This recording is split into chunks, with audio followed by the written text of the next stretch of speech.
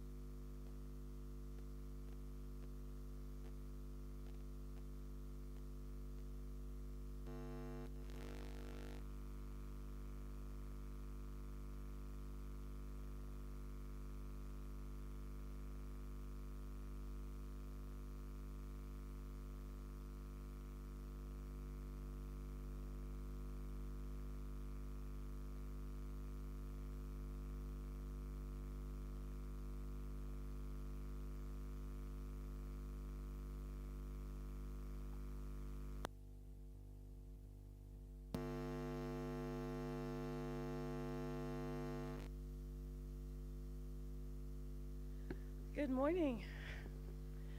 Oh, we're still sleeping. Good morning. I just ran up here. They closed the entrance, so I had to walk from the road. How are you all doing today? Oh, you're still sleeping. Shall we start with a song? If you love Africa and you know it, clap your hands. If you love Africa and you know it, clap your hands. If you love Africa and you know it, and you're out of breath because you were walking. If you love Africa and you know it, clap your hands. Very good, thank you. So we are going to manage, even though we are out of breath, we're going to push through. My name is 🭌🯘🗧 I am from Google, and I lead our government affairs with the African Union.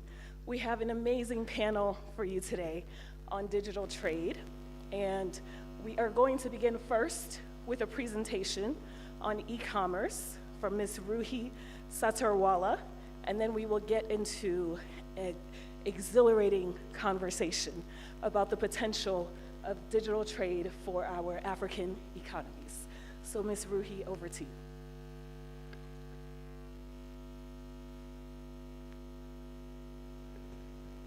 Thank you, 🭌🯘🯧 for waking us up. Hi, everyone. Thank you so much for the opportunity to present our thoughts in front of such powerful audience. This presentation has been prepared by Mr. Alistair Tempest and is being presented by me,🭭🯧🗧. We both represent E-Commerce Forum for Africa. Africa has an opportunity to harness the digital economy as a driver of growth and innovation. But if we fail to grab these opportunities, our economies risk isolation and stagnation. With adequate investment and suitable reforms, Africa may be able to accelerate these growth models, allowing digital economy to influence all sectors and society. The result may be new-founded inclusiveness, sustainability, growth, and poverty reduction. The AU's stated aim is to build a digital single market by 2030. Without a doubt, the digital economy and e-commerce will be stimulated by implementation of African Continent Free Trade Area Agreement. Potentially, this is a mighty combination for growth. The objective of the Free Trade Area Agreement is to drive intra-African trade between the member states. The objective of e-commerce is to market and sell. The Free Trade Area Agreements aim to reduce the barriers to trade, and e-commerce reaches across continents. While e-commerce is promising, we do face certain amount of fundamental challenges that I'm going to talk about today. Online selling has attracted particular attention from policymakers because, in words of Digital Economy Task Force, e-commerce in Africa is the bloodstream of digital economy at national, cross-border, and continental levels. While e-commerce has grown at a tremendous pace, certain blockers challenge the rapid, orderly, sustainable, and inclusive growth of e-commerce. By the first point, I mean two things. First, the actual lack of made-in-Africa goods. We are a large exporter of unprocessed goods, but when it comes to final production, we lag far behind. The second one being an essential issue that needs to be tackled soon. By AU, it's the rules of origin. This is the key for e-commerce when selling cross-border. The issue where the goods are 100% locally made, or imported from a non-African country, or assembled by a local manufacturer, but made from non-African components. Next one, limited access to the internet. We all know about this issue. Connection to internet in Africa increasingly depends on mobile phones and not computers. GSMA expects that there will be 165 million new subscribers by 2025, and the number of those using smartphones will double by that time. This major development will aid in the continued uptake of e-commerce throughout the continent. A number of countries, for example, Rwanda, are experimenting with high-altitude balloons as a part of Project Loon and SpaceX, and fixed drones to boost coverage in rural areas. Our main aim in the next decade should be to establish and improve digital networks and services with a view of strengthening intra-Africa trade, intra-Africa investment, and capital flows to enhance socio-economic integration of the continent. Moving on to the next point of lack of reliable data on e-commerce, it should be noted that there are two large users of e-commerce that so far have not been measured at all. First, the services sector, which is vibrant and has great potential for cross-border trade. The second one being the B2B sector, which is estimated globally to be worth around 25 trillion, which is 5 times the size of online B2C businesses. There are no concrete studies yet on the size of either of these sectors in Africa. However, both UNCTAD and WTO have started to collect compatible data on digital economy and e-commerce. I'll cover some of the major challenges which needs a bit more discussion in detail in the next slides. Moving on to customs and logistics, we have at hand a challenge that hasn't been preceded by any other continent. The cost of getting a product from a factory to end user in Europe adds about 90% to a product's manufacturing.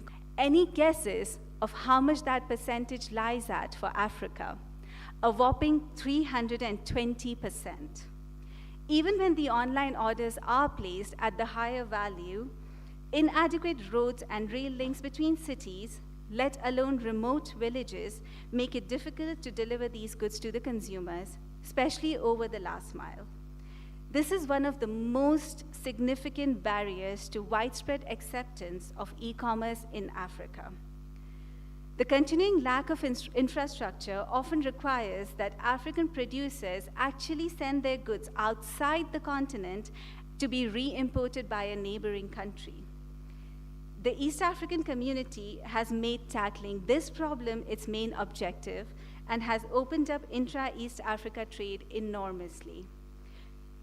Amongst that, the logistics startups have also aimed to remove bottlenecks in the last mile delivery to the customers.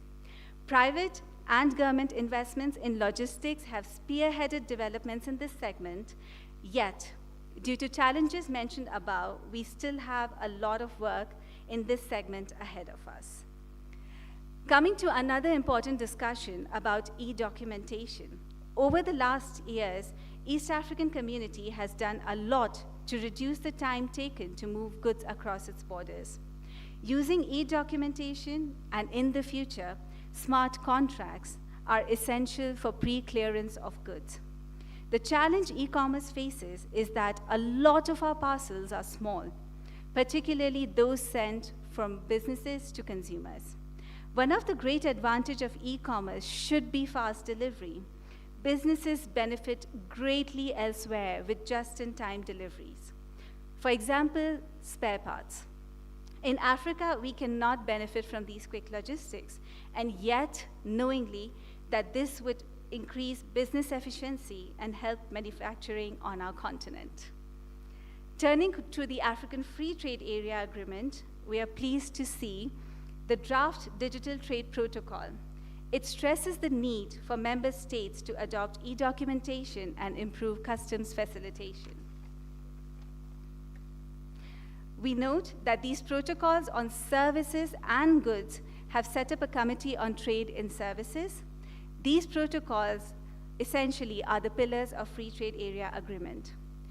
When the Committee of Trade and Services was created, one of its objectives to support implementation of protocol on goods. We need this development as a matter of urgency to spearhead e-commerce. Moving on to the next challenge of cross-border payments, we all know that online payment systems are a key element of e-commerce, and serious barriers to cross-border payment in Africa make online trade of products difficult or sometimes even impossible. Therefore, many merchants are deterred from trading their goods and services in countries that basically lack online payment infrastructure.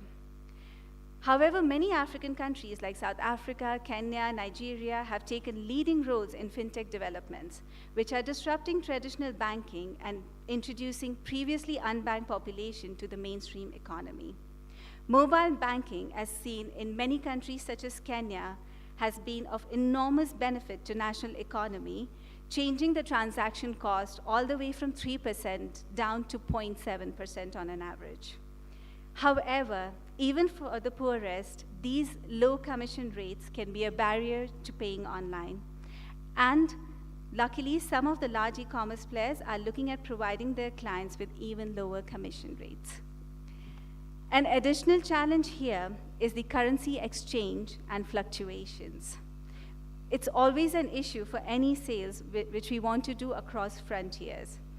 In case of e-commerce, e-shops have a choice of either offering their products in their own national currency or in an international currency like US dollar or euro, or offering the buyer to purchase the products in their own currency.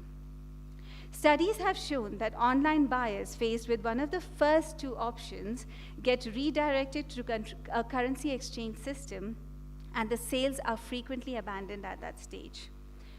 Offering the consumer's own currency to trade in is the best option then, but with the danger that the currency fluctuation can wipe out a seller's profit margin. In terms of cross-border trade within Free Trade Area Agreement, the AU has discussed a possibility of a single currency. And at present, there's another proposal amongst the ECOWAS countries to introduce a common currency. amongst the participant countries.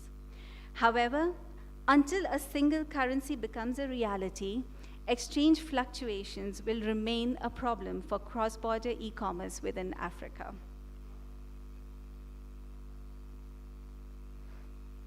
It should be noted that data flows that pose a challenge to e-commerce are not only the personal data of the consumers, but also businesses' data that are required to share essentially for smooth running of companies.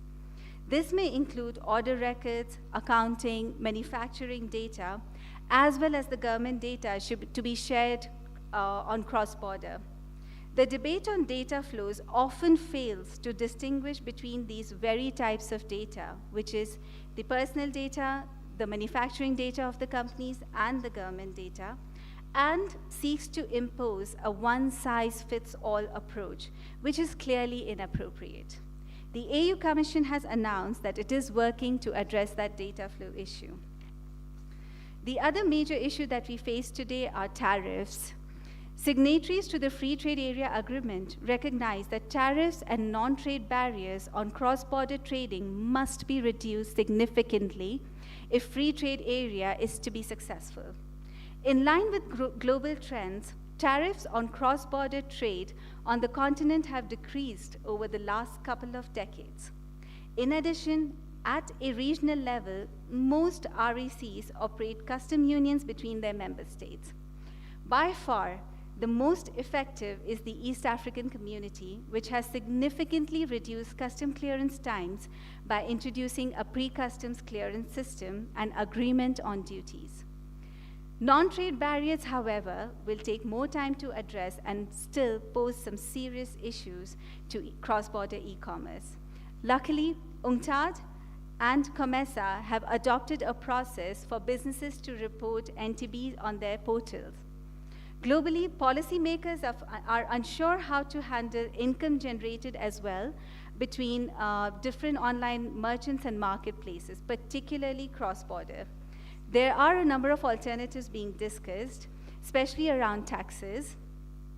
These taxes can be assessed either on the basis of final price of the product or service, or on the value added by each individual party, or simply a flat tax rate. Another major issue that's facing us today is the regulatory playing field across countries. In many countries, the legal framework for e-commerce is in its infancy, and the guidelines for data privacy, consumer protection, electronic contracts, and online payments have yet to be implemented. This can result in consumers distrusting online transactions because they fear fraud, inferior products, or misuse of their financial or personal information. Distrust of e-commerce amongst some of the policymakers also remain high.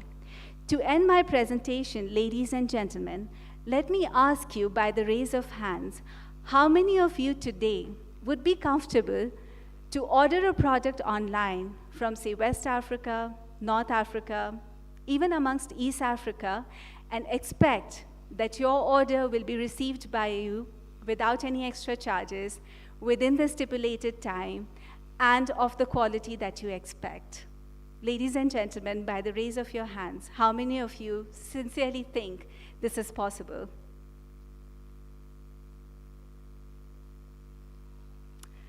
Well, that speaks for itself. I hope by 2030, when most of these policies are timed to be implemented, I really, really hope that all of us would be confidently raising both our hands to say, yes, this is true. Thank you, everyone.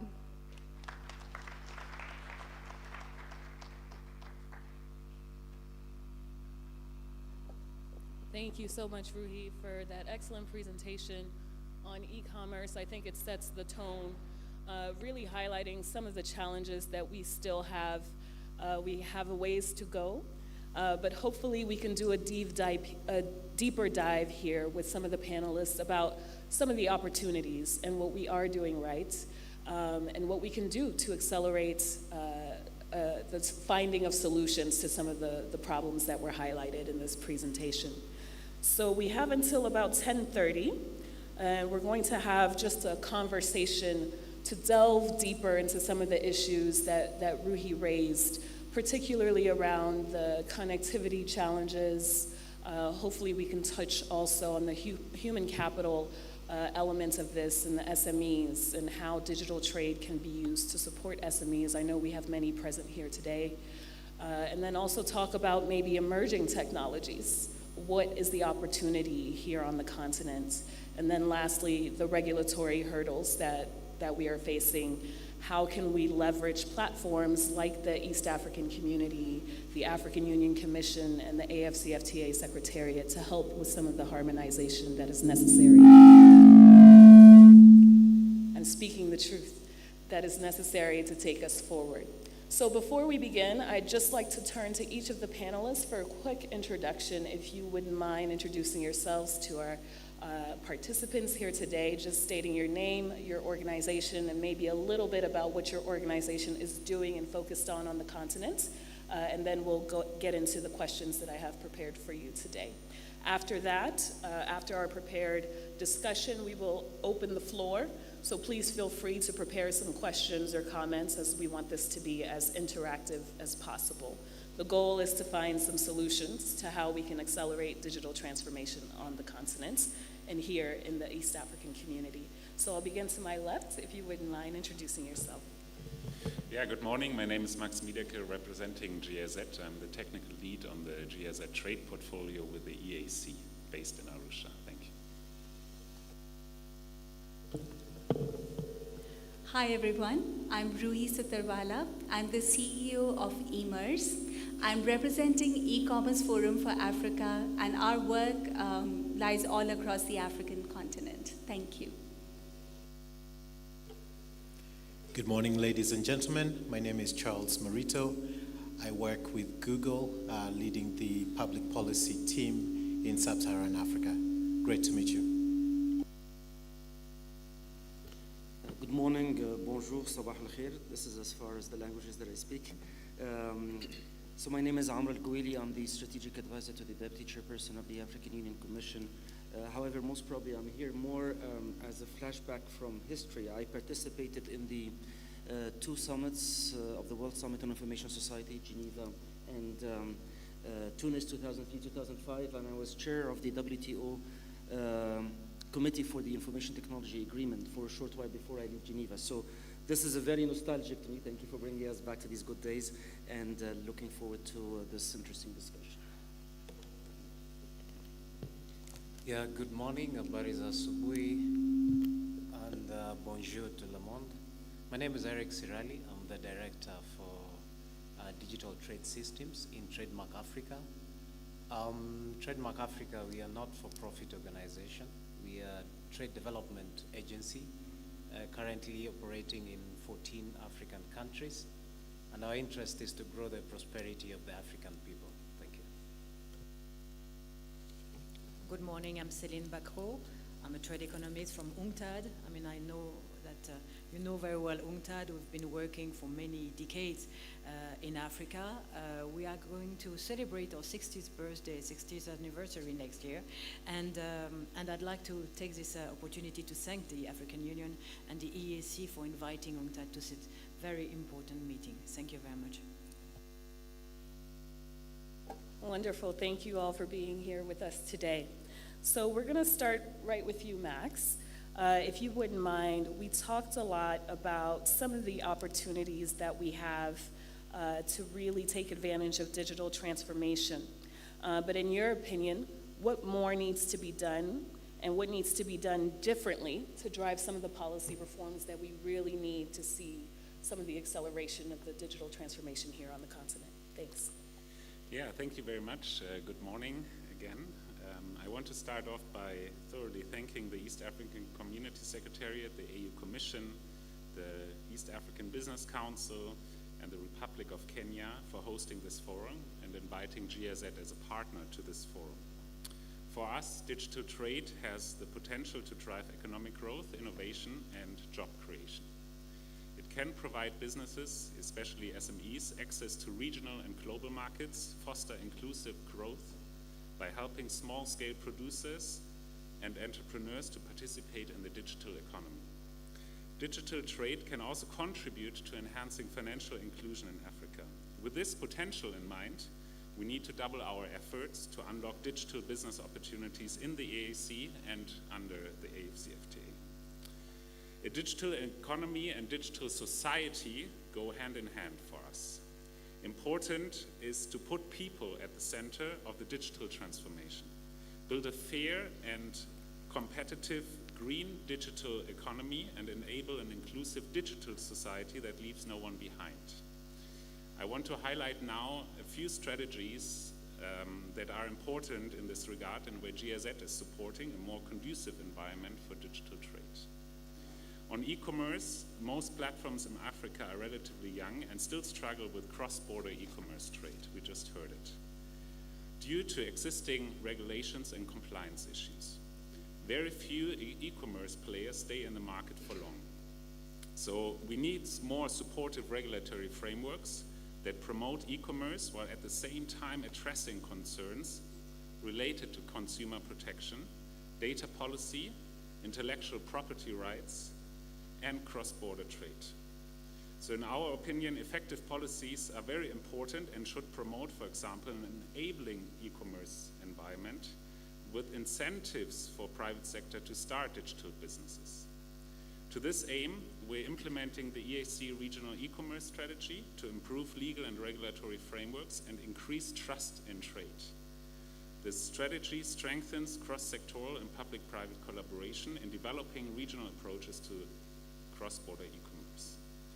We developed a model framework for e-commerce related aspects of consumer protection in the EAC last year, with effective dispute resolution mechanisms that offer consumers a strong legal basis. But now this regional framework needs to be implemented at partner state level. So that's a clear call for domestication of regional instruments. The GIZ-supported Smart Africa Alliance is an important example for a partnership that accelerates the usage of information and communication technology. With Smart Africa, we developed a blueprint for improving electronic payment systems, which is currently implemented in different African countries. Another focus is on the harmonization and reduction of fees in the area of mobile money and the EAC, one important means of payment, especially for small traders. Generally, we need to encourage more of these public-private partnerships to jointly address e-commerce barriers. Such partnerships can leverage resources, expertise, knowledge sharing to develop comprehensive strategies, drive investments, and implement initiatives to overcome the existing challenges. These partnerships can also help to enhance digital literacy and skills. We need to further develop a digital literate workforce to harness the potential of the digital economy. Equipping individuals, SMEs, entrepreneurs with the necessary skills to participate in e-commerce is critical to bridge the digital divide and promote inclusive growth in Africa. One example for such a partnership is in Rwanda, where we advise the ICT Chamber on establishing a trust seal for e-commerce companies with the aim of increasing consumers' and retailers' trust in electronic businesses.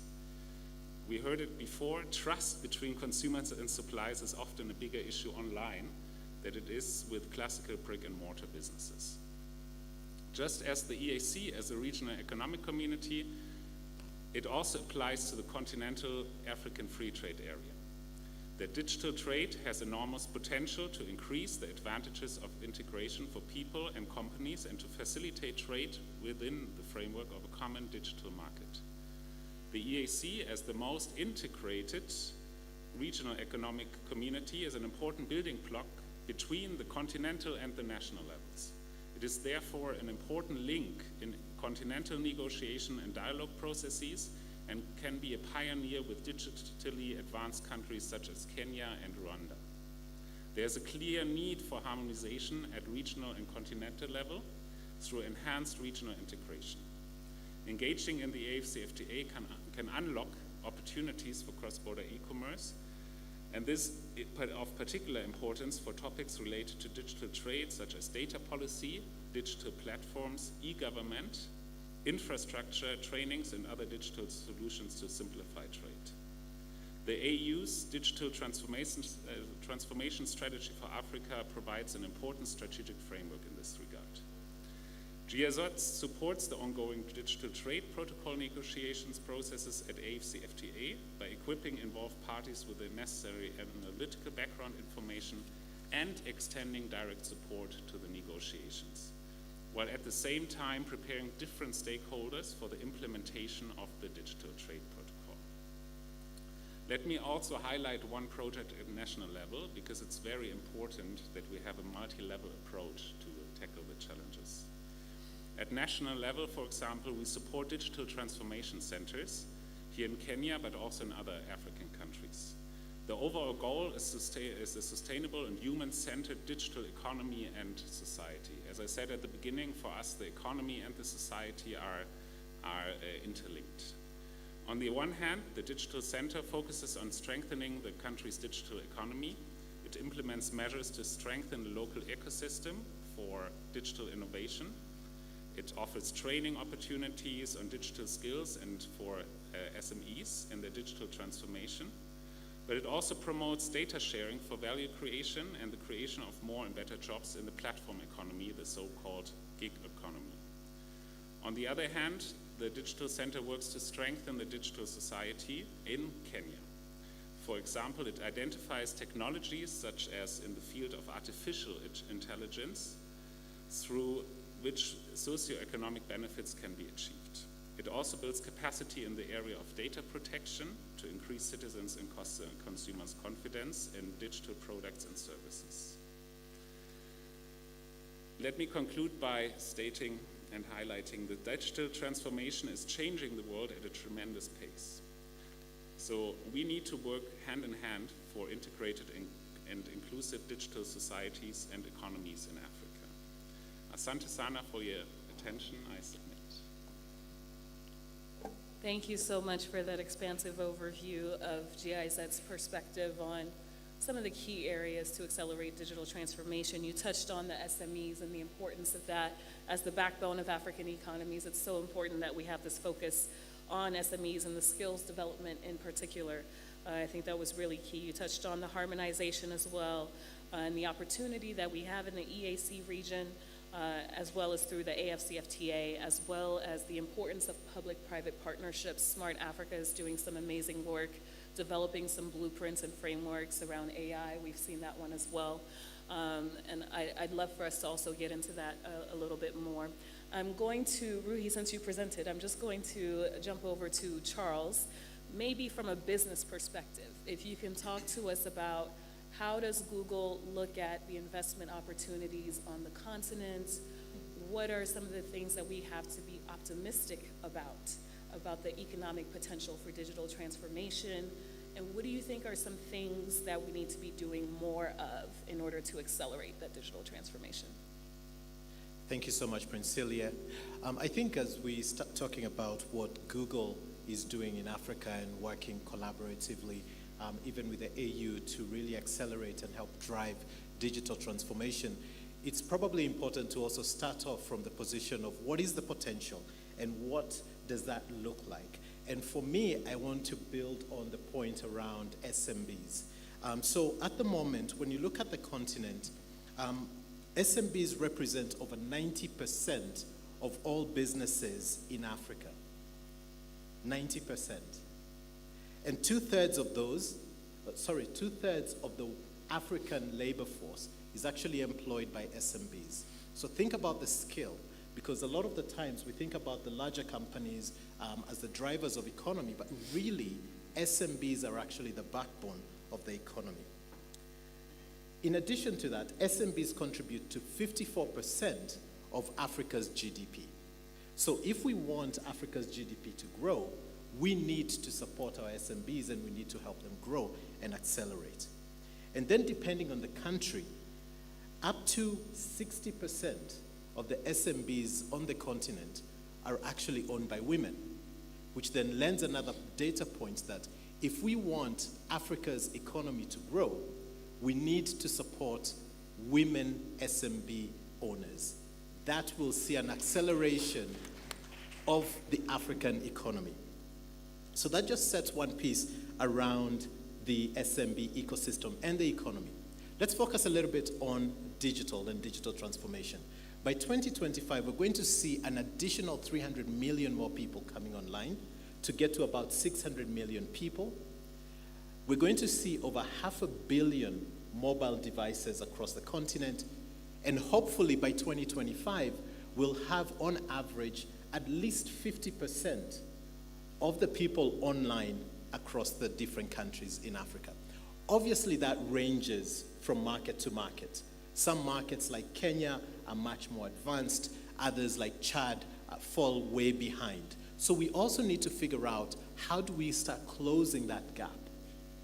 And then touching on the piece around closing that gap, we also need to figure out how do we close the digital divide, because that is also another challenge that faces women-owned businesses, those SMBs that we're talking about.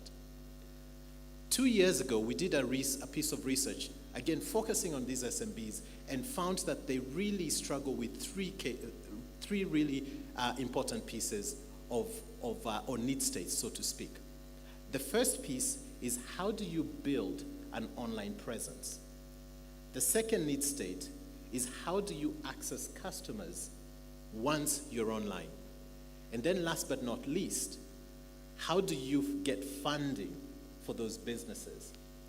And so coming to what we at Google are doing at the moment is that we're focusing on the first two parts of that. We're really working collaboratively even with the AU to help businesses get online. We have a program called Hustle Academy, and this is a program that enables people to understand what is the potential of being online, how can you be able to leverage your online presence to be able to reach new customers. The analogy that I like to give is that if you sell cereal or if you sell maize flour and you're not in a supermarket, if you're not in a kiosk, if you're not in a kibanda, customers will not be able to find you. When we're thinking about the fourth industrial revolution, that is the age that we're going to. If any small business is not online, then they're in essence, they're not on the shelf space. So we need to help our small and medium-sized businesses to get on the shelf space so that customers can be able to find them. But it's not all doom and gloom. I want to point out a couple of things which are also very positive. We've seen companies such as DHL who have introduced flat fee shipping to different countries across the world. So if you leverage a product that we have called Market Finder, a small and medium-sized business that gets online can be able to look at what markets really look for the goods and services that SMB is looking for. And then leveraging a product, for instance, with DHL, you can ship to New York within 72 hours from Kenya, from South Africa, and from some of the other larger markets across the continent. But that benefit really should not be the privy of just a few SMBs in a few select countries. That should be the norm for every single SMB across Africa. Because at the end of the day, I like to say that every single business on the continent, no matter what your goods or services that you're offering are, you are a digital business. I'll pause there and could dive a little bit deeper later. Thank you. Oh, thank you so much. Those were excellent points. Excellent, not just because he's my supervisor, but also because they were valid points. You mentioned about the 300 million more people that will be coming online over the next few years and the potential that that represents, but also closing the digital divide and the digital gap. You talked about some of the main challenges that small and medium enterprises face on the continent, about building an online presence, access to customers, and of course access to finance, and some of the opportunities around shipping to address that infrastructure challenge, and some of the logistics issues that Ruhi had pointed to a little bit earlier. We're gonna pass over to Ambassador. If you wouldn't mind talking to us about the role of governments in this, and what can governments do now to help facilitate some of the investments that are necessary for these infrastructure challenges that we're facing across the continent, and what else can be done in partnership with the private sector? Thank you. Thank you very much, moderator, Madam 𝟭𝟰 𝗧𝗛𝗛. Let me start by commending Honorable Commissioner Muchanga for convening this forum right before the mid-year coordination meeting, because to tell you the truth, we are here more in a listening mode. We want to really get the sense of the business community and transfer it to the leadership of the Commission and actually to our leadership. And that engagement is very important, and I think that this timely convening of the meeting is a good opportunity to do so. Of course, congratulate my dear brother Islam and the team of organization for the excellent work that they have done. I know how much work it does take to organize a conference as this. Finally, recognize the presence of Ambassador 𝗭𝟰💧 𝗧𝗛, the Director General of the African Union Commission, who I think will be listening to his wise words in a few minutes. So I think, moderator, you brought in government, but I will probably also look at it from a wider perspective. Since the theme of this conference is public-private sector engagement and relating it to sustainable development and inclusive growth, I think we need to bring in the public sector community more aware, more engaged, more interactive with the discussions that are taking place on the public policies.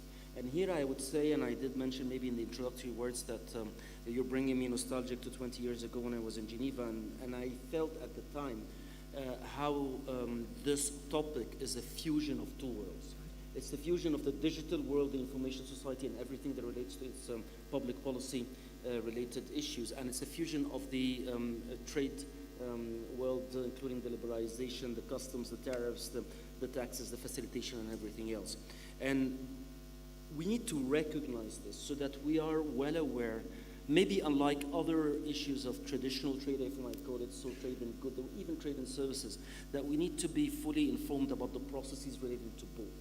And here I would say that this particular year, 2023, is an instructive year in which the African Union Commission and the African Union system in general is undergoing a number of processes related to public policies that relate to this. Let me mention a few. 2023 is the conclusion of the first 10-year implementation plan of Agenda 2063 of Africa, the Africa that we want. We're evaluating what we did in the last 10 years, but not only that, we're formulating the second 10-year implementation plan, and hence it's very important, and if you give me enough time or maybe in the discussion period, I would like to bring in where does digital feature in the first 10-year implementation plan and in the second 10-year implementation plan, because once you recognize this, you know where can private sector actually feed in the policies that are formulated at the government level. But also temporally, contextually, this year is important because the theme of the year is the acceleration of the African continental free trade area. So again, bringing in digital to everything that relates to the free trade area is important, and I think a number of speakers mentioned this by referring to the current discussions on digital trade within AFCFTA. But more importantly, and I don't think I'm saying a secret because it will be stamped in a couple of days, the theme of next year is education. And you can imagine how important education is for the development of skills, digital skills, hence enabling African people and communities to participate in this digital trade. Again, we're speaking about the fusion of two worlds. We're not speaking about trading, commodities. We're speaking about digital trade. Hence, everything that relates to skill development is important. Education is particularly featuring this. So, how can this podium, how can this table contribute to next year's theme of the year, education relating to digital trade? How many of you've asked the question, or our first speaker asked the question of keynotes. The United Nations Secretary General has launched an incredibly important process for the development of the global digital compact. Again, this may seem to be far issues from our topic of discussion, but it isn't, because look at the first paper of this global digital compact, speaking about an open, free, and secure digital future. Now, we can't speak about digital trade unless we have an open, free, and secure digital future, but other features. I mean, I would, if we were the Secretary General, we would have added a few other developmental oriental qualifications there. They speak about how digitally deliverable services now account for almost 2/3 of global services trade. Still, access is unaffordable in some parts of the world, and Africa included. They speak about digital technologies accelerating the concentration of economic power. I'm quoting the UN Secretariat, right? in an ever smaller group of elites and companies. The combined wealth of technology billionaires, 2.1 trillion in 2022, is greater than the annual GDP of over half than the group of G20 economies. So you can't speak about digital trade unless you speak about digital divide, unless you speak about digital societies. You can't have digital trade unless you have an information society. And every contributing factor that gets us to the digital society, to the information society, is a contribution to digital trade. There are issues that are new for all of us, but particularly for African countries, and hence getting African voices on the table, getting African voices in this new maybe network of regimes of articulation on public policy is very important. We speak about data localization, we can speak about taxation, but regulation and AI and other things. So it's very, very important to get the African voice, speaking about the role of governments in trade-related global fora related to digital trade. Now, people are speaking about the third ITA, Information Technology Agreement. Of course, the moratorium on e-commerce, our first speaker also related to this. Where is Africa's voice on this? Then there are internet-related forums, such as ICANN, the Internet Corporation for Assigned Names and Numbers, the Internet Governance Forum. Where is Africa's voice there? And then you have UN-related, which is like the Global Digital Compact, the OEWG, and other forums. So very, very important to energize, to mobilize the African voice to be represented well in there, and maybe in the discussion we would have an opportunity to share a few of these ideas and a call of action under your leadership. Thank you. Thank you so much, Ambassador. It's really encouraging to hear of all the ongoing lines of effort, and that African leadership is taking the issue and the opportunity of digital transformation seriously at a continental level, a regional level, but also at the international level with this new law on the Common African Position on cyberspace. We look forward to hearing more about it and how we can all be helpful and hopefully contribute to that process. Eric, I want to turn to you. You talked about trademark and your organization, and I want to bring it back maybe to the SMEs again. What do you think needs to be done to help SMEs to thrive? Somebody yesterday asked, how do we get more of our SMEs to come out of being SMEs and not just remaining SMEs, but turning into those amazing startup unicorns and things like this? What do you think needs to be done to really support SMEs? What do you think are some of the opportunities around the mobile connectivity and the mobile phone revolution that's happening? How is Trademark supporting some of these initiatives? Thanks. Oh, thank you very much. Okay, great. Yeah, so in Trademark, we have been working a lot in the digital economy, especially in the public sector. But we've also worked with the private sector and specifically SMEs. One of the very interesting initiatives we've run is with the women group in Africa, specifically in East Africa. We have a product we call iSoko that tries to bring information about what commodities are available for women in different locations in the region, and trying to link them up so that then they can be able to leverage on the technology and get fair prices for their commodities and be able to grow their businesses. Some of the exciting things that are coming out of it is that there's a significant need for building digital skills among the small businesses. And I was looking up at one very interesting statistics. Of course, our friend from Google has talked about the majority of the businesses in Africa being SMEs, and most of them being driven by women. It's actually interesting that just about 8% of these businesses actually optimize or leverage digital technologies effectively. And you can see there's a major issue there of digital skilling that needs to be handled by both private and public sector to be able to bridge that gap to support SMEs. The availability of technologies is very essential. Also from the public sector, when they're offering their services, they need to be accessible to these businesses. Some of the things we've done, for instance, in a few of the countries in East Africa, is to automate the certificate of origin that helps businesses to be able to access markets.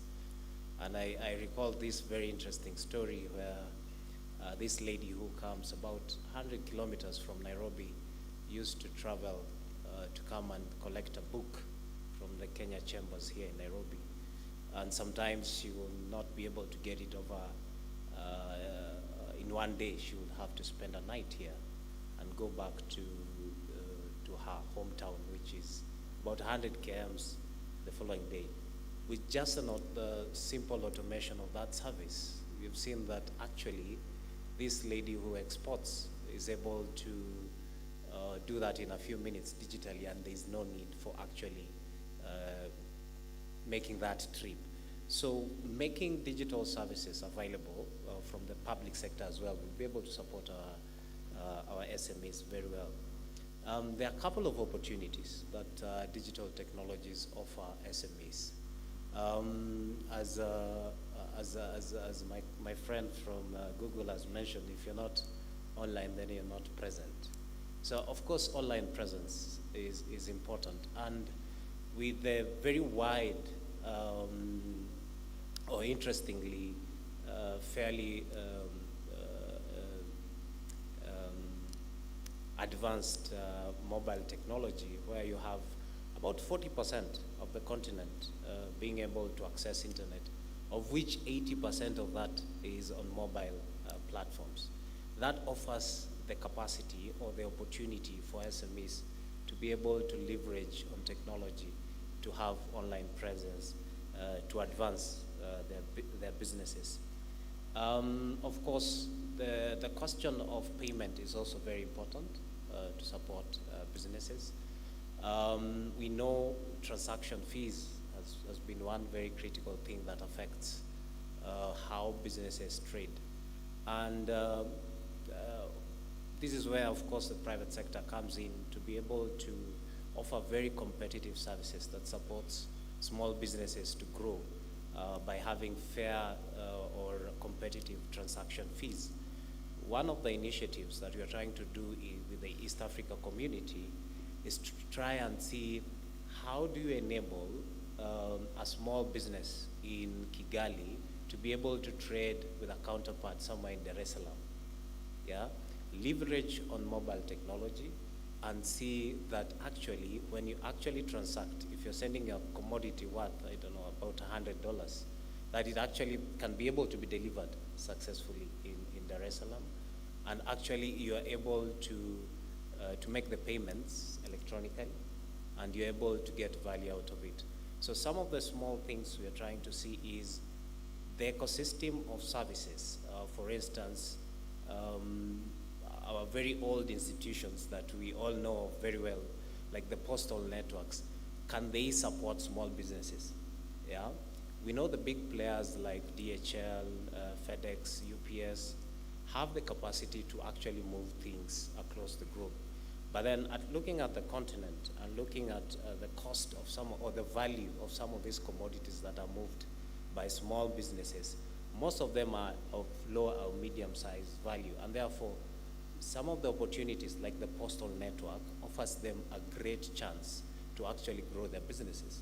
So some of the work we are doing as Trademark Africa is to strengthen some of the postal networks in the region to be able to support SMEs, to be able to trade.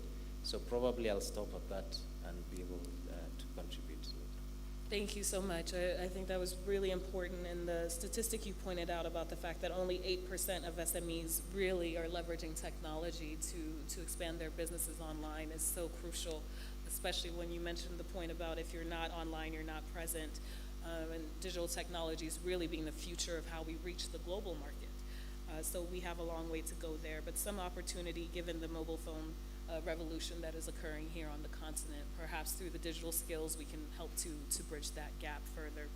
Okay, I'd like to turn now to our last panelist, and I want to then open up the floor. So if you would like to prepare your questions, I will then open up the floor. You will state your name and your question and to whom your question is directed so that we can try to answer it fully in the final 15 minutes that we have here for this discussion. Please, Caroline, over to you. If you can maybe talk to us about, Geneva is the home of international agreements and negotiations. We have this ongoing AFCFTA process here on the continent. Maybe what are some of the learnings that we can take to ensure, learn from some of the best practices that we want to implement and maybe consider as the AFCFTA is being drafted? Thanks. Thank you, Princelia. Well, it's true that being in Geneva, we have the global view, and it's important to see where Africa stands in that global situation. I didn't bring, and I'm not going to tell you a lot of figures because unfortunately it's not good for Africa, so I'm not going to go with that.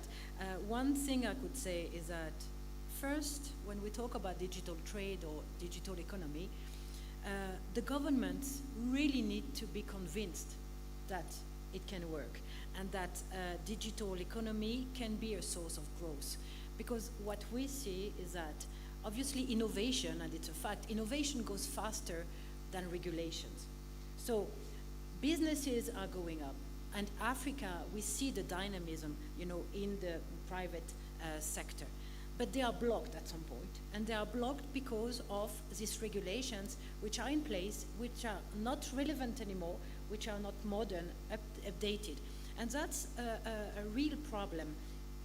And that's where we want to emphasize the role of the public-private partnership. We talk about PPP, okay, but I mean, in fact, does it happen? And it never happens, actually, because governments and the businesses don't talk to each other. So at the end of the day, we see this stimulation going up and coming from everywhere in the world, and particularly in Africa, where there is a lot of creativity, but the government is not there, is not responsive enough to go and accompany this kind of development. So it's a big issue. And I give you a simple example, because obviously we are in Kenya. Kenya is part of the champions in Africa. Huh? You have South Africa, you have Egypt, you have Kenya. But what about Chad? What about, I don't know, Burkina and Central African Republic? And if you, I challenge you that when you go and cross the borders, you still need a ton of papers. We talk about seamless borders, but I mean, in some countries it does not happen. When you look at the trade facilitation agreement, there is one very simple measure which is called, it's Article 10.2 about acceptance of copies. Acceptance of copies. Everywhere, you go with your phone and you show. Now, I mean, in many countries, and it's not only in Africa, by the way, a lot of countries, I mean, no, you still need to come with the originals. And I'm not talking about something like back in time, I'm talking about now. So usually we will have, the customs authorities very well modernized and equipped, and they accept everything digital. But you go and you ask for a certificate of origin or certificate of SPS, and you go to the Ministry of Agriculture or the Bureau of Standards, and they will tell you, oh, sorry, you have to come with your papers. That's when you see that, you can't talk afterwards about digital economy and go to the forum and say, okay, we are the champion. No.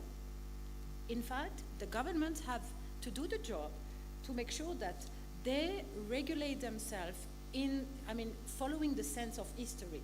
We're not going backwards. We're going to that digitalization of every aspect. And the governments are very, very slow. Again, it's not particular to African countries, but the problem is that the foundation in Africa are much, lag behind in a much bigger way. And I really like the point that was mentioned yesterday by Dr. Amani about research and development. If you want to invest in innovation, and if you want to promote your businesses, you have to invest in research and development, R&D. And as a matter of fact, the number of researchers in Africa is the lowest in the world. It goes back to education policies. And education policies, again, it's government.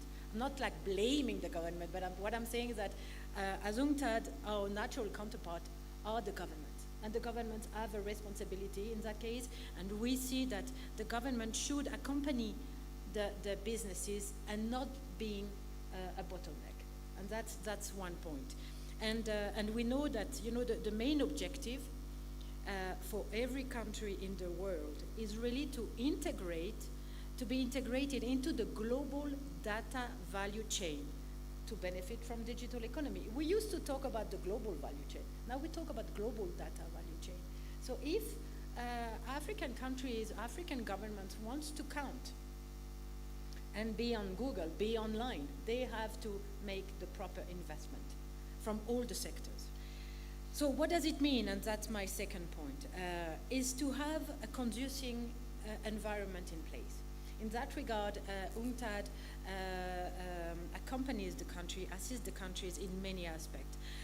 First, you need to create trust. So if you want to create trust, you need to get the regulations in place. So we do a lot of, we have a lot of activities, like we have the e-trade readiness assessment and strategies. We've just made the one of Kenya, the e-trade readiness strategy. We work with the national trade facilitation committees to bring on board private sector and the government. We also have reports with a lot of research. I have this one, technology and innovation report. It's one of the few copies because everything is digital, but I managed to get one copy. So, and I will leave it to you afterwards. And it brings a lot of policy recommendations. Again, having the fact, having the figures, and then you realize that the scale is enormous. And again, the continent cannot miss the train, because otherwise some other foreigners will come and fill the space. And that's not what you want, that's not what we want. We all want to empower the continent with local, national productive capacities. And we talk about women, we talk about the private sector in Africa. They all deserve to have a chance. And they can't do it themselves. They do their best already, but they can't do it themselves if, again, the regulations, the legal, the national framework are not helping them. We have also a lot of technologies that we have implemented in and built in UNCTAD. I mean, you must be familiar with the single windows or ASICUDA. You all, I mean, we are implemented in 102 countries in the world. ASICUDA is quite present, and we call it Sidonia in French, and it's customs management processes system. And so now we turned ASICUDA into single windows. It helps a lot, it helps greatly, all the formalities. I mean, it's also about making the life of businesses easier by reducing the time and cost of the trade procedures. That's also part of the digital aspect, the facilitation aspect.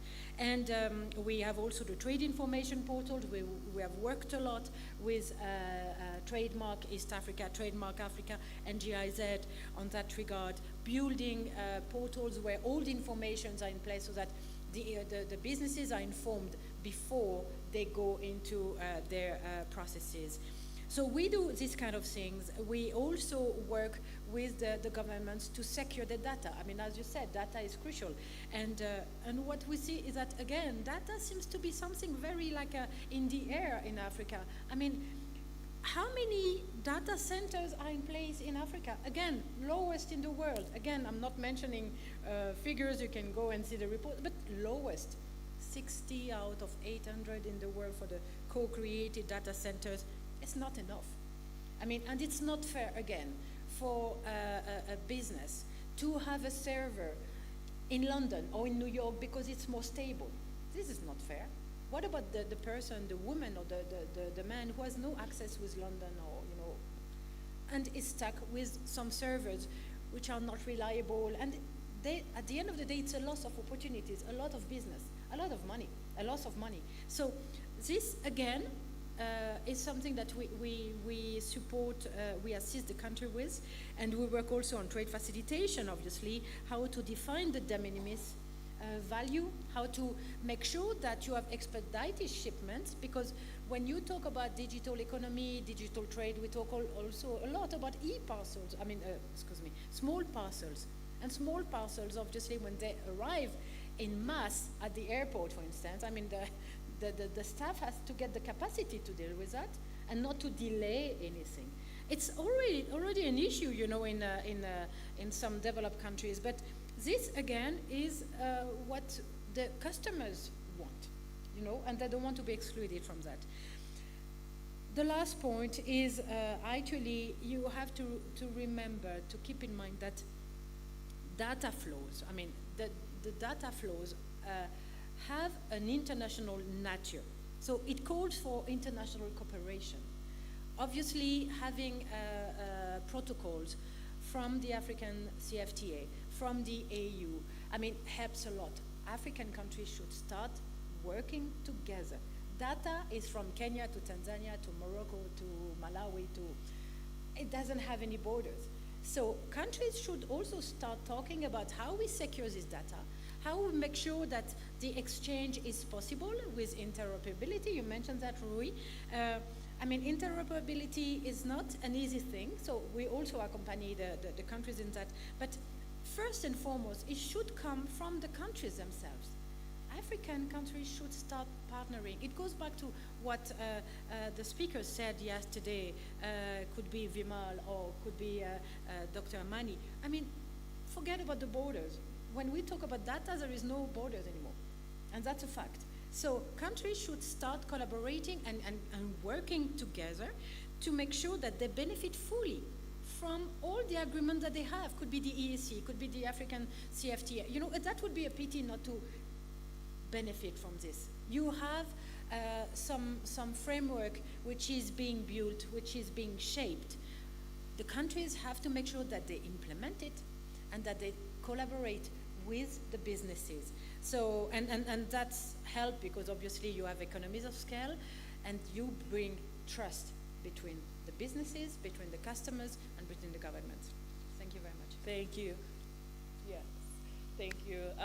So we are at time, but I have pleaded with our fantastic hosts from the Commission to please enable us the opportunity to take feedback from the participants here. So if you have questions, we will take 3, and then I will direct them here to our panelists. I'll take one from each side. It looks like mainly from this side over here.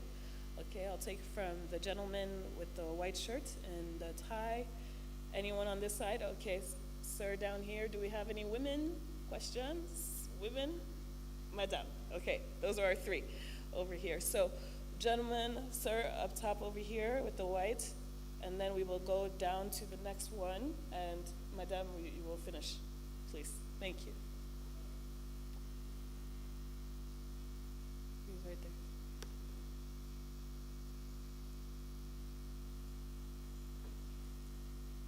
Yes, in the white shirt.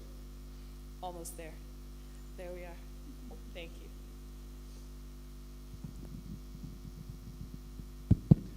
Thank you, moderator, and the panelists. My name is Moses Kanyesije, and I work with East African Business Council, and I head SMEs, Youth and Women.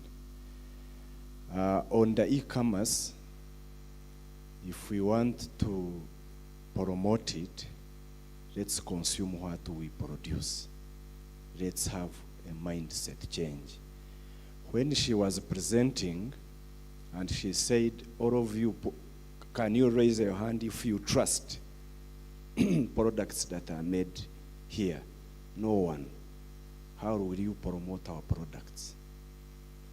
I am one of the people that trust our products because I buy things online that are made mostly in East Africa. I was having a conversation with a friend in Nigeria about the economics of flowers that are made in Kenya. Kenya exports flowers to Netherlands. Nigeria exports flowers from Netherlands. You get it? Flowers are produced in Kenya, exported to Europe, then a Nigerian imports them from Netherlands. Then I asked, why can't you order directly from Kenya? And he said, I think those from Netherlands have a particular smell. And the way they are even packed, and we trust that those from Netherlands are very genuine. That's a mindset. Let's change that mindset. Again, we have built e-commerce portal at TABC. Trademark has another portal. ESC community is building another portal. Other SMEs are building other portals. Those portals are like competing. Why can't we merge them and we have an Africa e-commerce portal so that we can order from those portals? Lastly, the challenges that SMEs face while buying and selling products is how those products cross the border. Each East Africa have a national carrier. Uganda Air, Kenya Airways, Tanzania Air, Rwanda Air. Do we have a law within those countries that whatever cargo we are putting in those planes, we have a space for SMEs so that the products can go on free without higher charges? Thank you. Thank you so much. We appreciate the question and the comments about changing our mindsets. I think yesterday someone called us out for not wearing African clothing to an African event. So many of us, you'll see more of us today. We have showed up. So I think we have some work to do, right? There's colonization. There's a lot of things that have happened to us that have created this mindset. So we're now moving to the middle over here. Sir, it was over here, huh? We said one here, one this side of the room. We said here in the middle. Yes? Yes. So sorry. We want to have equal geographic distribution of questions. Thank you. Thank you very much, and good morning, everybody.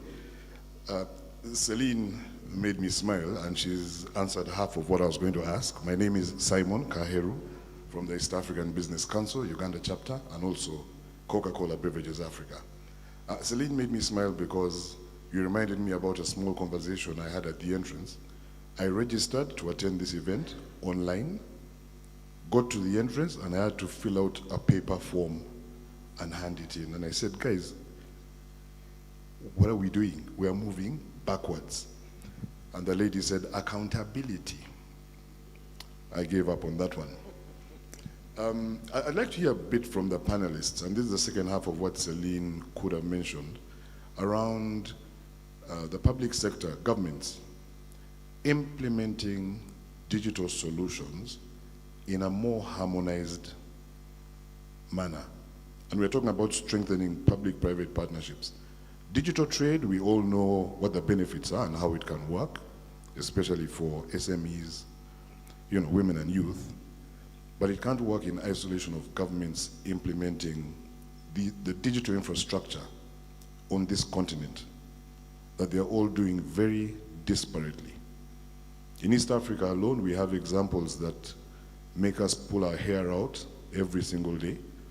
We have, in 3 countries of East Africa, digital tax stamps in Uganda, electronic tax stamps in Tanzania, electronic goods management system in Kenya.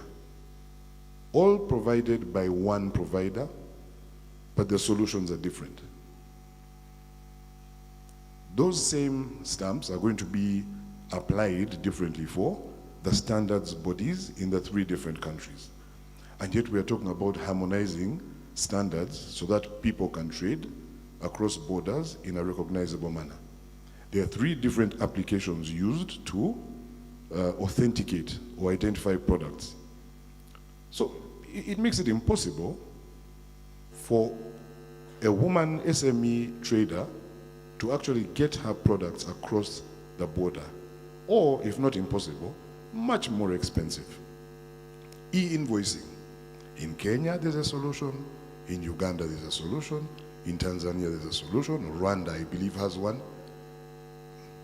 Much more expensive for all of us to do business. And part of the reason, I should add, is for something I can't understand. The service providers always come from very far away with top dollar billings to implement things that Africans here can actually do. And so here, I see we're all private sector. Ambassador, I think we should consider you to be private sector as well. But what do we think about telling these governments about the way they implement digital infrastructure so that we can actually have a meaningful implementation of digital trade at all levels? I thank you. Thank you very much for the statements, comments, as well as the question around how to engage our governments. We have one final question. The first question I will direct to Ruhi. The second one, I believe you directed to the ambassador. And this final question, please, madam, go ahead. All right, thank you very much. My name is 𝗭𝗧𝗧 𝗪𝗪𝗪, and I'm representing African Tourism Board, and I'm a Secretary General for African Tourism Board. It's indeed a pleasure to hear all this digitalization implementations and inputs from different stakeholders in government and public and private sector institutions. I'm forwarding my question and submission towards the African tourism networkings, because regional and continental networking is important, and it's our future. Digitalization is our future in any way possible. That we all know the breakout of COVID-19 damaged and impacted tourism industry at most. So what brings us back to the line is digitalization, but still yet to be on the fit front to implement our strategies and promote our countries to the greatest level. So while we are having this digitalization through tourism, it needs us to promote each and every country destinations, tourism destinations through visibility, promotion, communication, and then finally it comes to be the transaction. So how far is the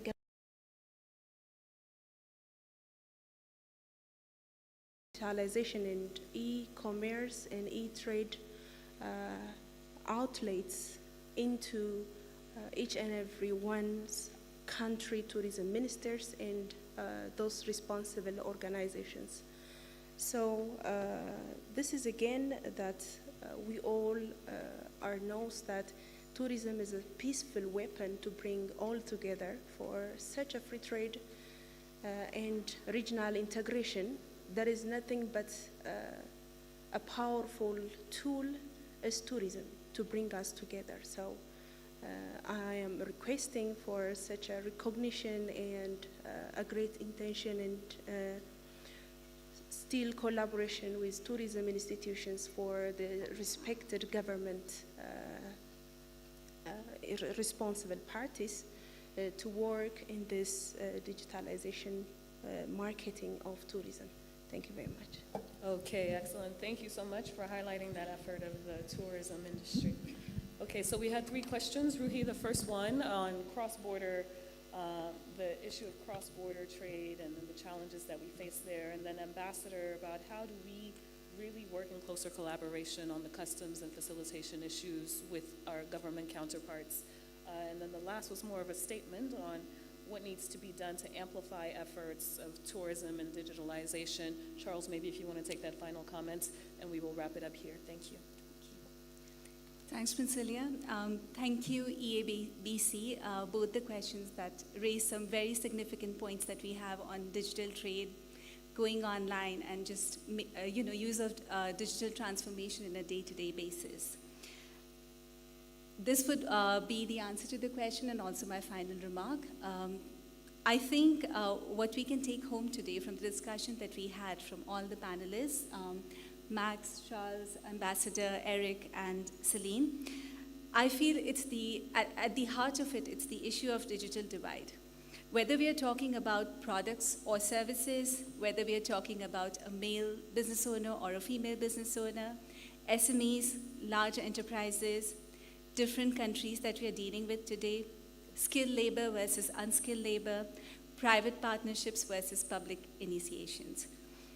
What I feel still on the continent, we have best practices available right in front of us, either being practiced by one or the other countries, one or the other segment. We do not need to look at the other continents largely, but also look internally for these solutions to be implemented. So that's my final comment on this. Thank you so much. Thank you for being brief. Ambassador, we'll turn to you. Thank you very much, Madam Moderator. Now, for the dear participant who attributed me to the private sector, in this case, you have to quadruple my salary. If you know the salaries of the African Union Commission or the governments any other way.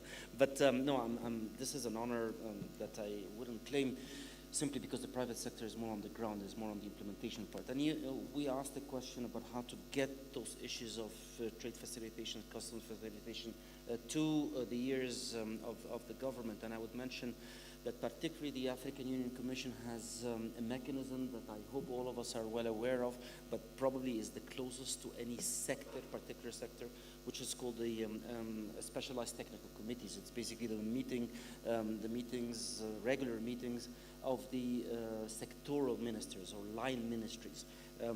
Particularly for our case, there is one on information and communication technology. There is one on trade and finance, which I believe my colleague Islam would confirm is meeting right after the mid-year coordination meeting. So that's why I was saying that this convening of this meeting is very important, because it builds into the mid-year coordination meeting between the RECs, the heads of states of the RECs. Then I think after it is the specialized technical committee, and I'm sure my dear colleagues from ETIM are taking good note of this and probably will be relaying those views inward. But I would, of course, another relevant mechanism, although it's not finally fully concluded, is all the negotiations that are taking place within ASFTA on the digital trade protocol. You know that the Secretariat is in Ghana, so also that's another door to knock. But I would also say maybe, my dear colleague Celine, whom we haven't met for probably 20 years, that there are efforts being undertaken at the continental level that probably are not as much known, so that's why I didn't dare ask to raise the questions. And you mentioned data a couple of times, and I wonder what your view is of the AU data policy framework, which was launched, I believe, a year ago, and I think it was a huge effort by the AU to preserve the policy space for African governments. This is something I didn't hear in this discussion, and probably is important to raise at the end.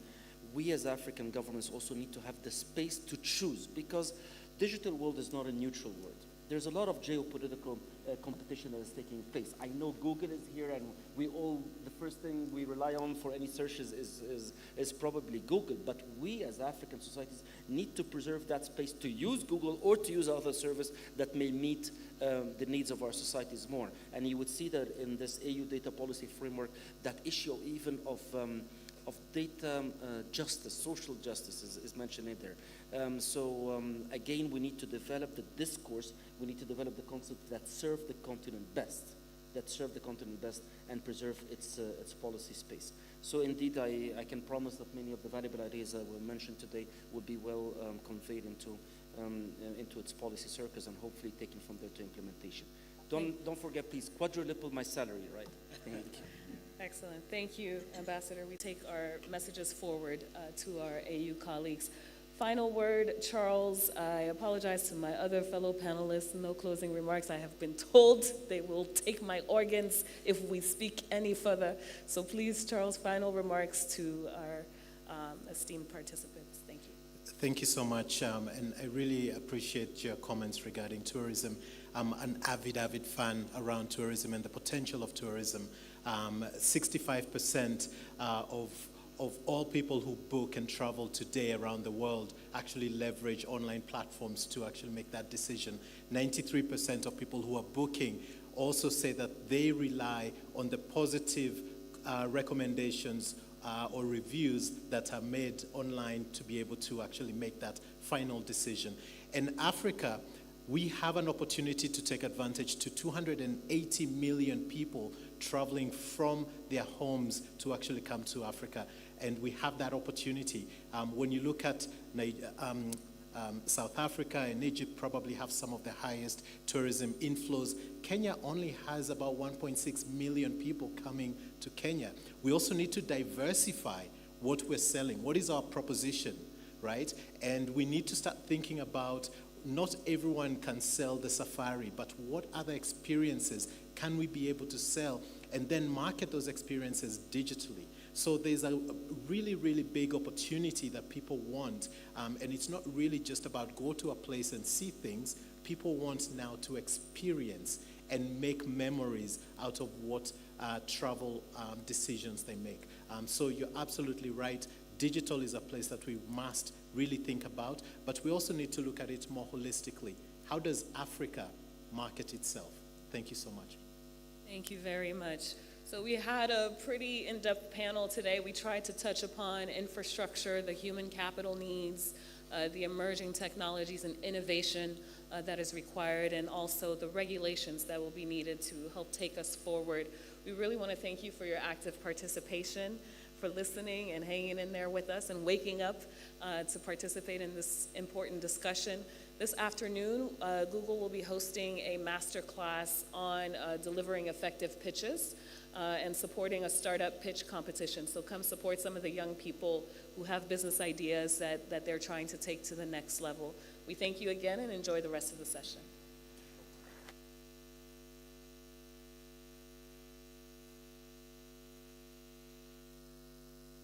Thank you very much. Let's give them another round of applause, please.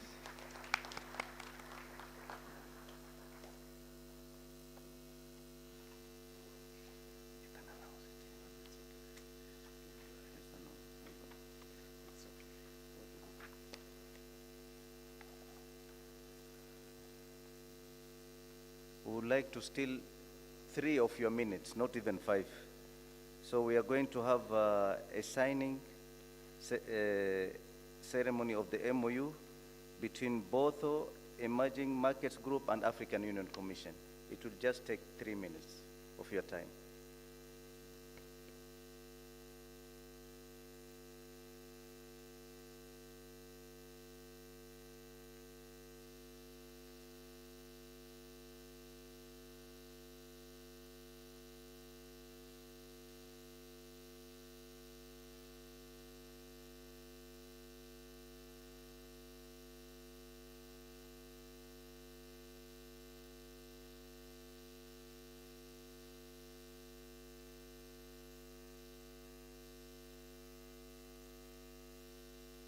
Let me call upon His Excellency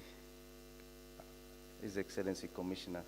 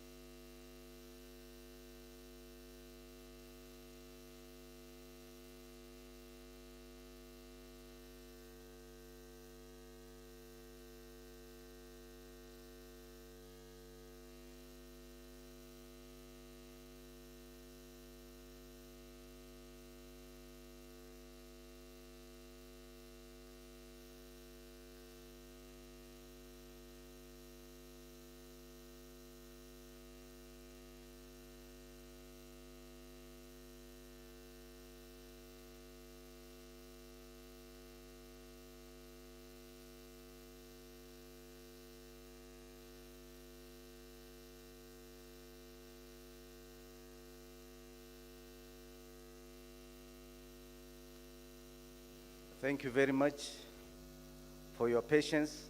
We shall now, let's give them a big round of applause.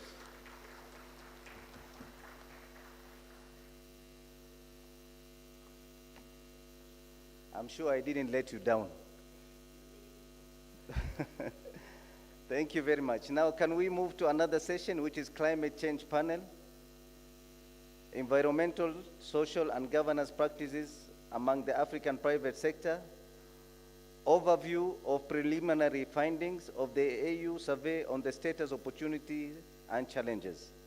And I would like to call upon the following to come to the podium, please. Mr. 𝗭𝗰𝗖𝗓𝗧𝗛𝗛, Global Sustainability Expert. We have Dr. Nicholas Charalambis, Imani Development. We have Ms. Deborah Maloa, Vice President, Coca-Cola East and Central Africa franchise. Ms. Mary Ngechu, Founder, Takataka in Mali Foundation. We have His Excellency Ambassador 𝗭𝟑𝗪 𝗧𝗛 Director General, African Union Commission. And we have Professor M.A. Mohammed Khalil Timami, Sustainable Development Studies Professor, Department of Environmental Sciences, Pwani University.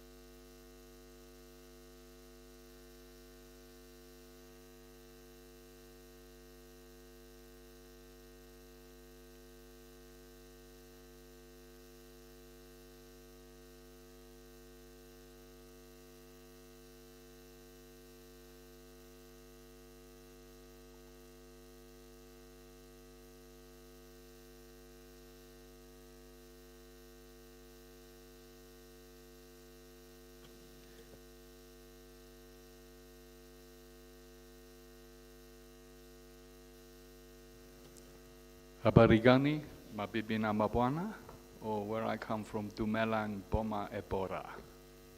So could we have the slideshow presented? Sorry. What do you need me to do?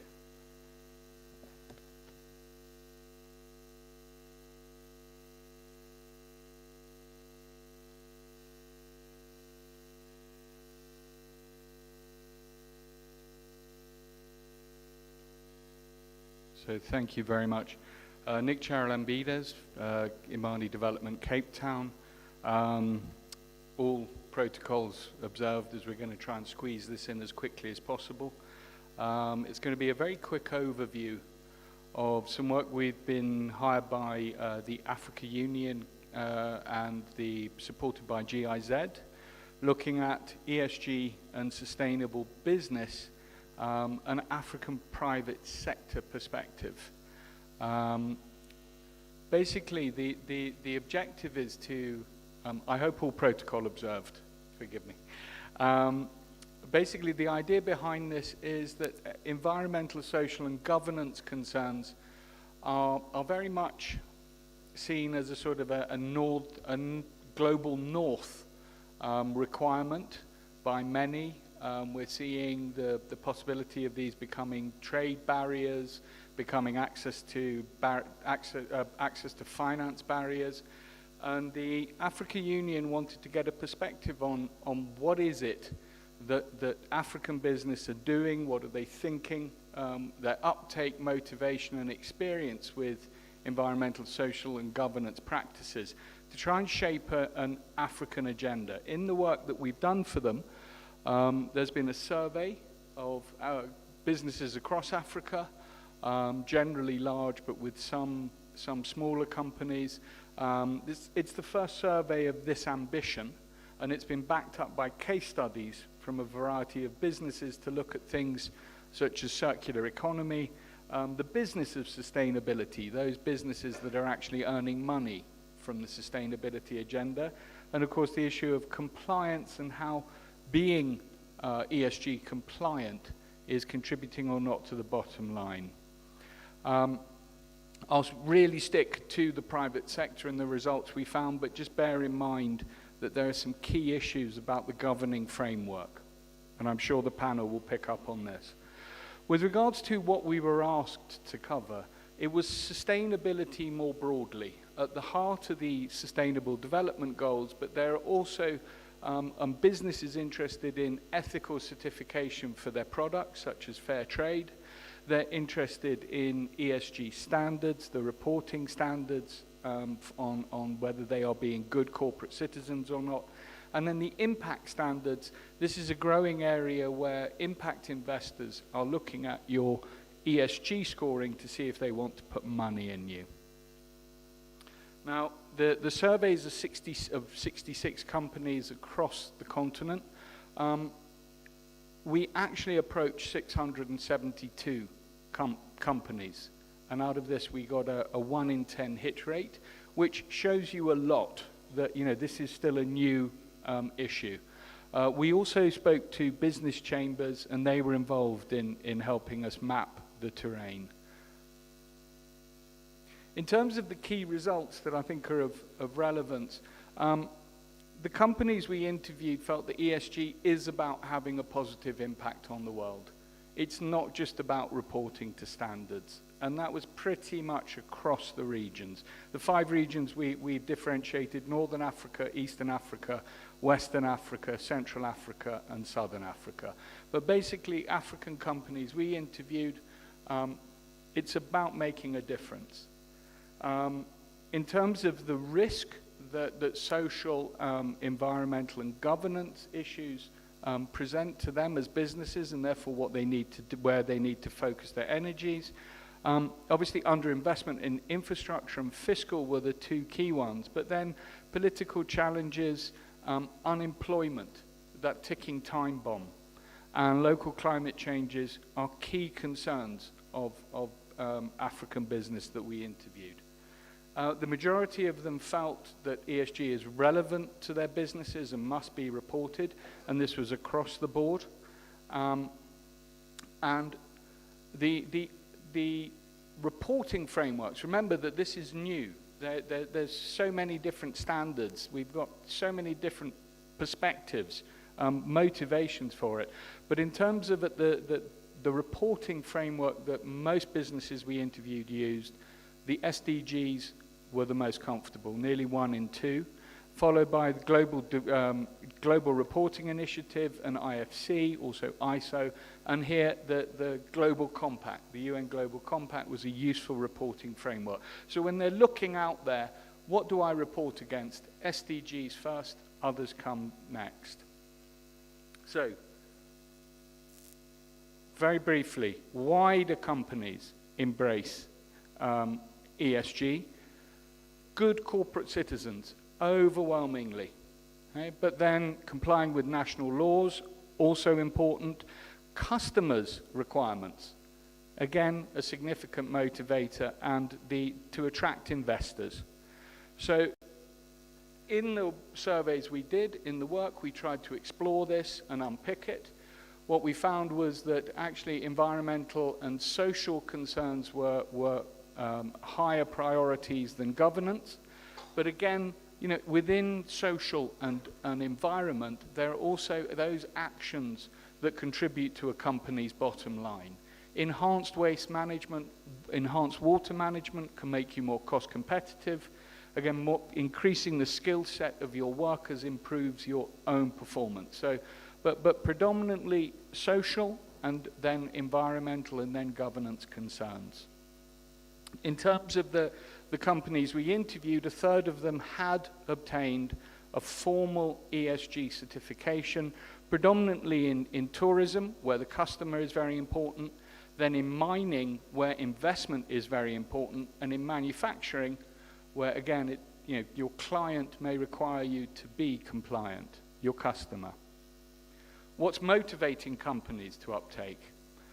We found that external investors drove companies to be more compliant, and also that foreign investment had a significant impact on whether there was a higher uptake of ESG, but this varied by region. There were some surprising findings here, but we don't have time. You'll love reading the report when it's out. In terms of the customers, one of the things we found was that sort of African markets, those producing for African markets, had a higher uptake of ESG, but two things here. One is that in East Africa, we need to dig in further to see if this is as part of a value chain, the horticultural value chain, for example, tourism, and also remember the sampling error we have here. Let me now try here. Let's move to what are the challenges and what can be done about them. So the companies we reported, the lack of incentives, the lack of tax incentives. This was truly, this was the one that came out most, and we've had discussions yesterday about what can government do with regards to tax policy. Lack of money. It takes money often to invest, but it's not just that. It's also the knowledge and skills, and oh my gosh, and the mismatch between the regulators and what is possible. In terms of what support they're looking for, improved access to finance for improving ESG, training of key staff, an ESG framework appropriate for African business. One of the things that came out was, want to be good corporate citizens, but the processes that you're imposing on us, the requirements that you're imposing on us are just not realistic for our size or for where we're located. Okay? So it's the framework for appropriate business and how to implement ESG. The national regulatory framework is a key area for improvement, and that can range from actually your accounting standards and how you're accountable to, is there a carbon market, carbon trading, okay? And improved information flows and toolkits. In terms of some of the case studies, I just want to flash through a few of the most interesting findings and try and remain still on time. There are several businesses we had case studies of where sustainability is their business. A company in Gabon is about sustainable timber, but it also benefits from, will benefit from carbon trading. So sustainable business actually is going to become more profitable with a carbon market coming in. On Kenyan Airways, on another company where we're talking about sustainability is their business, 𝗭𝗏 in Egypt, waste recycling. What is crucial here is if you look at the actual figures, the open landfills produce 20, I've lost the link, doesn't matter. Open landfills produce 20% of global methane. 90% of Africa's waste goes to landfill. What your companies in good waste management can do is reduce that drastically. Okay? And 𝗭𝗏, one of the businesses that we case study in the report, actually reduces significantly methane output, and at the same time, by doing so, you're dealing with composting, you're dealing with biomass fuels. There's a whole business related to this. Again, we also have solar power cafes, and the way that the climate is going to generate new opportunities for business. In terms of the issue of the bottom line, and compliance as the bottom line, well, Kenya Airways, we also reviewed, again, significant impact on their carbon emission from sustainable aviation fuel. Okay? What they need to do is basically embrace this more fully, and it can be embraced across the aviation industry. With Kenya Commercial Bank, again, they are being very aggressive in their approach towards embracing green. Challenges there that I think are worth noting. The legislative framework, how new the conversation is, And what are they asking for? Well, they actually see opportunities, but actually there needs to realize this carbon credits, okay, and concessional interest rates.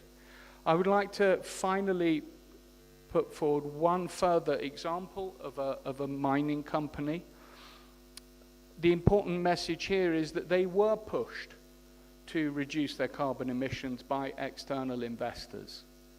But their investment in sustainable energy is actually going to contribute positively to their profits, and with carbon trading, significantly contribute to their profits. So, in conclusion, this is new. We've got significant challenges in the sampling, but I think this has given us first insights into sustainable business and what African business may look for in an African agenda. And it's important to note that African business is responsible business. It's motivated by being responsible corporate citizens. Socially and environmentally sustainable development is the objective.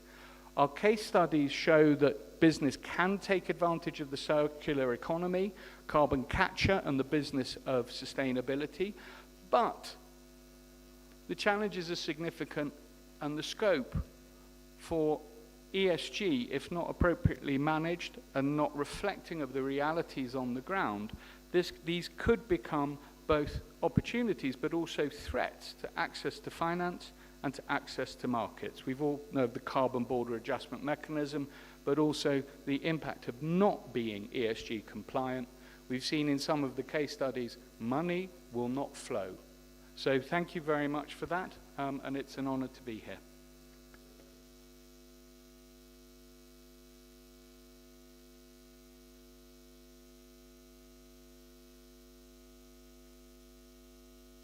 Thank you so much, Dr. Nicholas, for that presentation. My name is Ebenezer Amadi. I'll be the moderator for the session today on climate change.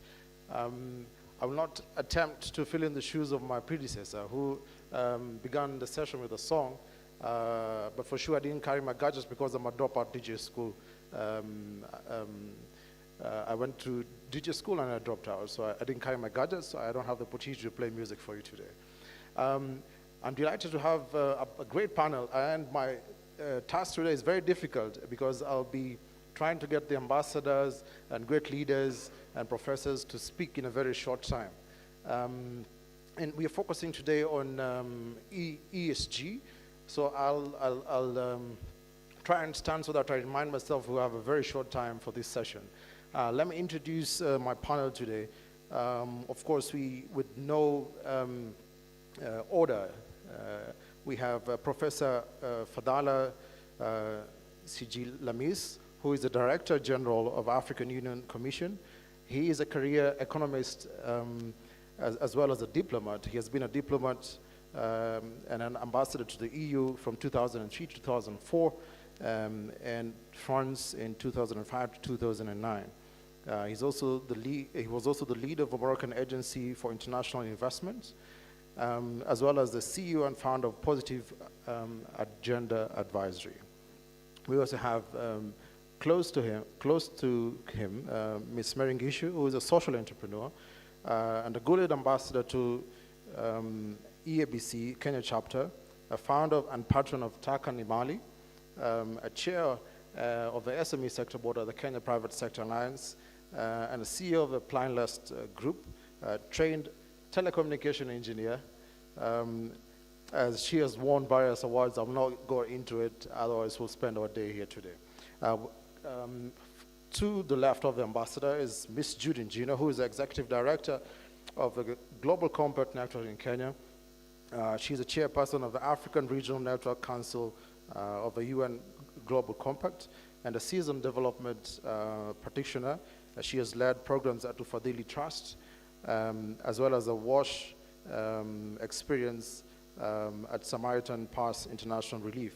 And she's also a national expert of the ISO 26000, which is a standard on social responsibility. Further to her left, we have Professor Khalil Timani, who is Sustainable Development Studies Department of Environmental Science at Pwani University. He is a professor in sustainable development, studies with a bias in science and technology, policy to facilitate effective development of economic studies.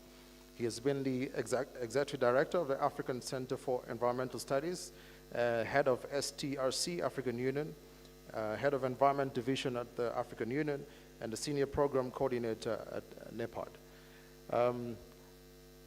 Help me with a round of applause to welcome the panel today. Great. I see you're quite attentive. Let me begin with Ambassador today. Just basing off the findings that Dr. Nicholas has presented to us today, what do you see the African Union leveraging on in terms of supporting the businesses, the private sector, to adopt ESG in Africa? Thank you so much, and good morning to all. And allow me to start by warmly congratulating the organizers and the host country for a very, very well thought and organized event. Allow me to recognize the presence of His Excellency Commissioner Albert Muchanga and all the high-level representatives of the SCFTA and others, organization EAC and others, and also my very good friend Ambassador 𝗭𝗪𝗪𝗏.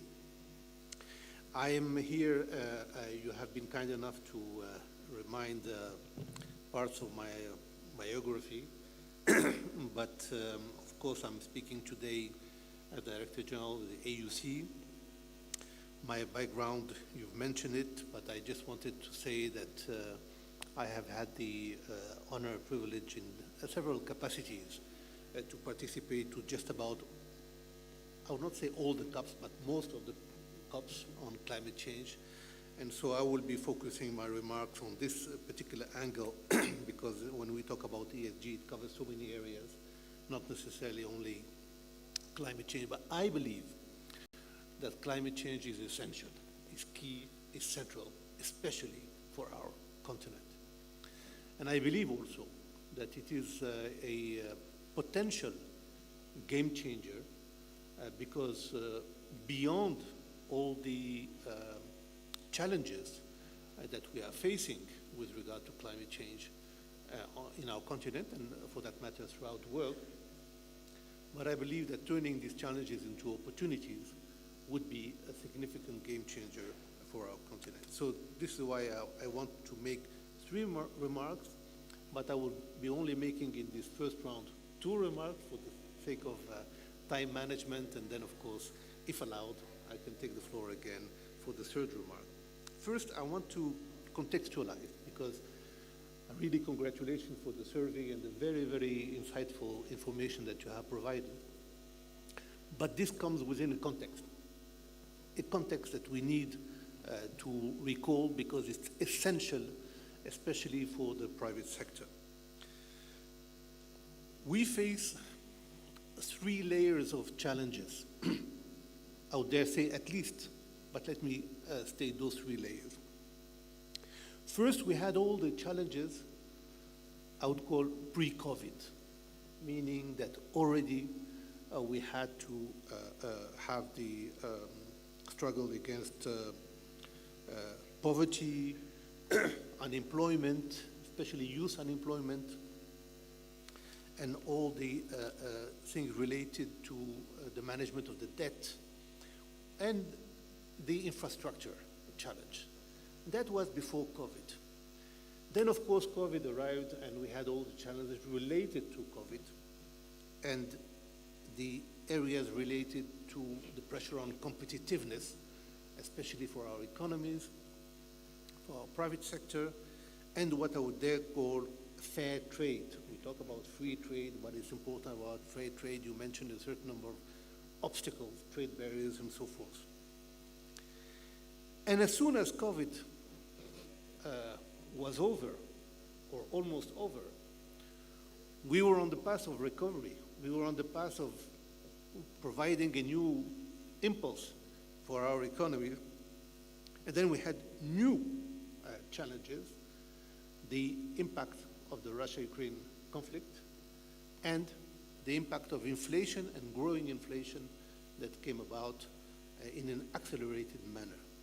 And all that at the same time, while we are going through this very briefly explained historical background, we have the acceleration of global warming. Last week, ladies and gentlemen, last week, we have had the highest average temperature across the planet ever. That was information that was stated about last week. So global warming is continuing. And as we are facing it, our continent is the hardest hit by the global warming, the hardest hit, the least responsible, and the least financially supported in terms of international finance availability. So we are, and this is why I'm mentioning this to contextualize, because we are at the crossroad between environment policies, economic policies, social policies, and of course, international financing, international governance. So this is why climate change is so essential, so central, because if we are speaking about growth, if we are speaking about development, if we are speaking about job creation, then undoubtedly this is at the center of it. My second comment is that climate change and its connection with the ESG parameters is not a sector per se. It's a cross-cutting issue. It's a cross-cut. It cuts just about all the sectors of activities that you may represent today in this room.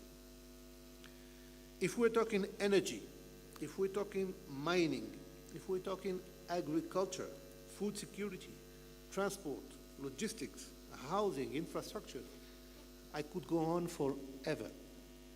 And I want to congratulate the organizers of this meeting, because in the different panels, the different sectors are being considered. And so it is essential to have this cross-cutting vision that climate change is not something that is linked to one specific sector. If we were in the 90s, climate change in the government was somewhere located in the Ministry of Environment, and maybe a subsection of the Ministry of Environment somewhere. But today, climate change is a priority, a horizontal priority, a central priority that makes it important in terms of resilience, in terms of capacity to act across the sectors. And this is where it is essential to connect the capacity of trading with investment. Ladies and gentlemen, I just would like to conclude at this stage by saying that whilst we are looking at trade and indeed in the regional integration efforts, mainly through the ACFTA and through everything that the regional economic communities are doing, production is essential, because we need investments to be at the core of whatever we do, because this is where the capacity of resilience is, and in order to be stronger in a globalized world. Thank you. Thank you so much, Mr. Ambassador. You delved deep into the discussion, and I'm sure, most people are wondering, we're talking about climate change, so why are we talking about ESG? And of course, Dr. Nicholas did a good job by giving us some of the preliminary findings, just showing that 90% of the waste goes into landfills. Let me bring you, Madam Mpho-Gisho, into the discussion here. What are you doing as Takani Mali Foundation to be able to collaborate with different actors to reduce the footprint on waste, especially working on the environment pillar when you talk about ESG? Thank you. Takataka ni mali is a Swahili word that says waste is wealth. And what we are trying to do as Takataka ni mali is to look for those economic opportunities around waste, because there are many. As Amandi has said, 90% of our waste in Africa is going to the landfill, and 80% of that waste is recyclable. So if we are able to have a structure that can be able to collect and make sure that all that waste is recycled, it then means that we can be adding into the African economy a study that was done by the UN Environment up to the tune of $8 billion per year. In the same study, it is said that 125 million of tons of solid waste is generated in Africa. That was 2012 and expected to double by 2025. Only 4% of that waste is recycled. It was interesting for me when I was reading that study that said they allowed 50 very big, largest dump sites in the world, and around 19 of them are in Africa. So it then means that our culture, our practice, how we manage our waste is to send it to the dump site.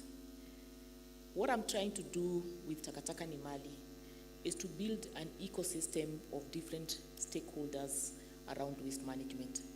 And as the ambassador has said, climate change cuts across all the sectors. The same with the environment, the same with waste.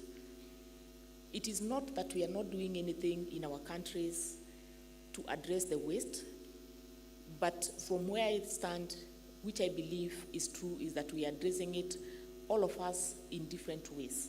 So we are looking into how can we be able to harmonize the stakeholders in that sector. So we work with waste pickers who contribute a lot in the waste collection, because in Africa, waste is literally managed by the informal sector. Not because they want to do it, but they are driven by poverty and trying to look into how it is that they can be able to create something from the waste that they generate. But they are so informal that they cannot be scaled, they cannot be measured. So what we are trying to do is to organize them, work with the relevant government authority, so that we can be able to scale them, capacity build them, and link them to recycler. In our ecosystem, we have the waste pickers, we have the waste recyclers, and the reason why we have the waste recyclers is because one recycler cannot be able to recycle all the waste. And as I've said, 80% of the waste can be recycled. It then means that we need to take care of the plastics, the metal, the glass, the paper. In Africa, about 13% of the waste is plastics, 57% of the waste is organic waste. Plastic will end up in the oceans, and it will reduce the coastal economics that we can be able to generate from the coastal, and we are heavily talking and addressing the plastic waste. The organic waste, we can be able to convert that into soil enhancers, fertilizers, and we improve how we can be able to buy. But how do we address this? We have about 4% in glass and 4% in paper. We need to embrace sorting and separation of waste at source. And sorting and separation of waste at source means in our homesteads, if you go into the developed countries, waste is sorted and separated at source. That will improve how much waste we can be able to recover, and it will also improve the health of how the waste pickers interact with the waste, so that then they can be able to recover as much in a more friendly environment. We can also look into opportunities of how we can be able to semi-automate those processes, and that means investments in recycling and in processing of the waste. We are also collaborating with the business associations. In Kenya, we are collaborating with the KEN, with KEPSA. We're also collaborating with the East Africa Business Council, because we believe there's a lot of policy and regulatories that needs to be looked at so that we can be able to unlock those opportunities. Imagine if an investor, I give an example in plastics, would want to invest in bottle-to-bottle recycling of plastics. It then means for their plant to keep learning, they need to be assured that they can have enough plastics, that Kenya alone may not be able to produce enough plastics to justify that investment. But if we collaborated as East Africa, we would then be able to sell the plastic that is recyclable to an investor who would then recycle that to another maybe bottle. But we need to have policies that allow the movement of the waste, because if we put taxes on the waste, then it doesn't make economical sense for us to be able to move that waste. If we are looking into infrastructure of maybe recycling our electronic wastes, a similar method or approach is required. We need to be able to share knowledge, because Kenya could be ahead on how it is that we are addressing our waste. When you approach ESG in businesses, it drives you to come up with many different innovative ways on how to build efficiency and to take care of the environment.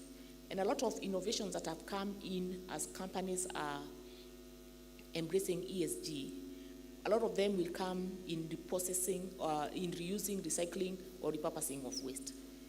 We need to have policies that can be able to help the innovators to scale their innovations. I saw in about 3 weeks, we had a conference here in Kenya that we organized with the East Africa Business Council that we called Africa Waste is Wealth. And the reason why we called it Africa Waste is Wealth is because of what I've talked about recycling.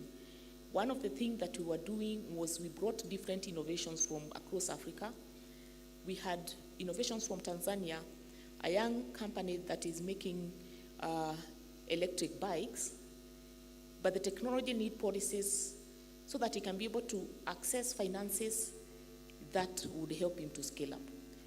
We have in Kenya a company that is using organic waste to convert that into biogases.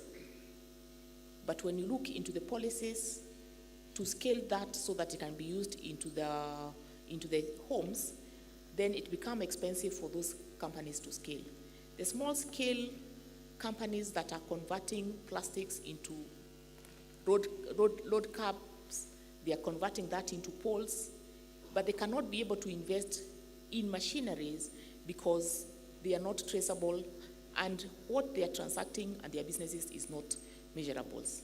Some of the other measures that we are doing is bringing in the digital technology in that waste space of waste management in collaboration with some of the mobile network operators in Kenya that we have. And what we are looking into is how can we be able to trace the activities at the bottom of the pyramid so that that data can help them to be bankable. It can also be able to show historical ways of how much waste they are being able to collect and how that is contributing into mitigation of climate change, because if that waste doesn't go to the dump site, it then means that we are reducing our greenhouse gases, then they can be able to be attractive to investors.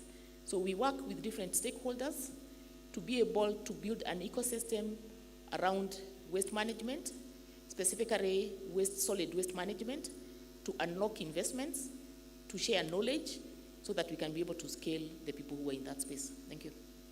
Thank you so much, Madam Mary, for a round of applause. I see Dr. Nicholas is also applauding Madam Mary. You talked about the issues on waste, and I also thought about what Dr. Nicholas just mentioned in terms of the reporting standards, where most companies are using SDGs, which is about 45%, 14% are using GRI. So let me bring in Jude and Gina from the Global Compact. what do you see the potential in terms of ESG reporting in championing job creation, social inclusion, and economic growth? Yeah, thank you, Amadi, and very warm good morning to all of you. All protocols observed. I really do like this conversation around ESG and also broadening it beyond climate.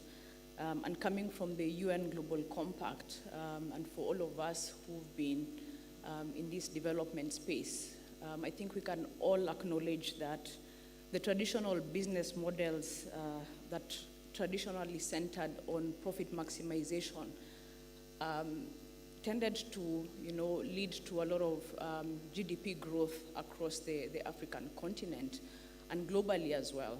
But we also know that this growth has not always been inclusive, neither has it been sustainable. And that's why it's very important that we broaden the conversation to look at other factors that can equally contribute to development going forward. And I think we can cite many examples as we experience them today, and some of them have been mentioned, touching on the climate emergency that is currently raging on, widening inequalities, rising poverty, and governance deficits that have always been characterized by this practice of, really maximizing profit without regard for the impacts on people as well as the planet. And it was therefore necessary for the global community, and I believe also for the community here in Africa, to rethink our model of development to ensure that we deliver value not just for businesses, in this case the private sector, but also value for people as well as the planet. And it is for this very reason that the UN Global Compact was actually first proposed by the former UN Secretary General Kofi Annan, who presented a challenge to the business community back in 1999 to put a human face to the global markets. And as a result, one of the frameworks that is being advanced to mobilize business action in support of sustainability and ESG, the UN Global Compact 10 principles touching on the 4 key issue areas of human rights, labor standards, environment, as well as anti-corruption, were defined globally as the universal language for corporate sustainability and corporate behavior across those elements of environment, social, and governance. And fast forward to today, ESG and sustainability has become one of the defining factors for business success and delivering impact for social outcomes such as job creation as well as inclusive growth. And this has been made possible for a number of reasons. One, in Africa, sustainability and specifically the Sustainable Development Goals, which essentially encapsulate our collective aspirations to deliver the world that we want by the year 2030, present us with a whole lot of business opportunities, and especially in the continent here. Appreciating also that we have quite a number of deficits in terms of high poverty levels, governance challenges, but also widening inequalities. But at the same time, the Sustainable Development Goals are actually touted as the world's best business plan, noting that for Africa, and research has actually confirmed this, that it presents market opportunities of up to $1.1 trillion by the year 2030 in terms of business savings as well as the revenues that we can generate, and as well as creating employment opportunities up to 85 million in Africa by the year 2030. So indeed, within many challenges that we are faced with within the continent, these are actually also opportunities that we can exploit to ensure that we set back Africa on a path of development and inclusion. But to unlock this, opportunity or market potential, we of course need the power of the private sector, and we need to harness innovation, as has been, discussed severally in this forum. But also, how can we deploy the capital that we have and that sits in the hands of private sector to ensure that key sectors of our economy, such as agriculture, infrastructure, are supported. At the same time, we need a whole of society approach, bringing together also governments to provide the necessary policy and legislative framework to help our private sector to also invest in some of these key sectors of our economy. And I think with the civil society also, there's an opportunity to help us also foster accountability and keep us on track on the promises that we make. So the global challenges that we face today really are business opportunities, and I think we should look at them as such. And so ESG being one of the new ways in which we are trying to engage the private sector within the UN Global Compact community, we believe is essential in helping companies also put people at the center of development. Previously, focus was on maximizing value for shareholders, but we are also saying we have people, communities, and the environment as equal, shareholders to the prosperity that we all collectively seek.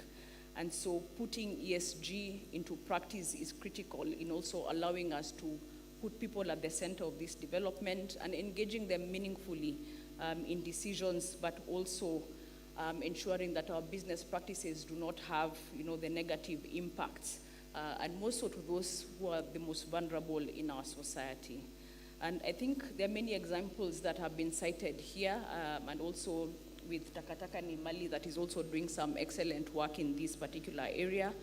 But within the Kenyan business community, and I believe in the broader Africa region, we've seen companies that are leading from the front, going by the understanding and how they've embraced sustainability, looking at even how they reform their procurement, and their sourcing practices to ensure that they capacitate, for example, women who tend to, bid for some of the lower ticket, jobs within the business, helping them to also build their capacity to expand their enterprises and tap into larger, procurement opportunities within this business. At the same time, we've also seen companies that are supporting smallholder farmers through capacity development in terms of also helping them embrace regenerative agricultural practices, and at the same time also helping to address a lot of the environmental challenges that we are currently grappling. At the same time, we also have companies in the financial services sector that are also redefining their business models to ensure that they bank on the most vulnerable segments of our society, be they women or rural populations. And we have a wide array of examples here in Kenya of companies that have been able to, again, remodel how they offer services to these different segments of society. So Africa, of course, being the continent with the most profound development needs, as I mentioned, poverty, illiteracy, lack of access to health and infrastructure, and of course, as has been pointed earlier, we are the continent that is faced with the most dramatic impacts from the changing climate. It puts us in a very unique situation, also appreciating that we need to also, define our own path of development. And it's good that we have the African Union, as a collective that helps us to also define what these priorities are. And it's critical to also acknowledge that much as we might perceive ESG as a foreign agenda or an agenda that is imposed to us, it's crucial to also note that the AU agenda, 85% is actually firmly aligned to the Sustainable Development Goals. And so as we also play in the global marketplace, it's important that we don't lose that sight that we are also part of a global marketplace.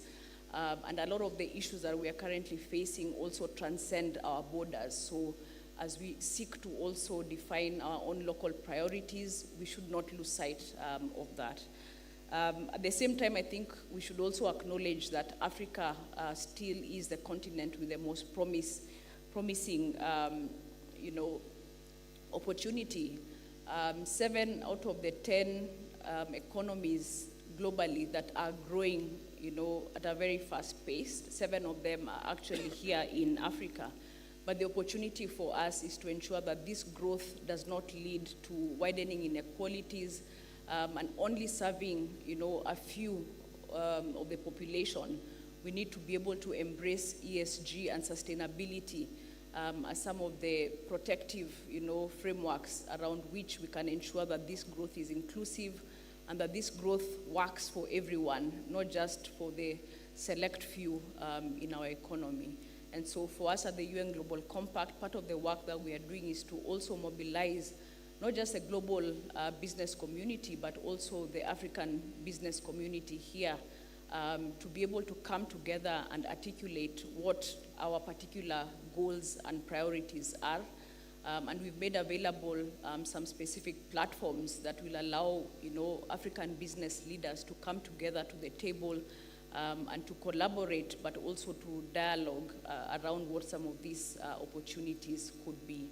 And so we look forward to also advancing these conversations across different sectors because we also appreciate that in this, era of sustainable development, no one sector will be able to do it by themselves. Governments have tried it in the MDG era, and we are now also saying the private sector can, make a firm contribution, but ultimately it is all of us who have to come and, ensure that all hands on deck to be able to reverse a lot of the negative impacts that we are currently experiencing.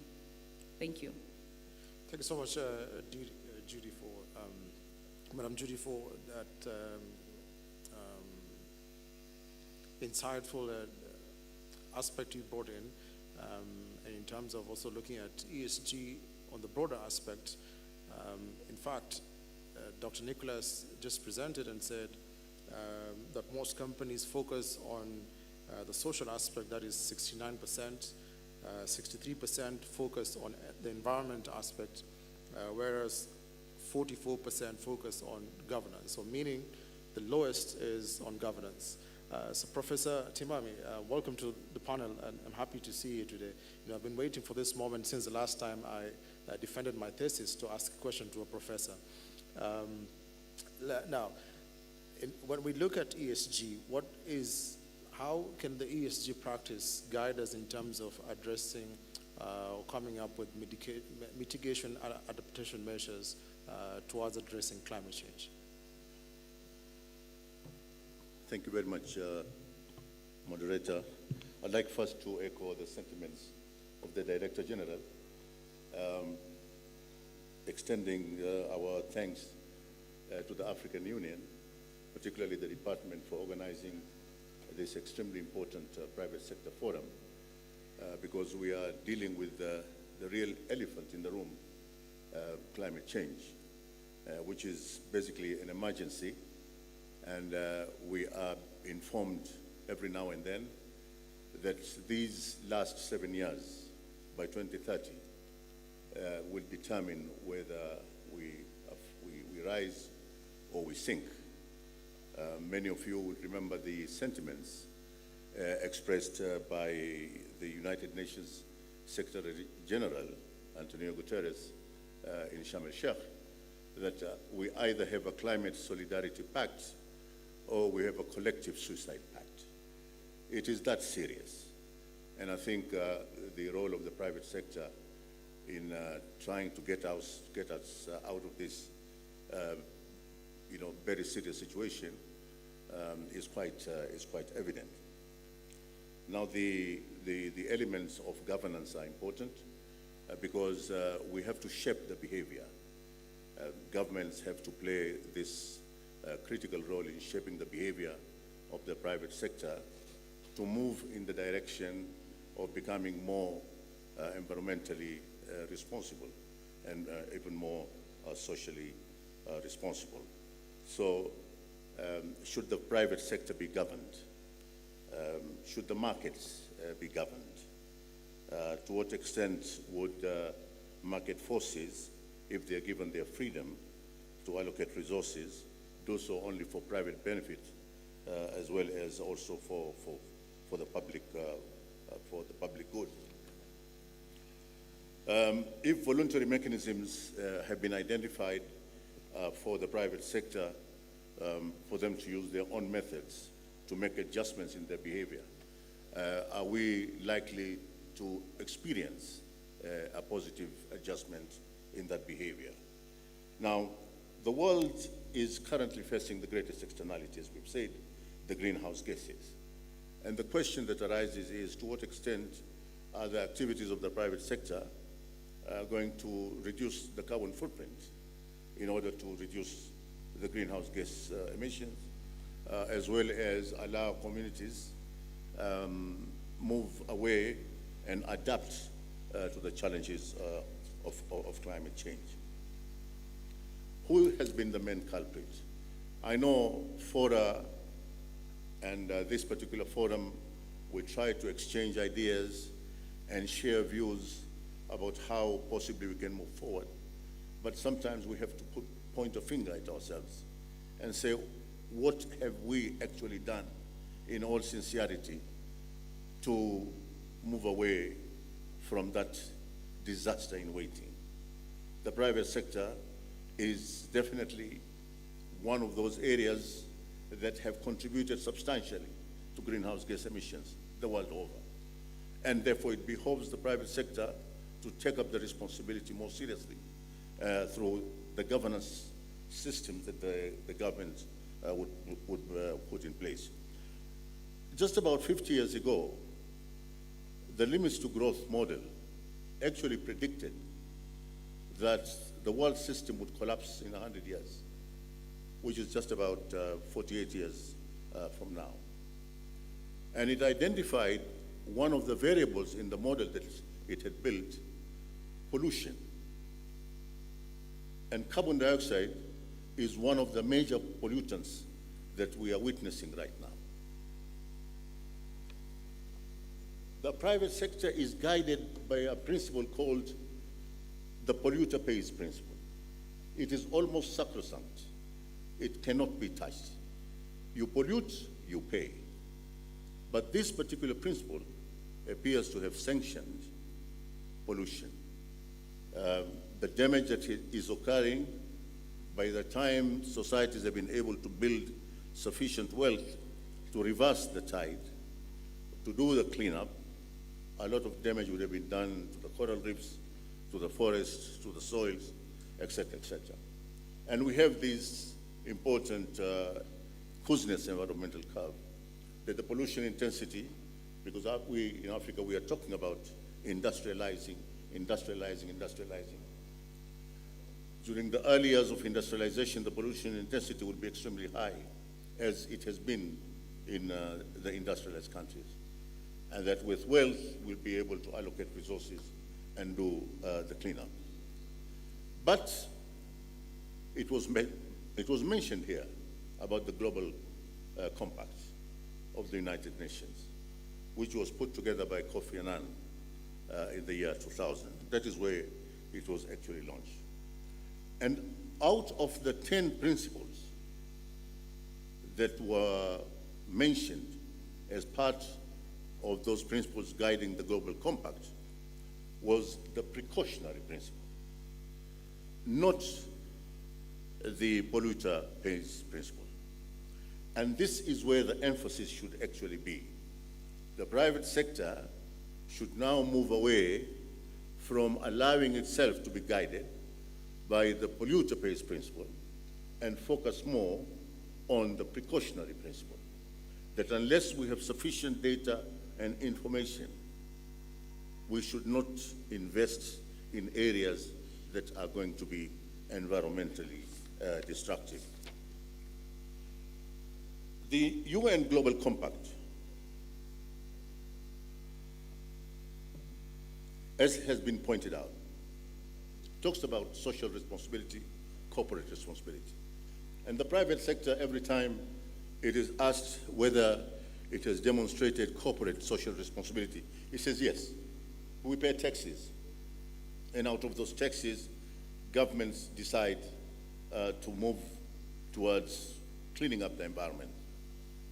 But that is a kind of taxation that comes from income, and it has nothing to do with the pollution that is actually being carried out by the private sector. supporting the MDGs and supporting the SDGs is crucial and an important part of the United Nations Global Compact. And therefore, we have to be able to harness our initiatives towards greater environmental responsibility and also the diffusion of environmentally friendly technologies. So the energy transition is important because the energy transition will enable us move away from the guidance of the polluter pays principle and focus on the precautionary principle. Because I think this is where we made a mistake by allowing the polluters to actually pay because they are polluting. The dangers will always be there for us for an extremely long time. The unfortunate part is that many of the innovations that have been undertaken to bring down the proportion of the carbon footprint, many of them have actually been operating within the framework of the polluter pays principle. Whether it is waste minimization, whether it is energy efficiency, whether we are referring to miniaturization of products, in other words, producing smaller products, or the dematerialization, using less and less material. All these have operated within the framework of the polluter pays principle. And now we have to shift towards the zero discharge principle. So a combination of the polluter pays, of the precautionary principle, combining it with the zero discharge principle, where we have less and less discharges that are going to go to the environment. I think this will be the way forward as far as the energy transition of our economies are concerned. Finally, when we talk about climate justice, the fairer distribution of the cost, those who are going to handle the costs, and the disproportionate amount of benefits that are currently accruing in the industrialized countries, that there is going to be an equitable distribution to deal with issues of loss and damage, and that there is going to be fairness. And I would like to impress upon this last point. There's going to be fairness in recognizing that those who pollute must actually change their ways. It is not going to be business as usual that you pollute, and because you have the money, you end up paying. What you still leave behind is a huge amount of damage that future generations will find it very difficult to deal with. Thank you. Thank you so much, Prof. I think that was quite elaborate in terms of the conversation on ESG, focusing on climate change and what the private sector needs to do. And of course, taking out from your remarks, you mentioned that we have about 48 years for the economies to collapse, based off on the model that you just spoke of. But I think that's a challenge, of course, thrown to everyone to drive towards sustainability. Now, at this point, I will take two questions only because of time constraints. So I see one hand on that side, that's one question. Okay, two questions. There you go. So if you can get mics to the lady and the gentleman on my left, that would be great. Quick question, should be short, succinct. Can you get the mics to the lady and the gentleman?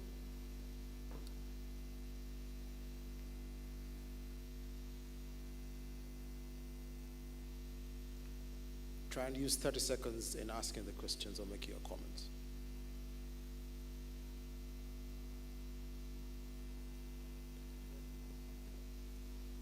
To my left, there is a gentleman right here, and there is a lady there. Two questions.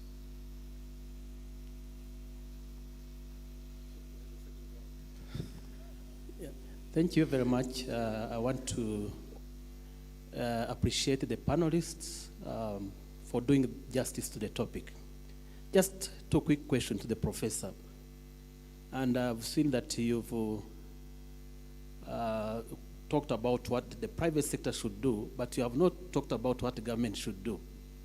Let me say, like in East Africa, we have environmental levy. imposed to the polluters, especially those who are importing cars. But that environmental levy really used to preserve the environment, that the government used that money in terms of putting in place measures to preserve the environment. My second question goes to all the panelists in terms of how do we enhance public-private dialogue in terms of ESG. And I want to relate that to the lady from Compact Global. We've seen that there is no strong framework in how government and public sector could work in addressing ESG issues. Thank you very much. Thank you so much for your question. We'll have a question from the lady up there.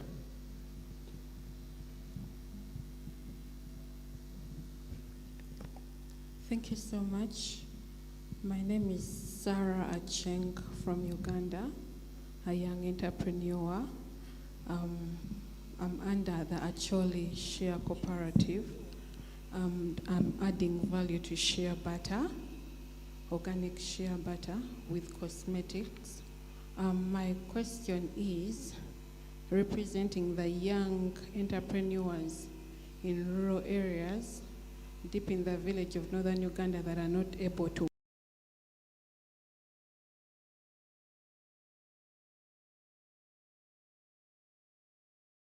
currently as a young entrepreneur, yes, because I don't have the funds, I already have clients around me that have been trying to sweet talk me to sell to them my products so that they remove my brand and sell it as their own brand. Yes, being vulnerable economically because I'm young and just coming up and I cannot ably certify my product and I send it out of the country. I'm talking about countries that have already accessed through international friends like Sweden, UK, USA, Namibia, Zimbabwe, and Zambia. So the product has to go through that table and reach them to wherever they are. How can you help another young entrepreneur outside there not to be having an SME for 40 years like one of our speakers said yesterday? Because at the end of the day, I don't have an international trademark, since my trademark could end at my locality within my country, and then I don't have the patent right to defend my product against my brand being removed from my packaging. Yes, at the end of the day, this guy is bringing income to my young business. But is it possible that I can actually brand my product and have an international trademark beyond my country and Africa at large so that I can officially export the product in and out of Africa? Thank you so much. Yeah, thank you so much for the question. And leading up to that discussion, there will also be another session in the afternoon on youth entrepreneurship, so that we'll delve deep into what you just asked. But due to time, let me just ask Mr. Ambassador to address the question due to time. In first question from the gentleman, in terms of what the government should be able to do, and of course, leveraging on that to support the private sector. Thank you, and perhaps I'll be answering both questions, or at least addressing both concerns at the same time. In saying that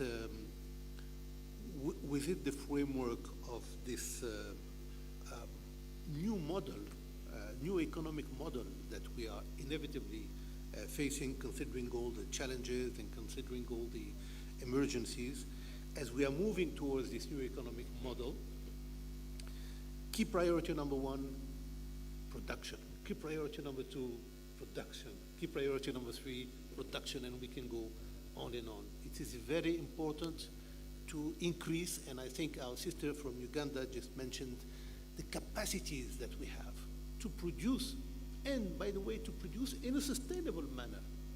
And then we need support and leverages in order to lift a certain number of obstacles. This is why the two questions for me are very much linked. In this perspective, finance is essential. And I want to underline here, and this is something that the African Union Commission, under the leadership of the Department of Economic Development, is very strongly working on, is the capacity to mobilize the financial institutions, and mainly, and this I want to underline this point, the African financial institutions. We have a lot of capacity to mobilize financial resources within the continent. We work with the African Development Bank. We work with the African Bank. We work with the, there is a very interesting institution that is doing a fantastic work that is actually based here in Nairobi, the Africa Trade Insurance, working in supporting as a guarantee to trade and investment. And this is all African institutions. Last week I was in Kigali and I attended the Africa Sovereign Investment Forum, Sovereign Investors. It's the network of the sovereign wealth funds. They have announced in Kigali last week mobilizing $500 million for climate financing by COP28, which is in a couple of months, and $1 billion in next year. So this capacity of mobilizing finance should continue being sustained in order to address specifically the question answered by our sister from Uganda, and I really want to congratulate your statement, because this is what we are aiming at in order to enable, somebody was in the earlier panel session, the excellent session, mentioned the importance of SMEs being at the core of the economies. So how, and the MSMEs, how can we channel finance through this mobilization of African financial institutions, of course with the support of international partners, but mainly also relying on the continent's financial capacity and domestic resource mobilization in order to reinforce the capacities to be resilient, and not only to be resilient, but to play a role, because at the end of the day, the issues of sustainability in general and climate change in particular are global agenda. So we need then to leverage on the strengths of the continent to become global players and active global players, setting the agenda when we are in international negotiations. So this is why I think it is very important to address and rely on the issue of the capacities of the African financial institutions, and all our capacities to mobilize finance in order to increase our capacities. Thank you. Thank you so much, Ambassador. And at this point, our session is over. Just in 5 seconds, Dr. Nicholas, where can we find the report? Thank you. We have to continue processing some of the results, and we need some of the case studies to be approved. But we're looking towards an August release, but that is for my paymasters also to tell me. That's what we're aiming for. Thank you so much. At this point, I would like to thank Dr. Nicholas. Also, I would like to thank Madam Mary, Ambassador Fadila, Madam Judy, and Professor Timami for coming to the panel today. A round of applause for the panelists.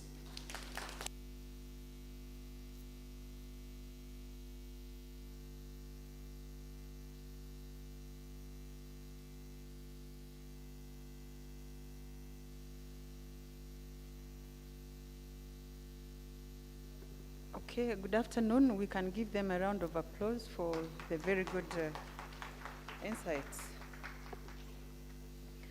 Our next session was supposed to be a breakaway session, but due to special request, we to move to the session on transport, logistics, and infrastructure. And therefore, I'll request the panelists. But of course, you've been here for almost, but I've been seeing people going in and out. I believe you're just picking a cup of tea. If you haven't, please do so. We are trying to manage time because tomorrow we don't have the privilege to shift some of the presentations for tomorrow. So you will bear with us. And I will request Mr. Don Dare to come on the floor, Mr. Kenneth Bagamuhunda, John Mathenge, Kenneth Ayebare, Angelina Ngarura, Catherine Nkube, and Ayuni Shaiji. Sorry if I haven't pronounced your name well. Kindly requesting that you take the stage.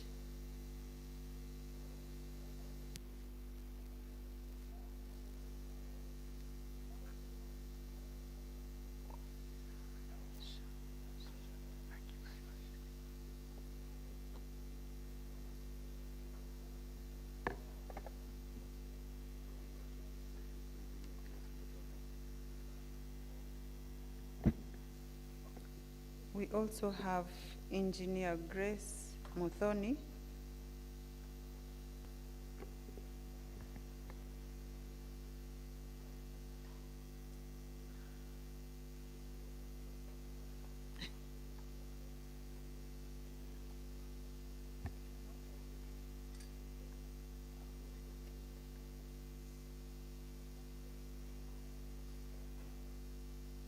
We have our keynote speaker as Mr. Kenneth Bagamuhunda, and our moderator is Don Dare.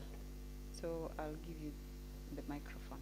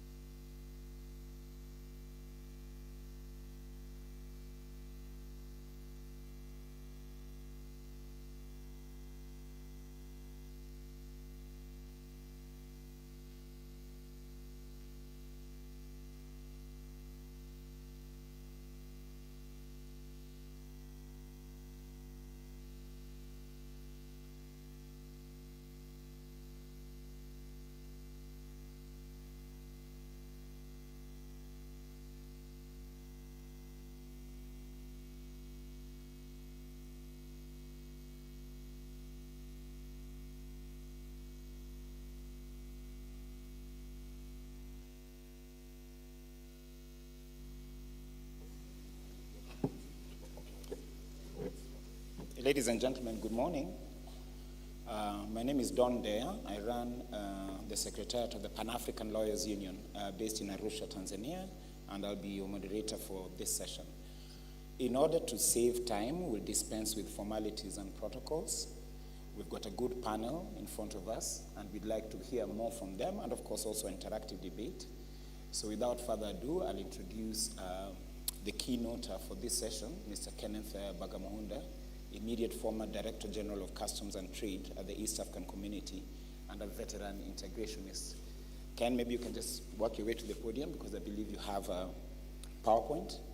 So in order to save time, we'll give our keynote 10 minutes, and then each of the panelists 5 minutes just to make the introductory remarks, and then we open up to an interactive where we hope we can hear from all of you. Ken, take it away. Thank you very much. I'll try as much as possible to observe the time that has been given to me. Basically, this presentation will look at the role of the private sector in infrastructure development or infrastructure investment in the context of the PPPs, the public-private partnerships. Quickly, let's look at transport and logistics. Many times when you look at transport and logistics, you find that transport is a component of logistics. And the collection, it is, if you look at logistics, it's a collection of supply chain processes that include a number of aspects: transport, storage, packaging, cargo handling, and information processing. It is essentially the movement of goods and services from a point of production to the point of consumption. So that whole process chain or value chain is what constitutes transport and logistics. It is mainly operated by the private sector and also the public sector, and in some instances through PPPs. The regional and continental integration has provided opportunities and frameworks within their own instruments and institutional settings, the growth of transport and logistics. On the infrastructure investment, it is basically the support systems, both soft and hardware, that facilitate production, supply chain, and deliver economic growth and development.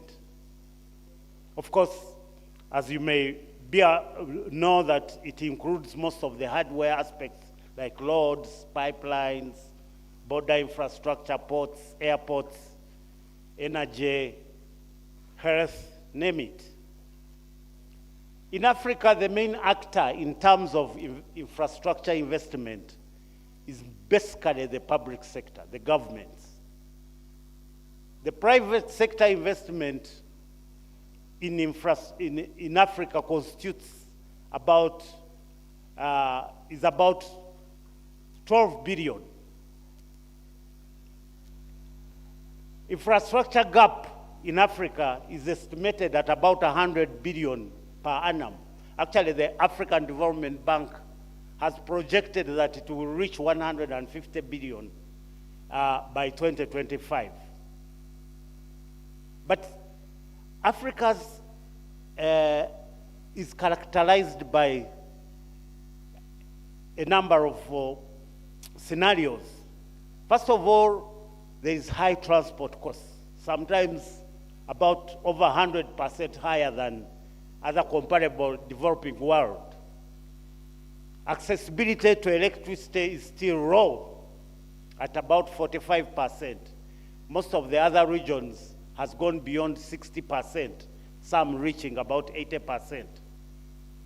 Internet penetration at about 43%, although there has been a phenomenal increment, but compared to other parts of the world, African internet penetration is still low. Road access is still also low, 34% within the 2 kilometers of all seasoned roads. Many people in Africa have never even had the hooting of a car because they are not anywhere near the road, leave alone seeing a car itself. Infrastructure investment in Africa account for nearly half of the total economic growth. And it has been taken as a tool for regional integration. Many integration blocs have prioritized infrastructure development as a driver for deepening economic integration. And there are many factors that hinder infrastructure developments in Africa. Limited markets, funding gaps, the increasing debt, particularly since the COVID-19 epidemic. The debt to GDP ratios in Africa, in most countries, have been rising beyond the threshold. Actually, some countries are beyond 100%. Although the threshold as prescribed by IMF should be within a maximum of 50%, although they are reviewing it to around 60%. Low domestic resource mobilization are still a phenomenon in Africa. Weak domestic private sector capacity, political instability, limited capacity of the public sector to identify, design, and operate infrastructure investments, illicit financial flows, name it. All these are factors that hinder infrastructure development. So, what about the private sector involvement in the infrastructure investment and transport and logistics? As I had mentioned, there is a continental-wide recognition that private sector is the driver of growth and development. Private sector roles are explicitly covered by regional instruments and national instruments. It is considered to be that private sector is a source of efficiency and innovation compared to the public sector. It has an advantage in cost and pricing because it has a fair knowledge and view of where to source goods and how to negotiate for the prices and therefore reduce the costs. Private sector is considered to be better at risk management and mitigation because they can do, they are better at planning in some instances, particularly when it comes to investment in infrastructure. Collaboration and syndication is better done by the private sector compared to the public sector because they have the contacts, they have the networks, and they have the knowledge about the financial sources. They are profit-driven and therefore value for money underlies what the private sector does or invests in. And of course, the technical capacity advantage is more with the private sector compared, in most cases, with the public sector. Now, when you move to the PPPs, what is the status, or how does it operate within the African context? PPPs is basically the funding, including design and operation of public assets from private sector. I think African Development Bank has offered a more elaborate definition of PPPs, but basically it is about how do you mobilize funds from using the private sector to fund the public assets. It is basically hinged on having efficiency and value for money, because you are harnessing the private innovations and efficient service delivery, which is a characteristic of the private sector. I had already mentioned that they know how the private sector knows how to manage risk. So in PPPs, the main essence is risk allocation and sharing between the parties, between the private sector and the public sector, and also the risk transfer and how you manage it. And it is a pathway of increased investment, because it provides quality public assets at competitive pricing compared to investments which are purely done by the public sector or governments.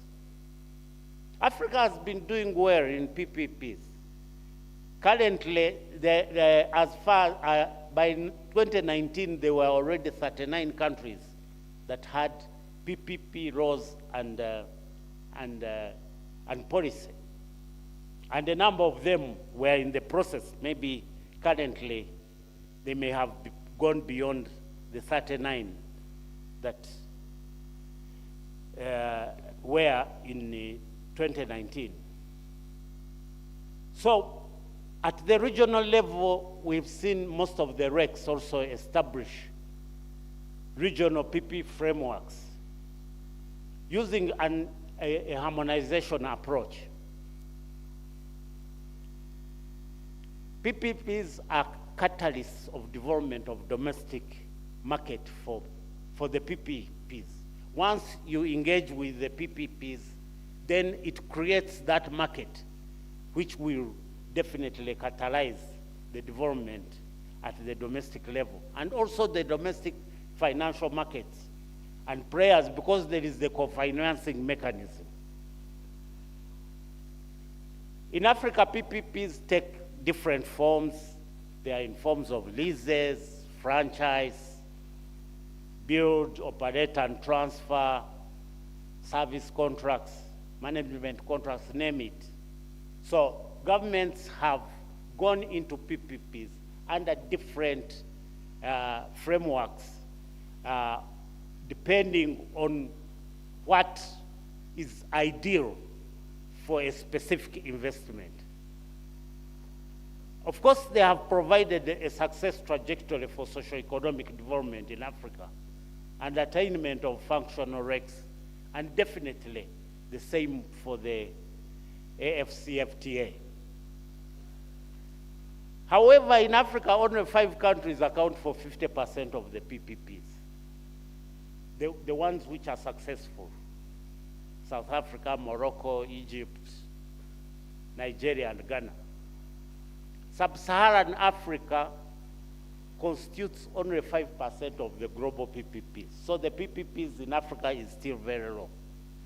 And most of the PPPs in Africa are concentrated in the energy sector. Actually, they take the lion's share, about 50%, mostly electricity. Of course, there are other areas, ports, railways, and we are starting to see a number in toll roads, even within East Africa, here in Kenya, Uganda, and Tanzania, in South Africa, in Senegal. And now there is one which is an upcoming railway project under PPP from Lobito to DRC, called the Atlantic Rail, of about $555 million. Participation of domestic firms in PPPs in Africa is still very low.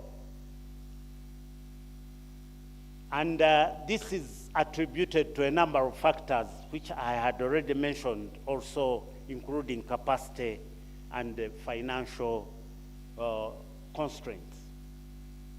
The main tenets of PPPs, as I had already said, is the transparency and efficiency, because that's where government can actually take advantage of entering PPPs. But of course, there has to be complementary financing in order to boost the economic development and goals. And we've seen a number of sector laws being put up to support the PPPs, including strategies such as procurement and investment laws and other laws that really constitute the components that support PPPs. Finally, let me have a cast on the ESC experience. 5 countries in East African community have already established PPP laws and policy frameworks. And 4 of those partner states are considered as one of the most active in as far as PPP is concerned in Africa. Of course, after the 5 I had mentioned that are very active, that constitute the 50%. But at least the 4 have about 10 PPPs that are active in each partner state. There are a number of sector laws and policies that have been established in transport, energy, and even regional initiatives to harmonize and approximate municipal laws in order, some of which really support the PPPs. The regional digital interconnectivity is one of the areas and ports development that has been a priority in the East African community for development of PPPs. And generally, the idea of PPPs has been taken up under the East African regimes, both at the national and at the regional level. Thank you very much. Thank you very much, Ken, and I'm sorry that I had to rush you so that we catch up with time. Next, I'll be inviting, representing the Federation of African Engineering Organizations, Engineer Grace Muthoni Kangondu. But Ken has pointed out, I think, the importance that infrastructure bears at the AU and also at all the RECs. The AU, for instance, Agenda 2063, Aspiration 2 focuses on integrating Africa and does bring out the importance of infrastructure. They have their own, following up to that, PIDA, the Comprehensive Program for Infrastructure Development in Africa. If you look at ADB, also amongst its two of its high fives focus on infrastructure, especially lighting up and powering Africa. If you look at Afreximbank, also under its agenda for trade finance, they actually do trade and project financing. They also do emphasize trade enabling infrastructure. So there's a lot, but let's hear from the engineers. Welcome, Engineer Grace.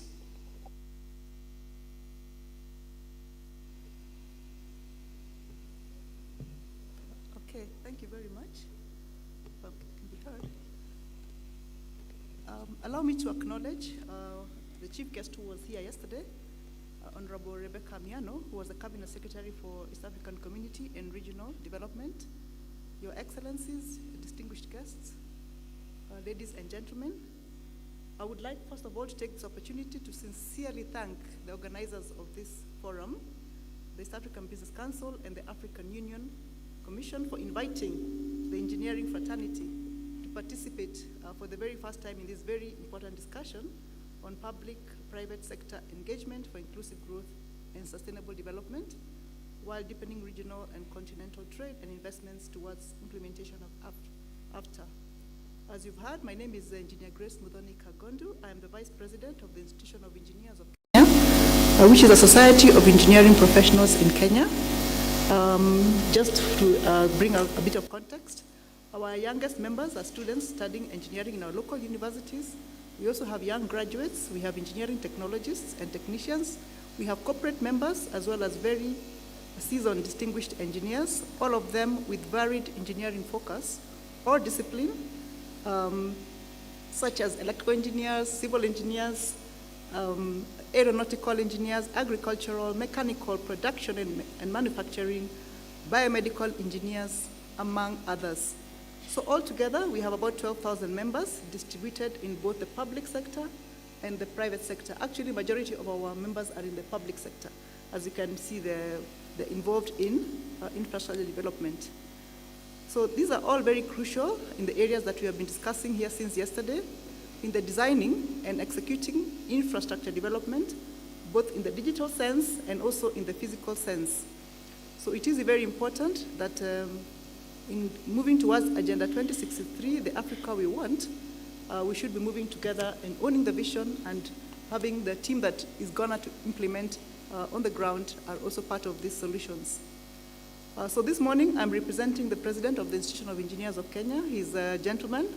Yesterday, we were having a joke about ladies representing the gentlemen, but I'm happy to do so. The president is Engineer 𝗟𝗑𝗏 𝗏, who is not here able to join us today, and it is my pleasure to do so.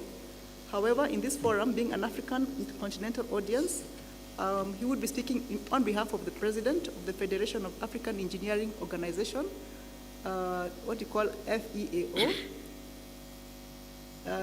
President, his name is Engineer 𝗭𝗏𝗏𝗏 𝗧𝗏 of Rwanda. He is the president of FAO, and by extension, I'm happy to represent him today. The FAO comprises 5 regional engineering blocks covering the whole of Africa. We have the North African Engineering Organization, West African, East African, Central African, and the Southern African Federation of Engineering Organizations.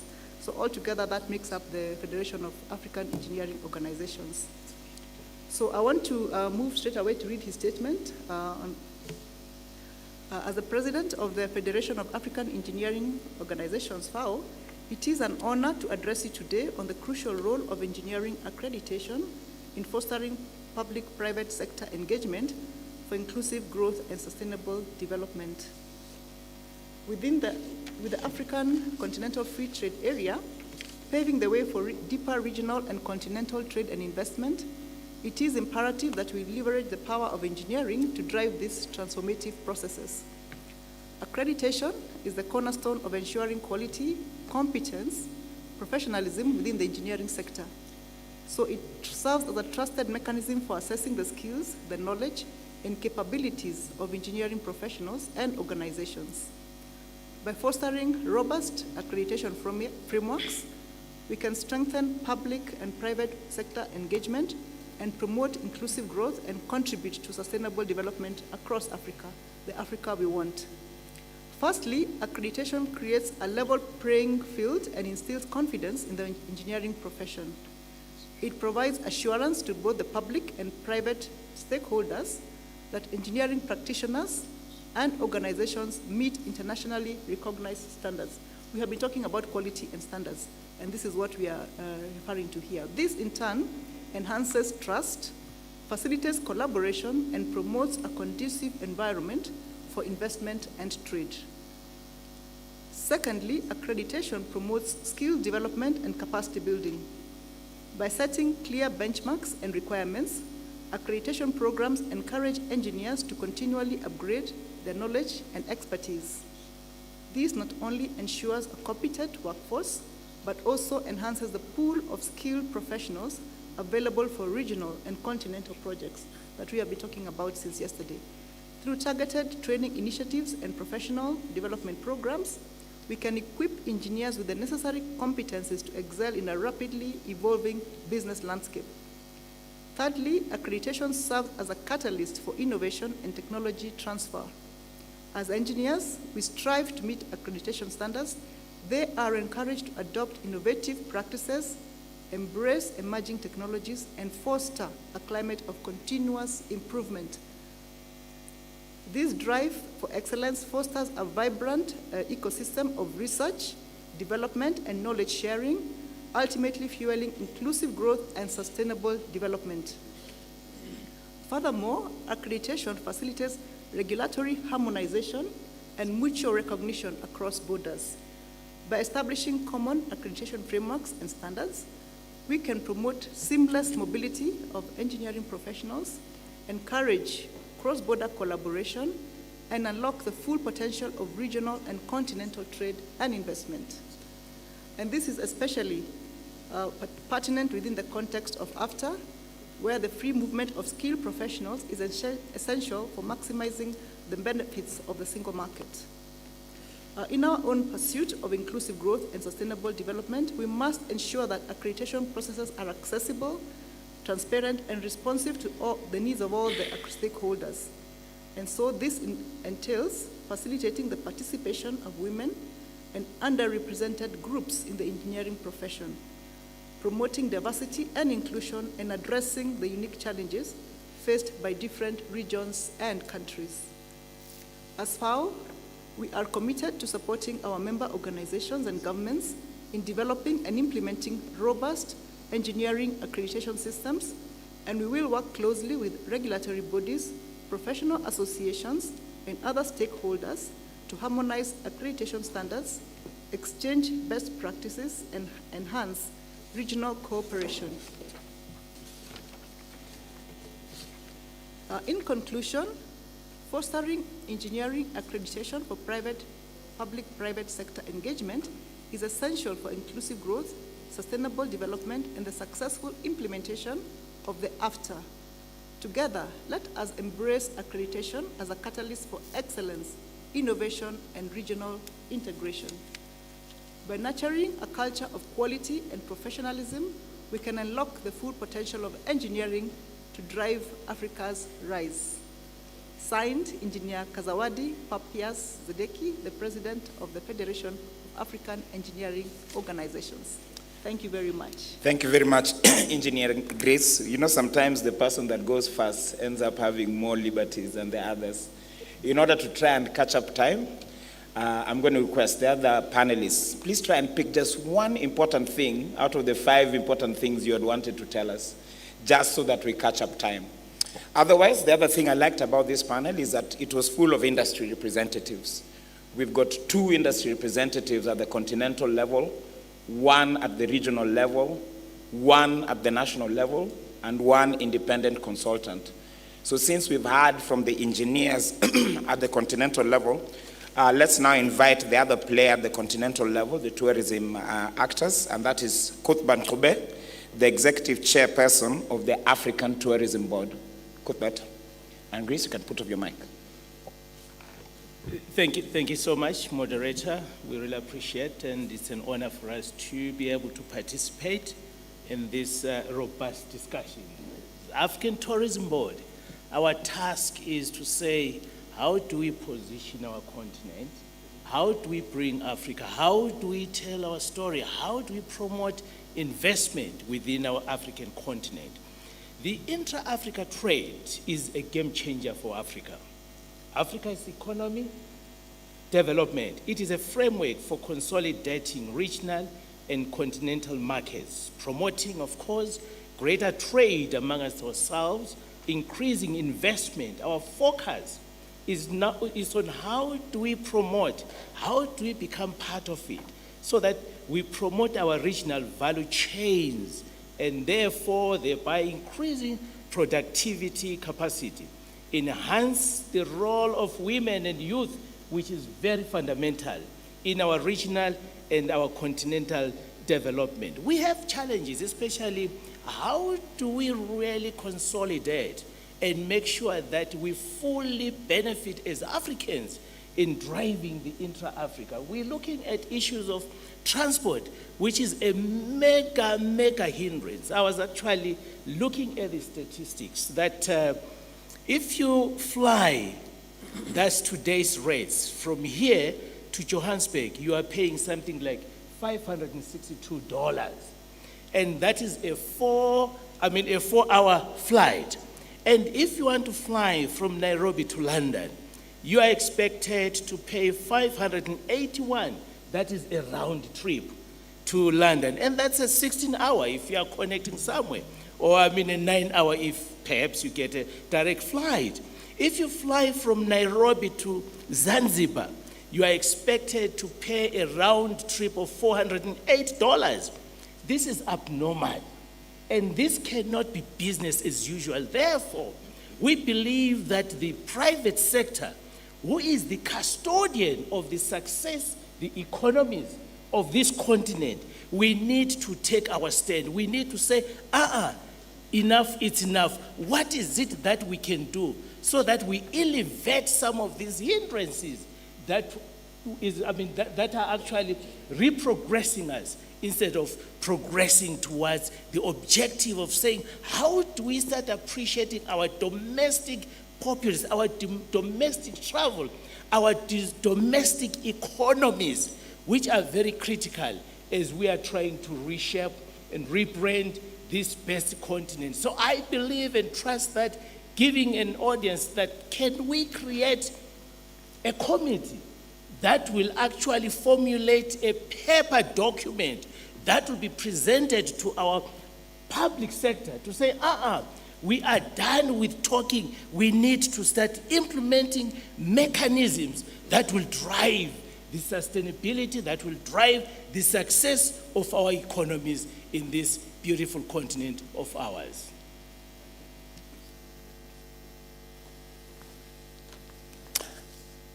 Thank you. Thank you very much, Cuthbert, especially for keeping time. As I said, those were our two industry players at the continental level.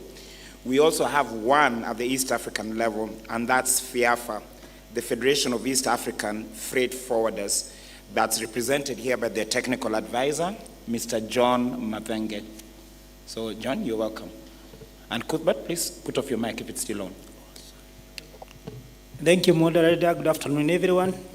It's a pleasure to be here this afternoon, and I think it's really a great platform for us in the private sector to have a space to talk about ourselves and our business.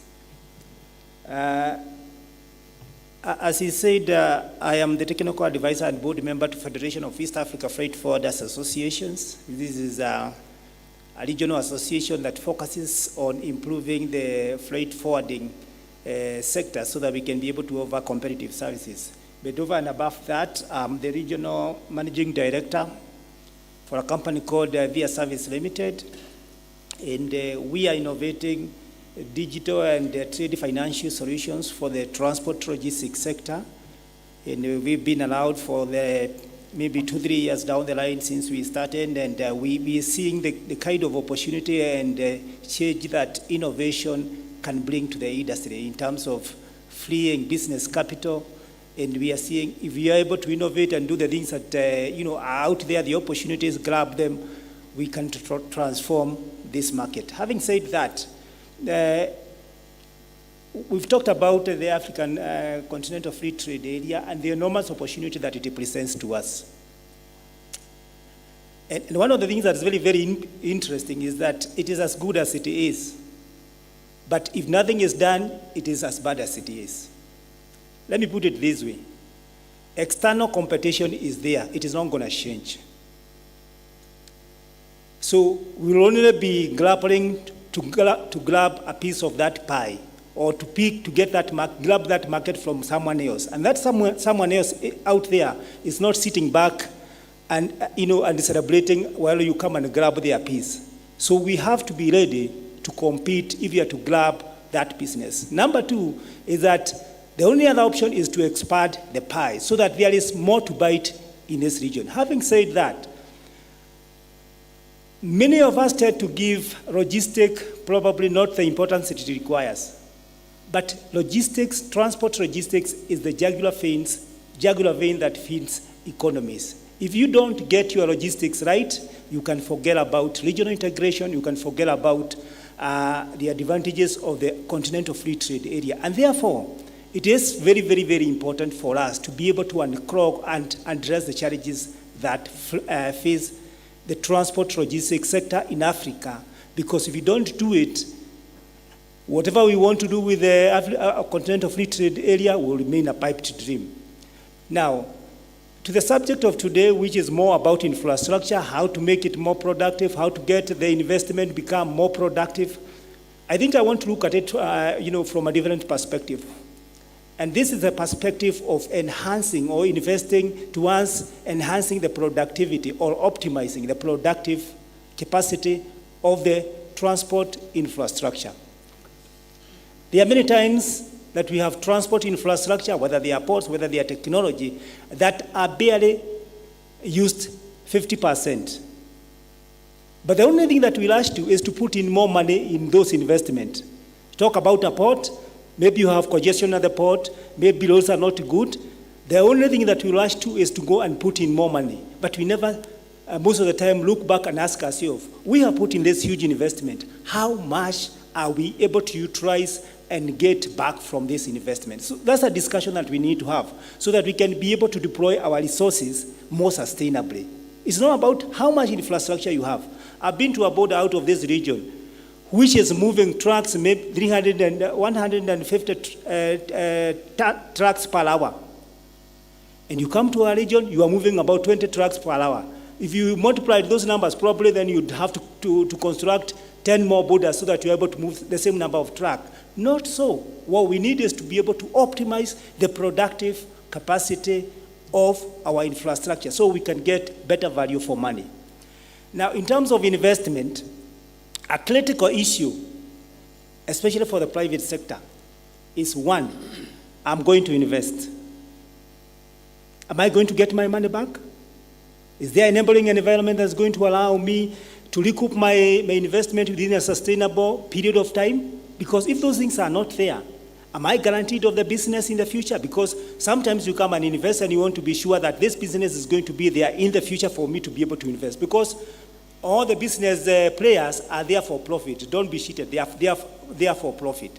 So let's think, let's be realistic. We want a policy that support investment, but that attracts, because anything that is attractive, it is going to bring everyone that needs to make money, because there are many out there who have money to invest. And they are going to come if we create the enabling environment that is going to help them do business. And finally, the issue of capacity building in transport logistics is one that has been ignored for very long. People out there are investing in capacity building. And I want to ask those of us sitting in this room from the logistics sector, how many of us commit budgets in our companies for capacity building of our people, improving skills, competencies? I have interacted with many of us in the industry, and I know this is not an area that we want to invest in. Please, I would request that we invest in capacity building so that we can be able to play the game on an equal platform with the rest of the players who are leading it in the world. Thank you. Thank you very much, John. And as somebody who frequently, almost monthly, crosses our borders by road, the statistic that you have given is quite stark, that we're moving 20 trucks per hour, and others in our region or on a continent are moving 100 trucks per hour. That's very startling. I will now invite at least one representative of a national level industry player, an important national level industry player, and that's the Private Sector Foundation of Uganda. That's represented here by their Director of Transport and Logistics, Mr.𝗭𝗰𝗪 And please try and keep it to 3 minutes. Thank you so much. Good afternoon, everyone. Kenneth Ayebare are my names. I'm the chairperson of the Uganda Cargo Consolidators Association and the Director for Transport and Logistics at the Board of Private Sector Foundation. Now, geographically, factors that determine competitiveness of all countries is one, communication and transport, among others. And if you look at most of the countries, we are 6 countries, for example, in the East African community, our competitiveness lies in the connectivity, communication, and transport that we have. We have 2 corridors, for example, and the 2 corridors basically serve around 4 land-locked developing countries. Now, these land-locked developing countries only define their logistics by road transport, the second most expensive means of transport.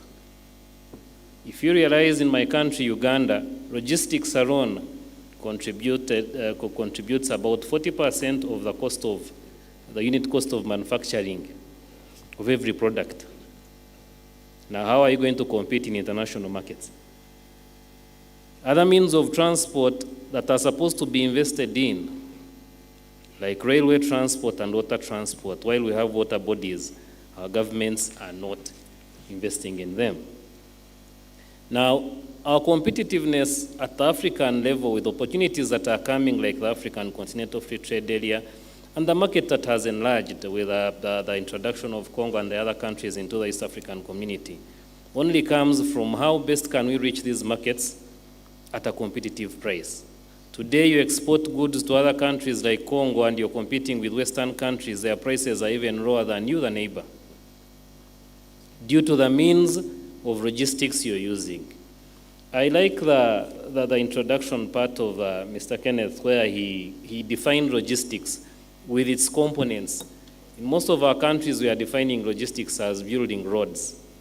Building roads without building the components like storage facilities and other components that were defined does not support the productivity of that road. So basically, all our governments need to be told that logistics is not only transport. Logistics is bigger than transport. We need to look at all the components of logistics in productivity, to support our manufacturers, to support our farmers. Agrarian countries mostly, you'll find that the supply chains that support the value chains are not being supported. We are only building roads, which is accessibility, and leaving it to that. And in most cases, you find that the competitiveness, regionally, internationally, is not there. So most of us, the landlocked developing countries, are not really competing to that extent, which we should be competing. And this brings an imbalance in trade. So to me, I think most of us need to go back.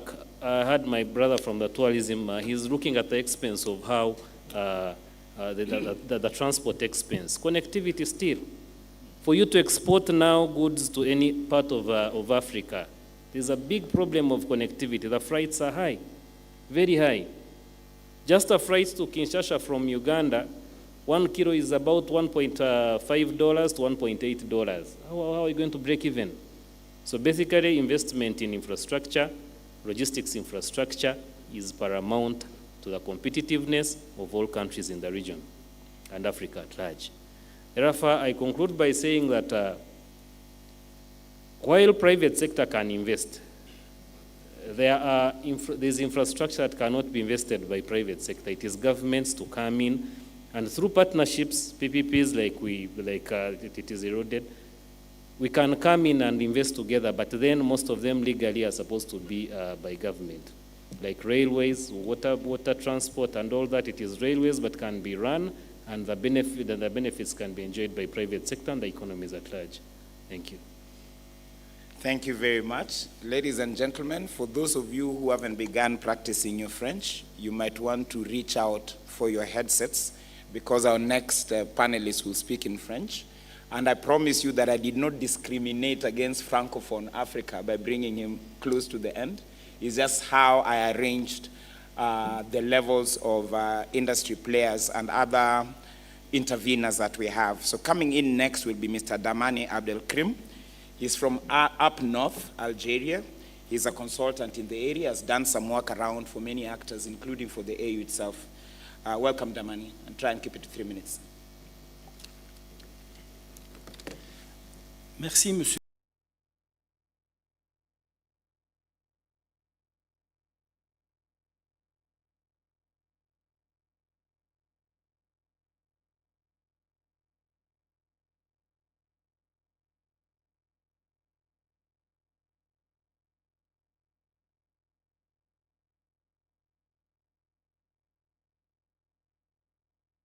Tout ce qui est accès à l'eau, à l'électricité, au réseau routier, aux moyens de transport. Yes, I'm gonna get. Are you getting the interpretation? We don't seem to be getting it here. Or will you tell us when you're ready, interpreters?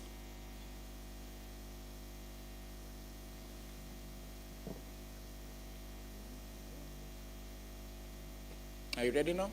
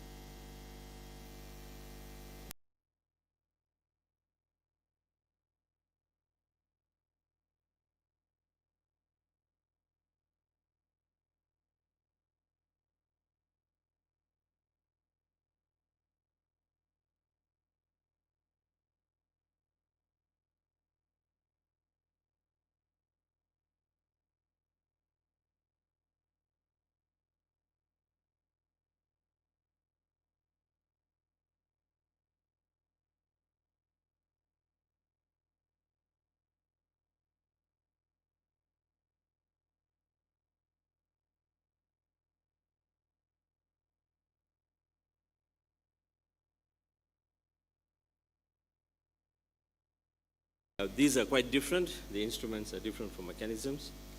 The instruments that we can have to assist entrepreneurs or even people into projects are mainly six of them. One is the PPPs. I'll not expound a lot because my chair has given me only 3 minutes, so I think we all know what PPPs are. The other one is infrastructure bonds, which can be used as investment vehicles to pool capital. The third one is project finance. Obviously, those who have a good project, which has a possibility of giving a return to investors, they should be able to get this quite accessible. Another one is green bonds. This is mainly for sustainable projects, and which actually today we find that there are a lot of governments willing to basically finance such kind of projects when you are issuing green bonds. The third one is coming from DFIs, the Development Financial Institutions, which are the specialized institutions providing long-term financing. So most infrastructure projects, as we know, are long-term. Very few can be medium, but in these long-term projects, you need a good DFI to back you. The last one on this one is infrastructure investment trusts. This is a vehicle that allows investors to pool their own funds and then to create a income-generating project which can attract private capital by offering investors a stable income stream. On the mechanisms that one needs to be able to get into the instruments, there are quite a few, especially for us around Africa. One of them is guarantees. This mitigates the risks by providing a guarantee against potential losses, and especially for infrastructure projects, political risks, etc. These guarantees can be deployed and employed. The third one is concessional financing. This involves providing loans or grants on favorable terms. These are also provided by many institutions, many banks, and also governments who do this actually to give you more favorable rates than the market rate. One more mechanism is an SPV. These SPVs are legal entities set up to isolate the risks associated with specific projects. So once again, this can be used to be able to garner the funds that you may need. Another very favorite one now with many governments is infrastructure bonds.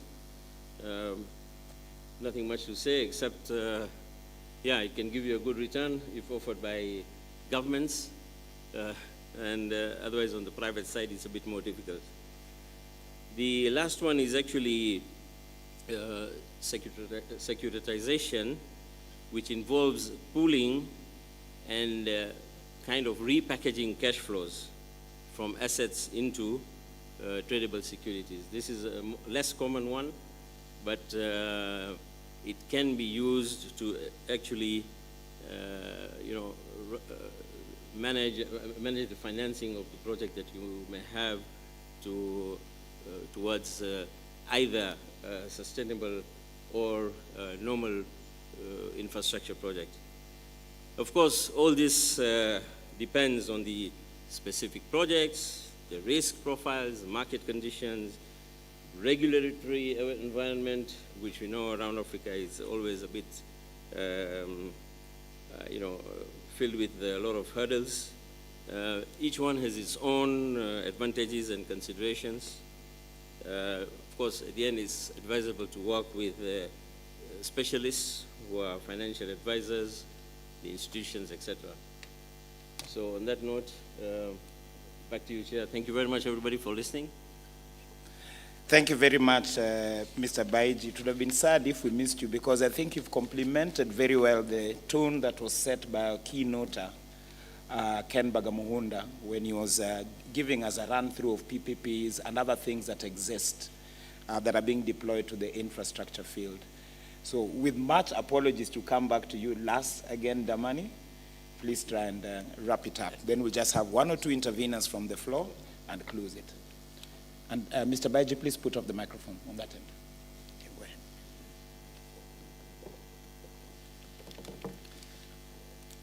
Merci. Mesdames et messieurs, bonjour. Donc, je vais essayer de parler de manière brève et ne pas répéter ce qui a été déjà évoqué par les panélistes. En parlant d'infrastructures, les infrastructures de base telles que l'accès à l'eau, à l'électricité, au réseau routier, aux moyens de transport, aux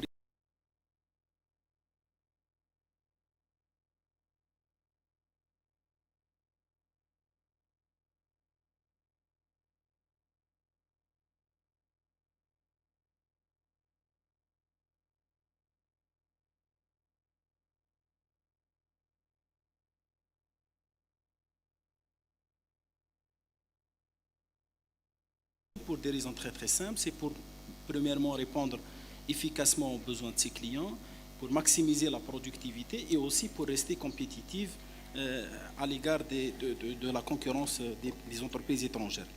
Il faut aussi souligner que les infrastructures technologiques et d'accès à Internet constituent actuellement des outils très access to internet that is indispensable when it comes to integration and innovation in the international market, and it is particularly important during this fourth industrial revolution. So if we do not have infrastructure, then it means that we will not be able to attract investors, specifically foreign direct investment, and we are also going to have major challenges when it comes to development in the private sector. The problems that are always recurring, and as has been mentioned by other panelists regarding basic infrastructure here in Africa, we have challenges to access to energy and electricity, and that affects the agricultural sector. And we also have challenges when it comes to the industrial world, and I can give an example of Algeria, and the challenges that affect economic development is access to funds for the industrial world. And sometimes it is the absence or inadequacy of this, and particularly in rural areas where they do not have access to this infrastructure. Also, the high prices of this infrastructure affects this, and the price remains high and affects access to this infrastructure. So we need to adapt new mechanisms, particularly when it comes to regional equality, and also as the panel that before us said, we need to make sure that this is within environmental sustainability and sustainable development.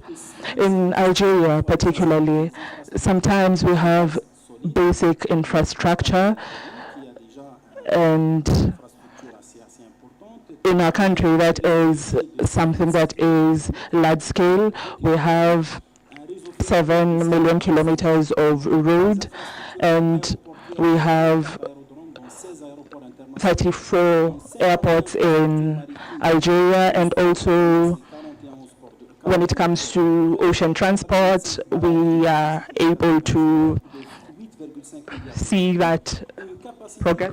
We also have dams, and we can also have 4,000 megawatts. In terms of electricity, we also have some network of 2 million kilometers of access of cable, permitting access to the internet.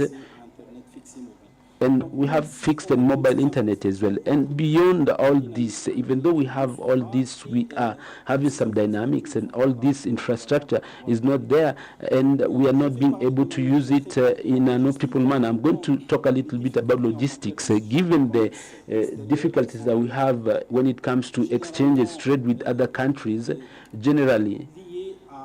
the problem is about tariffs and NBTs, non-technical barriers to trade when importing and exporting. So we need to have some measures to deal with these issues in order to promote international trade. When it comes to logistics, this has been talked about, but we have identified 5 major constraints. First of all is the cost of international transport. I think you talked about the cost that's around 40% when it comes to logistics. And we like logistic infrastructure. We do not have aerial and maritime routes which are sufficient, and we also don't have cross-border railway networks. And we also have issues to do with airports and ports. There is also the issue of administrative formalities. This has been talked all along throughout our discussions. And there are also issues to do with taxation. The last point, there is the issue of public-private partnerships. We have talked about it already, and we need to ensure that this is done. This has been talked about since the beginning, and we have talked about limitations and failures that we have had up to now, and these limitations have been explained by 2 major reasons. The first one is the fact that we can see that there is some preference when it comes to the public sector economic actors to do and to work with some part of the private sector, and there is also some mistrust among the private sector when it comes to dealing with the government. So why is the public sector mistrusting the private sector? There are several reasons. Sometimes they do not think that the private sector is effectively participating in dealing with issues that the economy is facing. There are also some rapid investment activities which are needed sometimes, and the private sector is not able to do it. There is the lack of capacity to have formal private sector actors, and there is also the issue of looting of resources. Sometimes the public sector thinks that the private sector is out to loot resources, and so this can lead to some mistrust. There are also risks of having private sector becoming pervasive in the public space, and this can lead to an issue where the private sector takes over to issues where regimes can fall if they are not seen as being effective. That's why the private sector would like to ensure that it works with the private sector, and I'm saying this in order to say that we have to standardize the relations between the private and public sector, while limiting all separations between the 2 sectors. And we need to work together, change mentality, and work in a complementary manner. Thank you very much, Mr. Chair. Thank you very much, Damani, and I'm sorry that I had to rush you so much. Some of those statistics you're giving were quite interesting. Be that as it may, ladies and gentlemen, let me start with a compromise. There will not be enough time to hear you or even hear one person from each corner of the room as we've done in previous sessions. But then we can be challenged to rise up to the aspirations of the first panel of the day, which was on digital trade, by taking our conversation digitally. So please, if you don't get a chance to be heard in this session, please tweet it out. We're using the hashtag 14AUHLPSF, which is literally African Union High Level Private Sector Forum. So if you don't get a chance, please, let's go on Twitter or elsewhere and keep the conversation going there. And I'll watch out myself to make sure that my panelists respond. Be that as it may, we could take 1 or 2 comments from the floor before we wrap up. As I said, I wanted to eat lunch. I didn't want to become lunch of the conference moderator. Yes, there's one lady there. Am I missing someone? Okay, go right ahead, the lady there.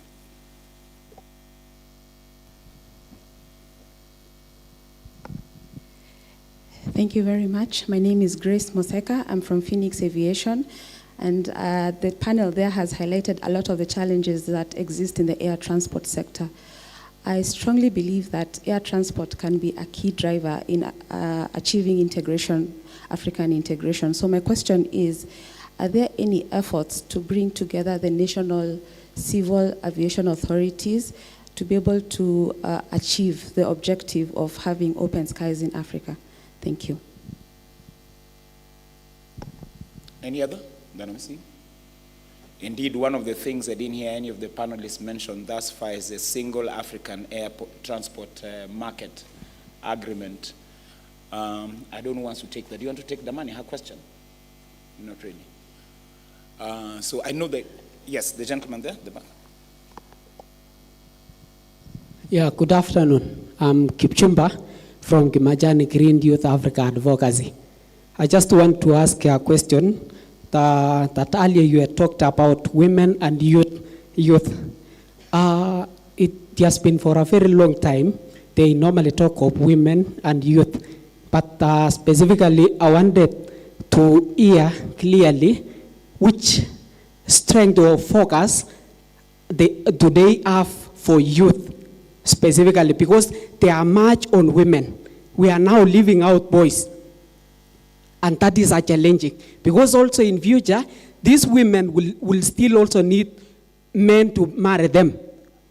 So that is a challenging. We need an environment where there is uniformity. Thank you. I also agree that we need infrastructure for that, because one of the ways of promoting unity is to marry across borders and across regions. So it's very important to think of that in terms of infrastructure. Be that as it may, I do know, I think we've run out of time now, so I'll just let you Ken have a final word. But in response to your question, I do know that there's work around SATAM. How far it has gone, I haven't gone into the details. But I do know one of the challenges that we were facing, or that was being faced, is an agreement which could bind states and could bind actors, had been very painstakingly negotiated and adopted, but the states are not ratifying fast enough for it to come into force and to really revolutionize the air transport market in the continent. But we'll try and find a bit more answers and get back to you. Anyway, Ken, please give us a closing word, and then we hand over back to the conference organizers, the ESC and the AU. Thank you very much. I was really amazed by the last question about equalizing the environment for purposes of women and men. I think what is coming out is that infrastructure investment is key for the development of our countries and also of the continent. And the continental free trade area will only become functional if we address the issue of cross-border and continental infrastructure framework. And the participation of the private sector is very critical.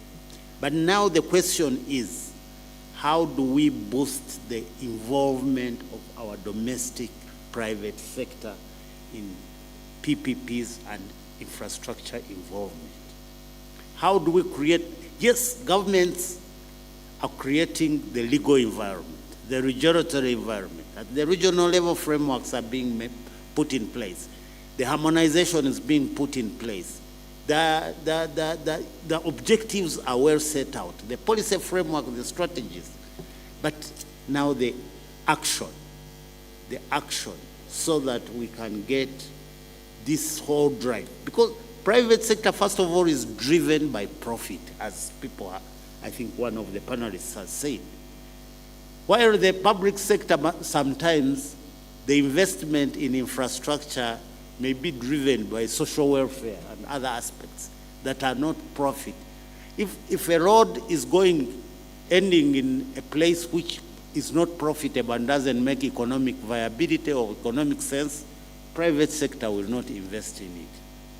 So what needs to be done is to look at the whole value chain and the supply chain mechanism that we have in order to ensure that the the private sector gets encouraged in investing in these priority sectors like power generation, like roads, rail.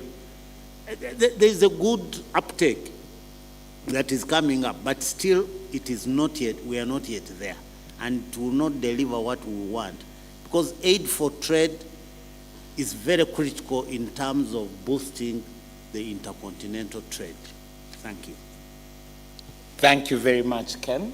And thanking you all, ladies and gentlemen, for your patience with us, especially as we rush things. I thank our keynoter and our panelists, and I hope you have a good rest of the day. So we're back to you, the EAC and the AU. We're saying we're done, so you can give us our next marching orders.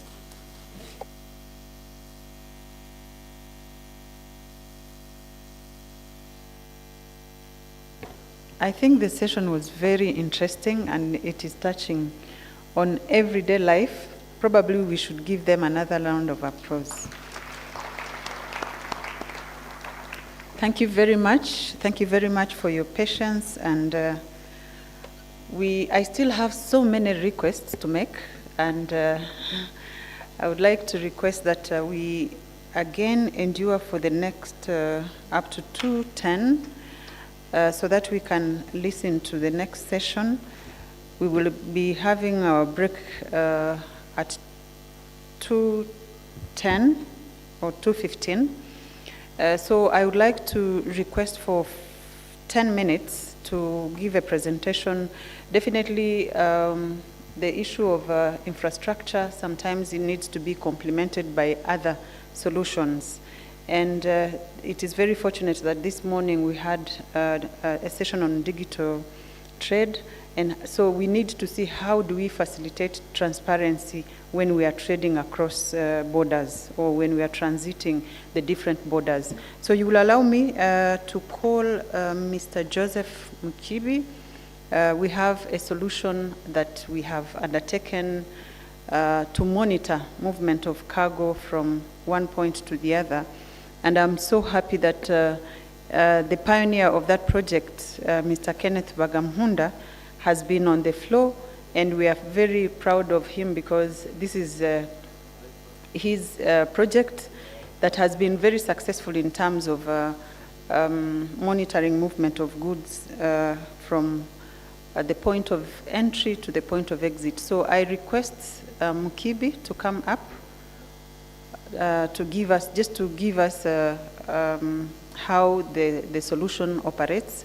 It is just, we call it the regional cargo tracking system, and it has been in operation since 2014, and we have been upgrading it from time to time to allow it move with the times. So the company that is currently as a service provider is Bismart Technologies, and they will just give us just a short experience on how it operates. Thank you very much.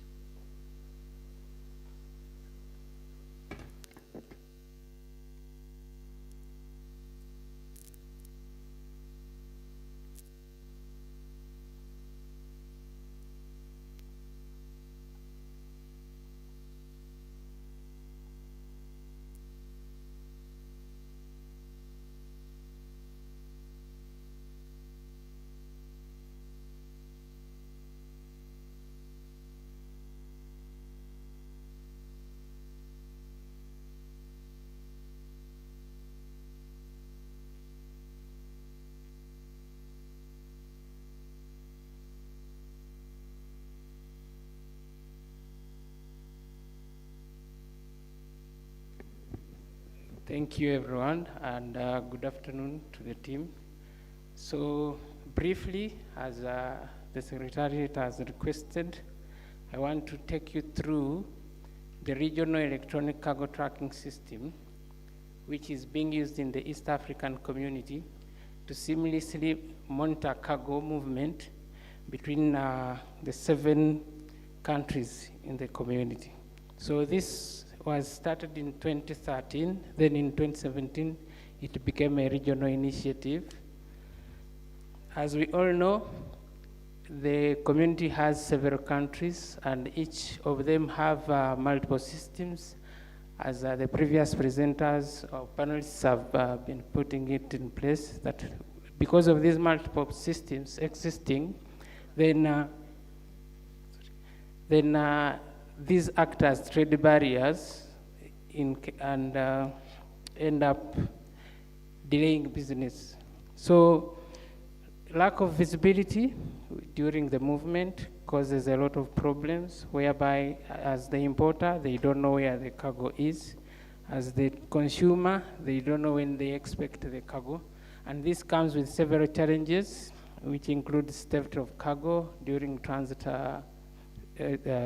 journeys, compliance at the different points of intersections, say cross borders, checkpoints, fraud within the different authorities or operators in the transport, lack of planning because you don't know where the cargo is, accountability in case of transit cargoes. How do we make sure that the cargo that left Mombasa port has arrived Juba where it was destined to? So through this and relying on the Kyoto Convention, the East African community decided to use technology to facilitate now the monitoring of cargo.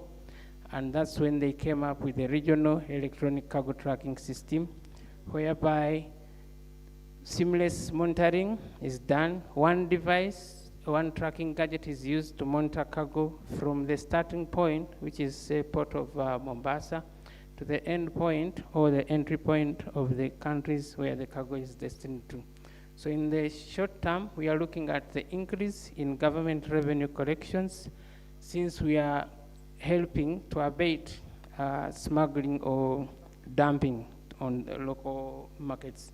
Then improved transport compliance, whereby transporters, because of the monitoring, now trucks are able to move on time. A truck that used to take 3 weeks from Mombasa to Kigali today needs only 6 days maximum, but it can even be there within 4 days. The only change is now the cargo monitoring. Reducing of transit times, as I've explained earlier, increasing in transparency. Today, an importer in Juba knows where his container is, even if it is just left at the port of Mombasa. There is access to the portal for the transporters, for the importers, for all authorities that are part and parcel of the transit operations. Then in the long run, we are looking at better policy formations, improved operations efficiency and productivity, plus enhanced services integrity. Because of this, there are several success factors that have been gained within the region, whereby the launches were made, and the first 3 countries to join the RECTs were Kenya, Uganda, and Rwanda, who all launched in 2017, and the others came on board as time went on.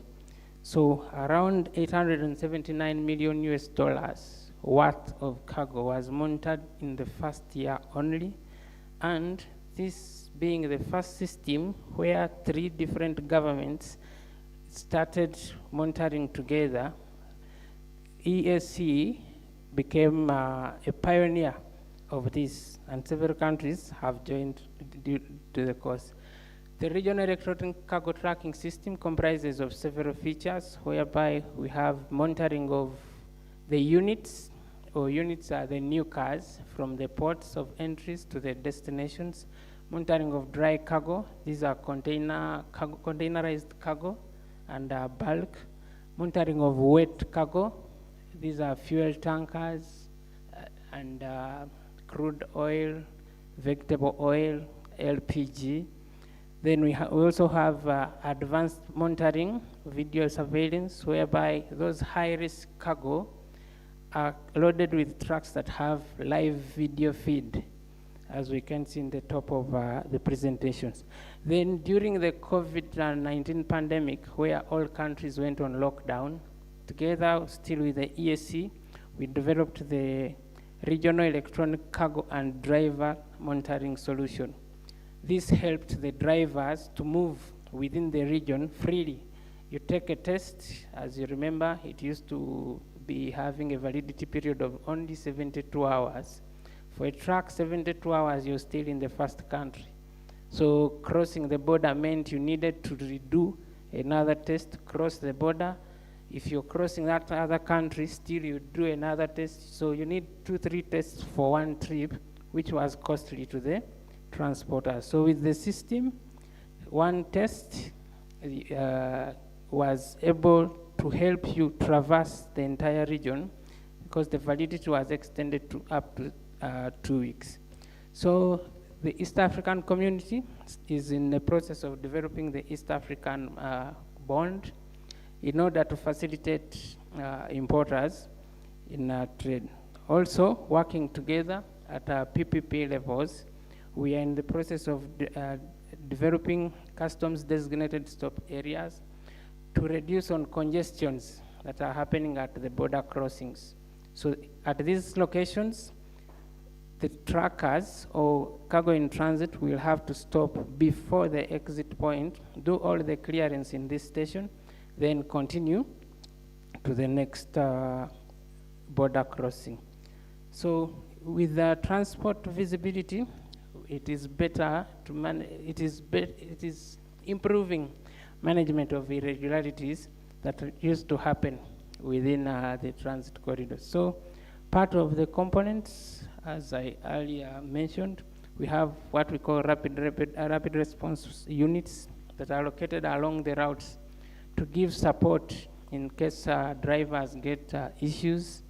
We've saved people's lives in drivers where they are attacked by robbers. The system generates an alert, then the rapid response unit goes in to respond to the alert, only to find the driver is being beaten to near death. Then cargo has also been saved. We have tracking gadgets that are installed onto the trackers. We have regional monitoring centers located at the revenue authorities within the region. We have a centralized system which is hosted by the EAC as we talk now, and all this is integrated by the different customs management systems and other port systems in order to facilitate ease of operating the system. So achieving operational excellence and efficiency, we are looking at easing congestion at the borders, at the ports of exits, or reducing transit times along the journeys, since everyone is under monitoring. The revenue authorities plus other authorities are able to keep up with the drivers so that they can move. Then contactless crossing, as I explained for the COVID-19 pandemic, what we developed. Then progressing trade policies formulation with big data. The system is able to give now big data that can be used or analyzed in policy formulation. And with this, we have helped governments to come up with traffic control policies. You're able to tell which road has a lot of traffic and in which times of the day of the week. Then together using that, they're able to come up with different bypasses in the major towns of. Then monitoring and reporting. These monitoring centers are operating 24/7 wherever they are located. User satisfaction, here we are looking at the end user or the consumer of the products that we are importing. Because there is a reduction in transport times, even the consumer at the end of the day is getting the product they are expecting within time. For the importers, they are also able to get their cargo within time, hence they are able to make more imports compared to what they used to make before. Transporters, they're able to make more trips within, say, a single month compared to what they used to do. Okay. Then there is increased tax revenue on the side of government, tax revenue collections, okay, because we have reduced the dumping, and at the destination countries, we have increased the delivery of the cargo that is being imported. There is increase in revenue collection. Then centralized revenue clearing, integration with other systems like the single window and SCUDA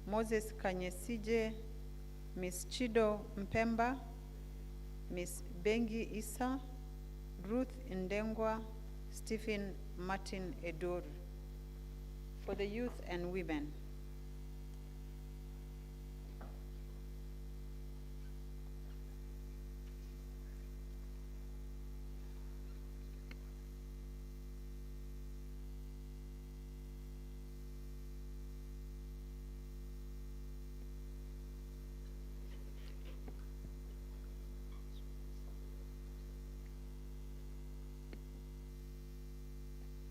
Barasa will be joining us virtually, and I request the technical team to facilitate that.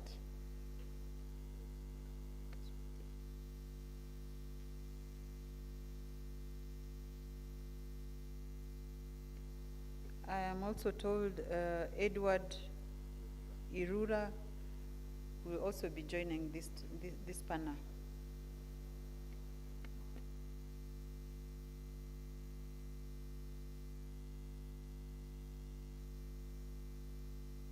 The floor is yours.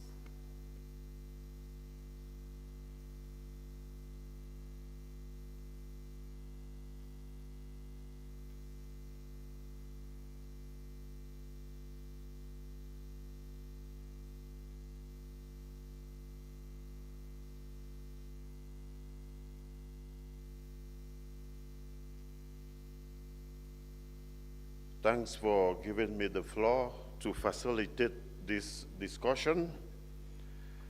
I would start by, opening up the stakes for the plenary panel and plenary discussions.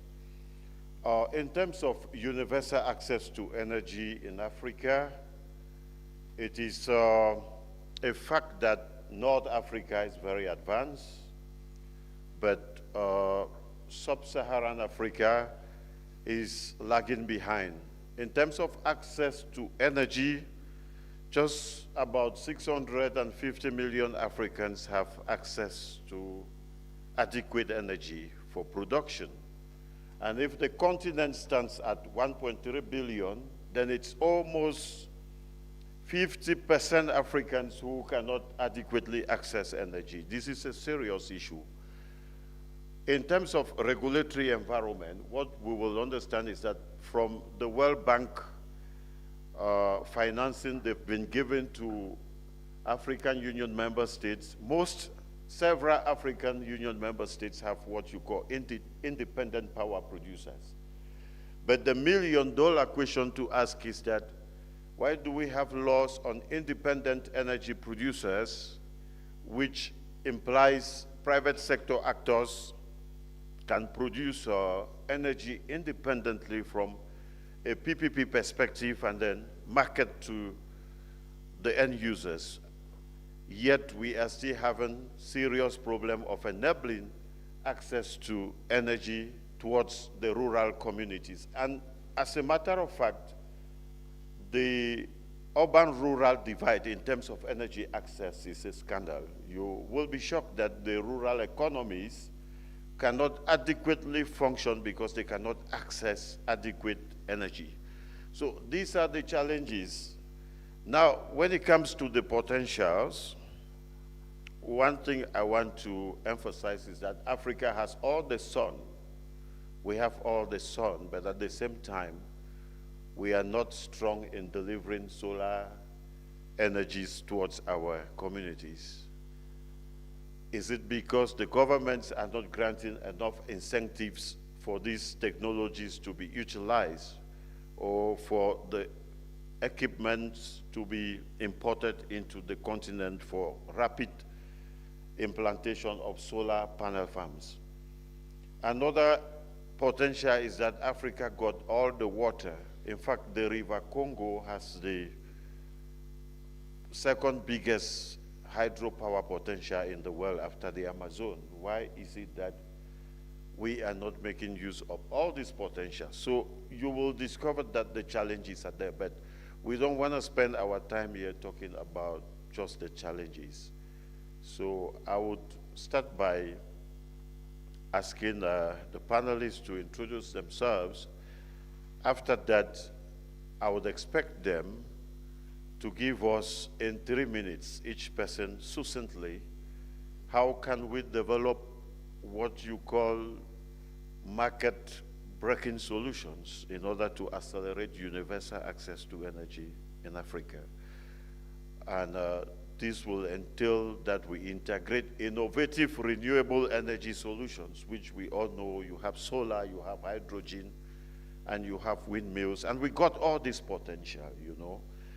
Good enough, we are in Kenya, they are making significant inroads towards integrating renewable energy sources, and this experience, I'm sure we're gonna share them here together. So I would start by asking my fellow panelists to introduce themselves, and then we can proceed with the discussions from the left to the extreme left. Thank you.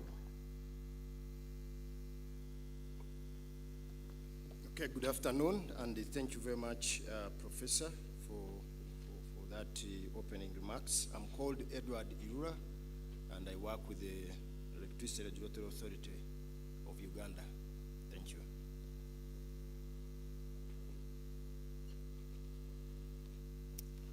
Good afternoon. My name is Mabel Rubadiri. I work in public affairs and government relations for Cocoa Networks. We are a clean energy company committed to accelerating accessible and affordable clean energy across Africa.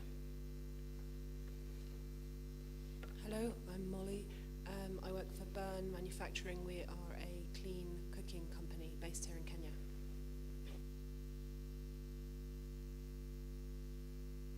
We are going to begin the discussion.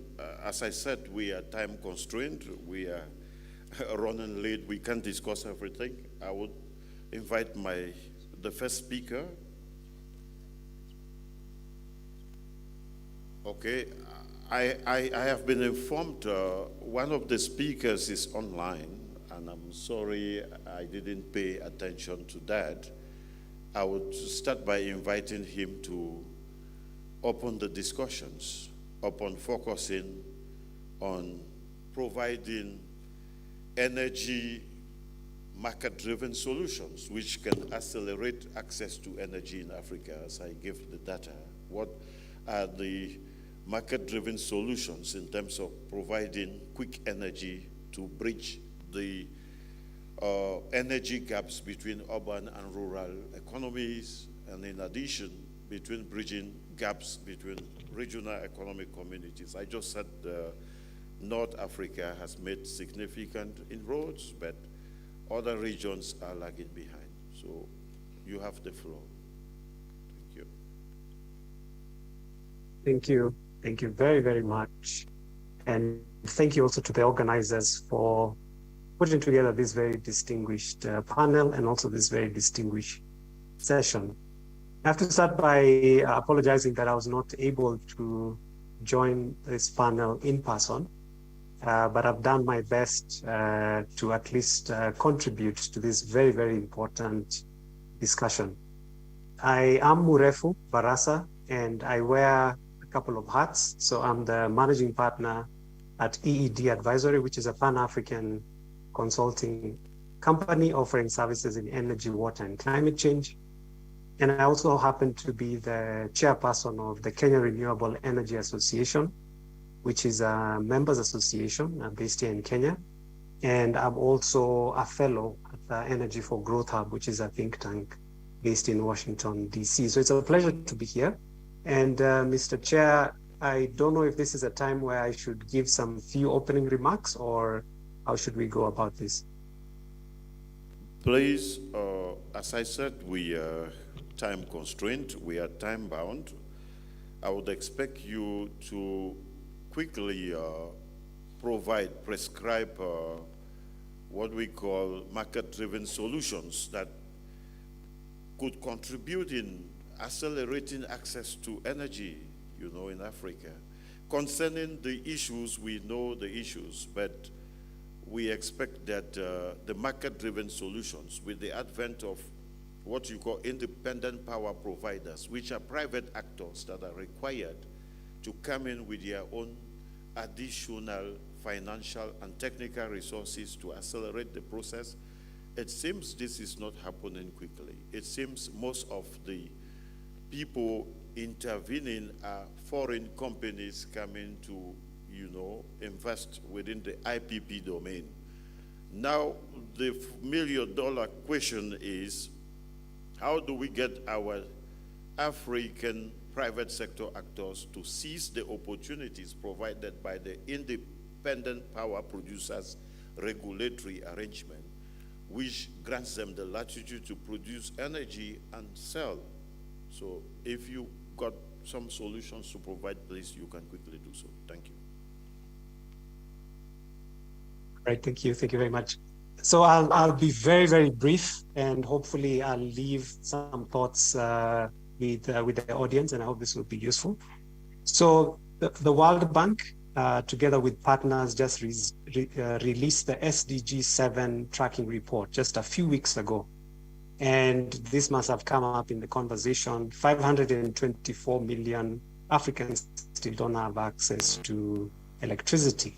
But for me, even the more interesting statistic is that in fact, more than half of these Africans are in just 5 countries, which is Nigeria, DRC, Ethiopia, Tanzania, and Uganda.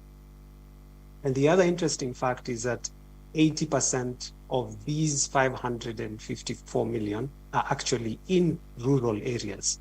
So I think when we have these big numbers, we can get overwhelmed by, oh, it's 500 million people, what do we do about it? But when you start peeling back the numbers, then you really start identifying what the challenge is. So the point that I want to make is this.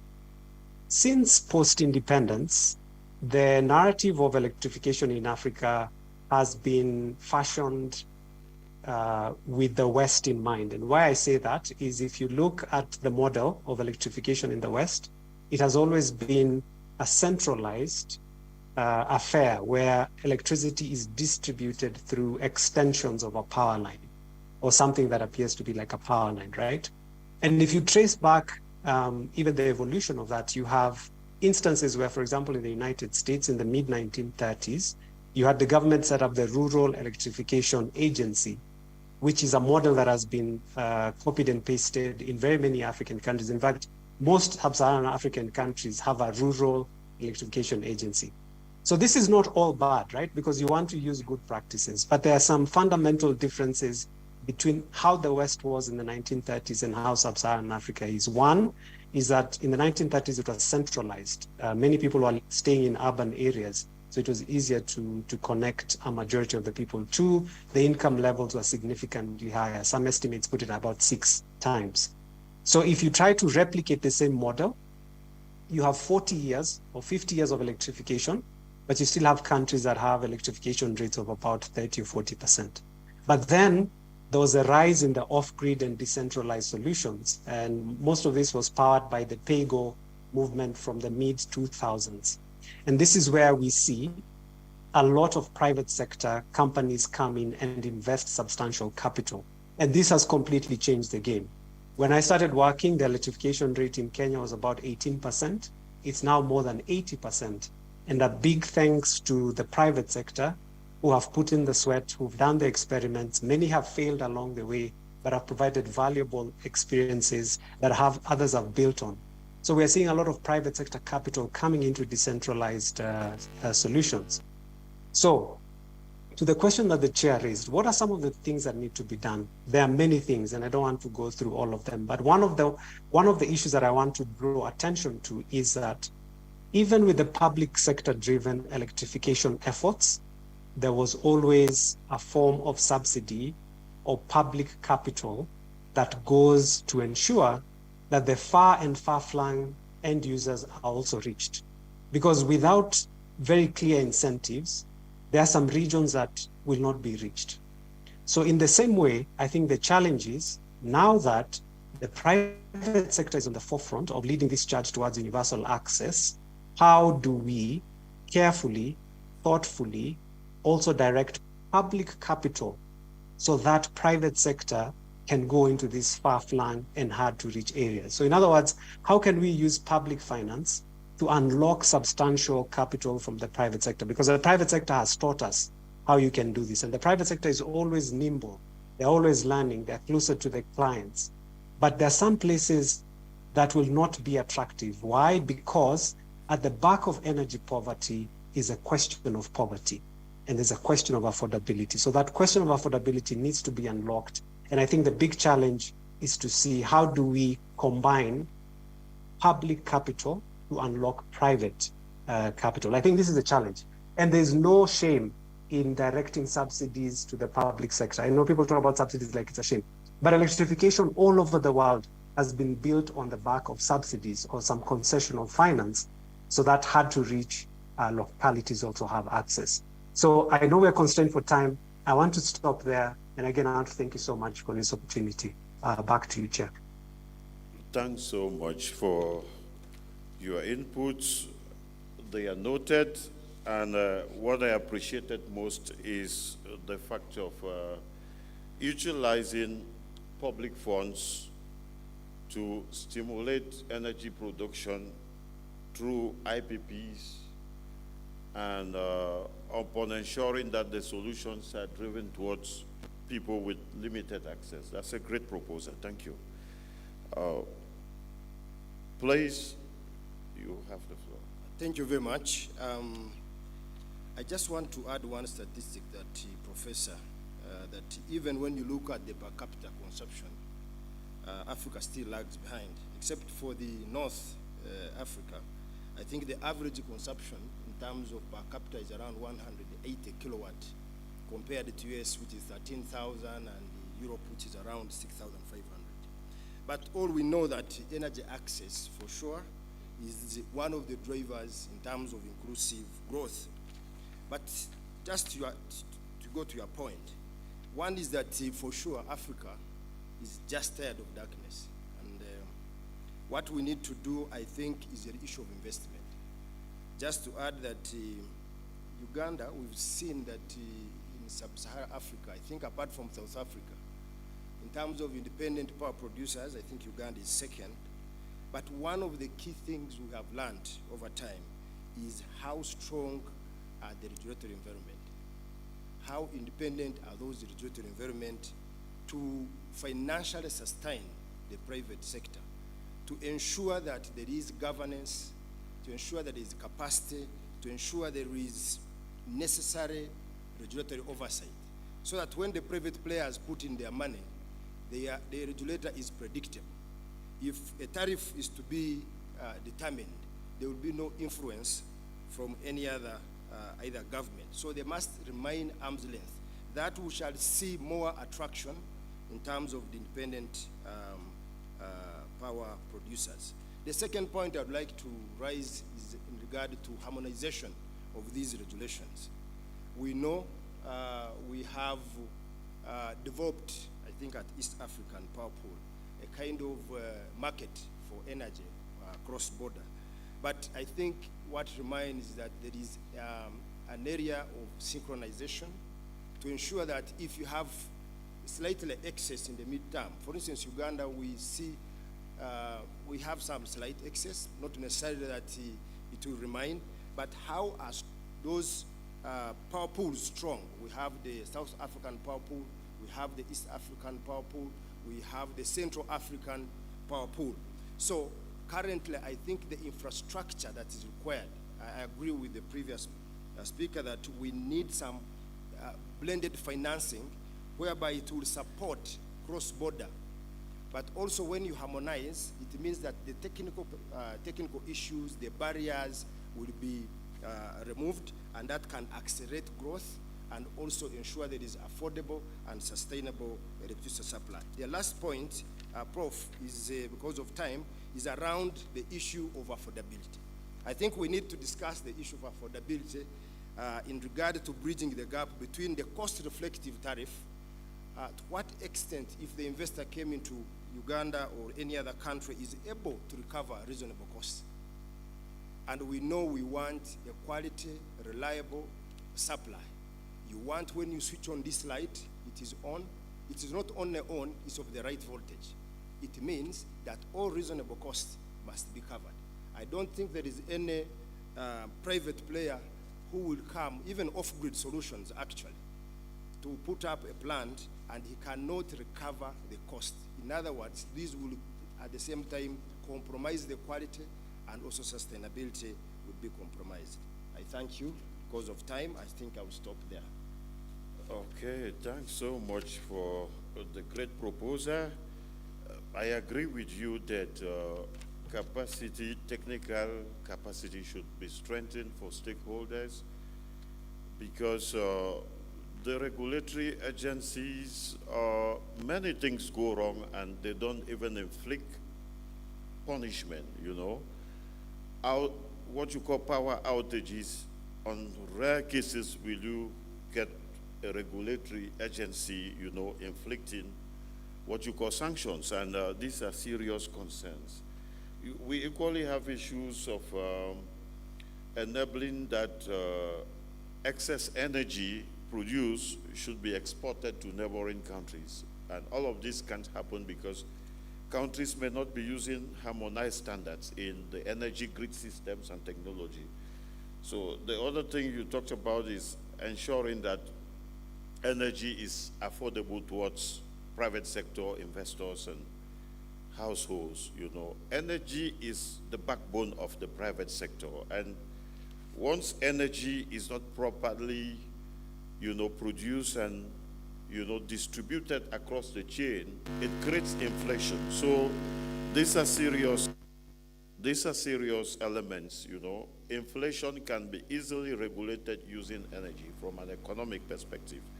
But if energy prices are not properly regulated, then inflation becomes an issue and the end users will be the victims.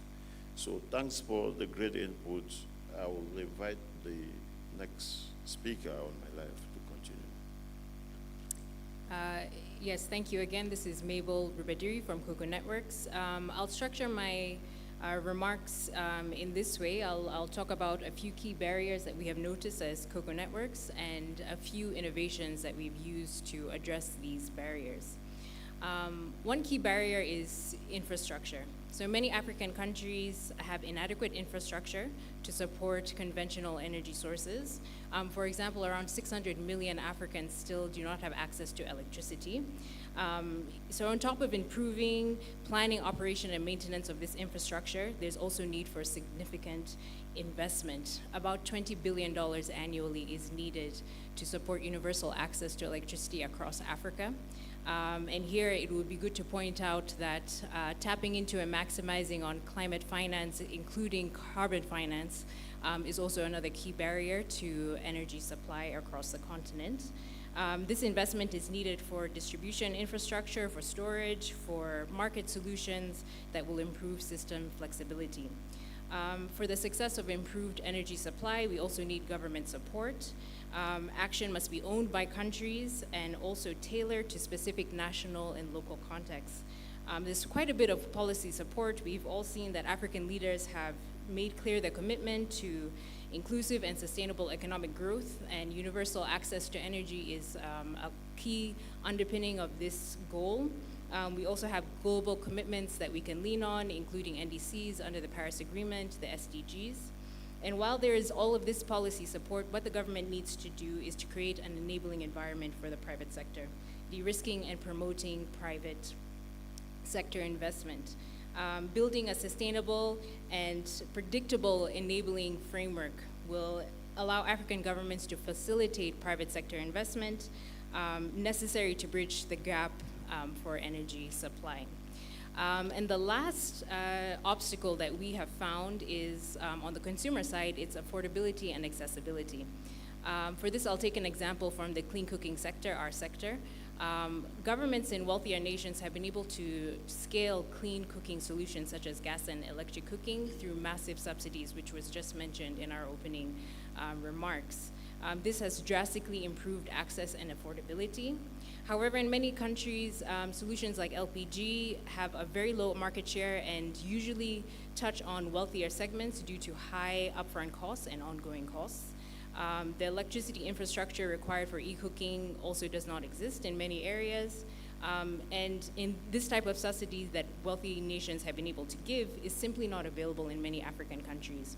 So in those areas where it's not available, African countries need modern and clean solutions that are low cost and do not require government subsidies to scale. And this is an issue. In fact, all three are issues, why Cocoa Networks came to be, why it was created in 2019. Cocoa is a climate technology company enabling the transition to an affordable, modern, safe, and efficient alternative to charcoal. We are a relatively young company, about 3 years old, but our growth is an indication of the scale of the demand for an affordable and accessible clean energy solution. We sold our first cooker in 2019. It runs on bioethanol liquid fuel. And since then, we've reached 970,000 households in Kenya. We grow about 10,000 households per week. We're in about 10 major markets across the country. We are in about 30% of all homes in Nairobi. Our vision is to build sustainable distribution networks across Africa. So I'll touch on the three obstacles again and how we have addressed them in innovative ways. On infrastructure, instead of reinventing the wheel, we built necessary agreements with infrastructure partners. So we have a strategic partnership with Vivo Energy here in Kenya. We know that there's been massive historical investment in the development of infrastructure for fossil fuels. That includes ports to petrol stations. We simply use this existing infrastructure to channel the distribution of our own clean fuel. In this way, our approach is very whole of system, so not just the product and the service, but also the entire supply chain. We also have made the fuel very accessible to Kenyan households. Customers can purchase fuel from any of 2,000 plus IoT-enabled fuel ATMs that are located across the country within a short walking distance of all of our target homes. They can purchase fuel for as little as 25 shillings and they can cook for a day, and for just under 200 shillings, they can cook for about 1 week. And carbon finance enables us to reduce the cost of our ethanol fuel. It's about 40% cheaper than charcoal and other dirty fuels. We've also received support from the government, both the national government and at the local level, particularly from our host ministry, the Ministry of Energy, which has jointly worked with us to promote the impact of our solution, and also the far-reaching benefits of promoting the local ethanol industry. Our solution has impacts across agriculture, health, and environment, so all of those ministries have also stepped up to give us letters of support. So technology solutions are abundant. They're ready to be deployed across Africa. Our solution is just one of them. And it's one thing to talk about our technology, it's another thing to see it in action. It's actually on display here at the forum, so if you would like to see it in action, you can head to the exhibition space on the first floor to interact with it as well. Okay, thanks so much. I am so excited about what you're doing, your company is doing back here in Kenya, and I think the model could be replicated, in other countries. And I would like to highlight not everything you said. The first thing is about inadequate access to capital. You said the volume of capital, the ceiling is 20 billion US dollars needed per year to accelerate access. But I would like to challenge the African governments because our what you call sovereign investment funds, I said it yesterday, they have about 320 billion US dollars. What they do, they sell these funds in treasury, rich countries abroad, treasury bonds. They make more money. Namibia, Botswana, from the data I gathered, they are making money, but maybe they are not prioritizing to lend money to their African member states who are in need. Because some of the sovereign funds are selling capital abroad and making additional money through treasury bonds. But another recommendation we could be making here is that Namibia, Botswana, these emerging African economies should be able to lend, energy capital to their fellow African brothers. So instead of us looking for capital all the time from where, we have, but we are rather investing the money in other sovereign investment funds like the United Arab Emirates. You will be surprised. African countries buying American treasury bonds. You know, these things are happening, and they are happening through secrecy, but when you go into the reports, you see them. So we are not lacking the money. I think we have. We just need to create our own collaborative platform on how we can accelerate this process. With the risky enabling environment, I agree with all what you said, and hopefully what Cocoa Networks is doing, we look forward to you people creating a platform, maybe private sector platform, to encourage other private sector actors to seize the opportunities that Cocoa Networks, you know, has seized in Kenya and replicate the same experience as well. So thank you. I will get the last speaker to speak, and then we wrap up with contributions from the delegate. Thank you. I'm Molly from Bern. We also work in the cook stove sector. And I suppose this is a panel about energy and energy transition. One of the main ways that all of us consume energy as individuals and as households is through cooking. And right now we have 950 million people in Africa who use wood or charcoal to cook. There's obviously quite severe health impacts if you're cooking on an open fire every day. There's financial impacts for families who are buying expensive charcoal. There's time impacts for predominantly women and children collecting fuel and then cooking on very inefficient stoves. And there's also then the carbon impacts. And what we see is that cooking on wood and charcoal has the same global carbon emission contribution as the aviation industry. So this is a massive, massive problem. And that was the problem that Bern set out to solve when we started in Kenya in 2013. We've been here for 10 years. We've distributed 4 million stoves.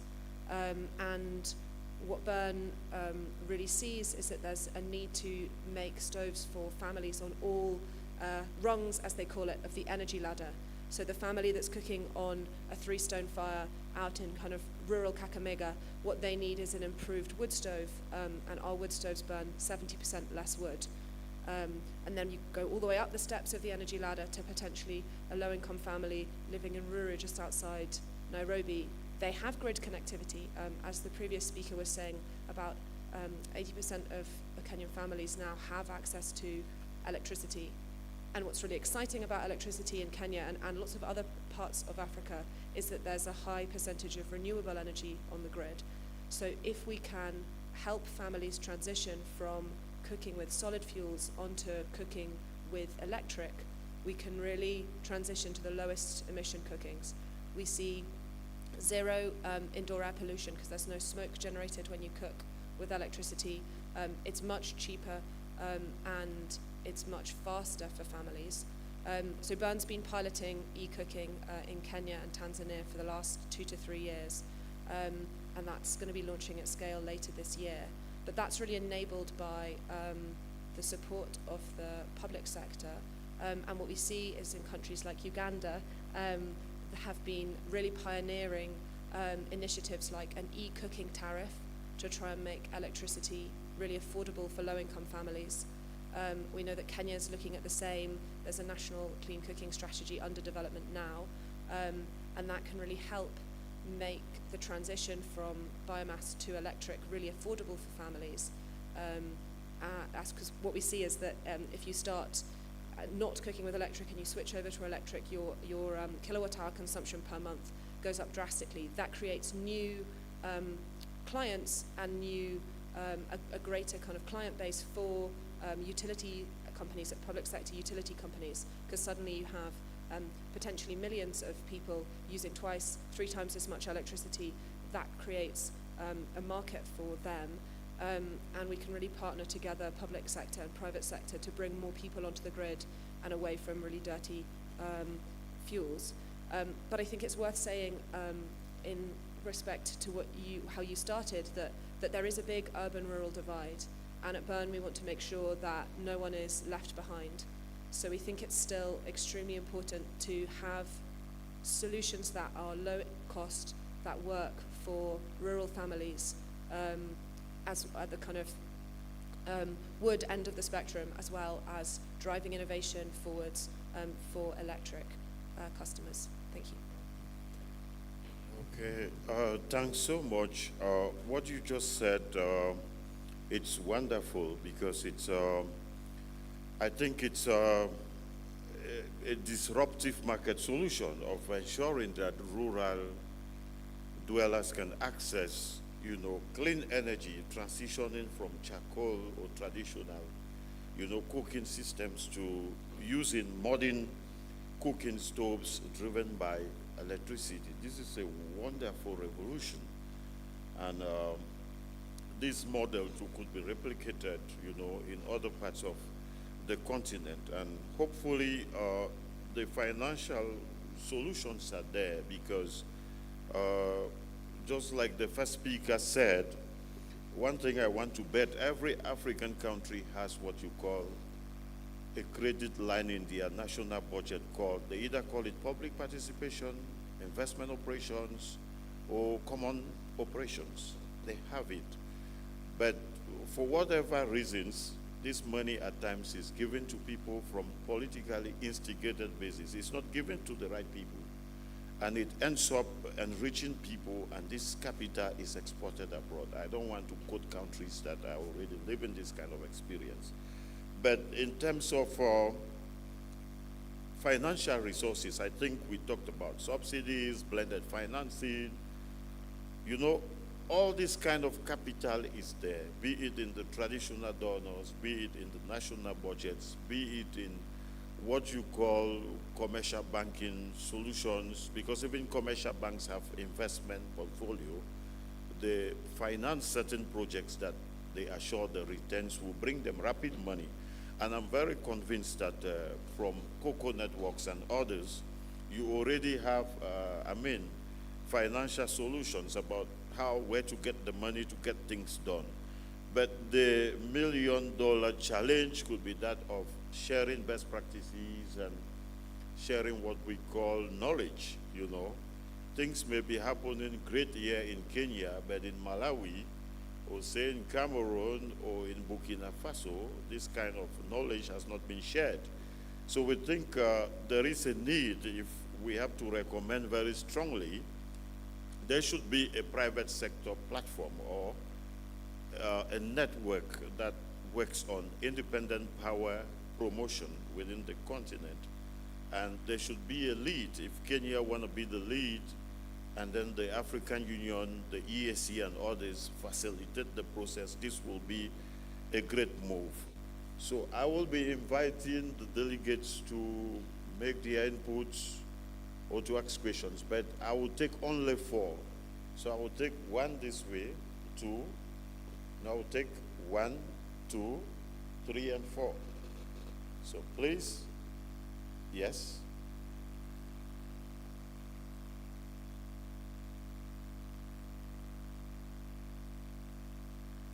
Someone having the microphone, please.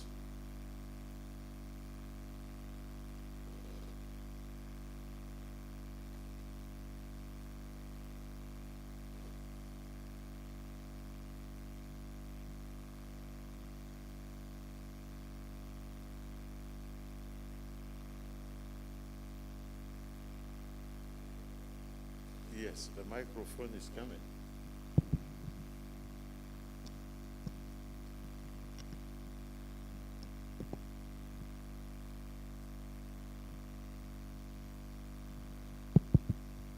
Thank you for very good intervention from different panelists.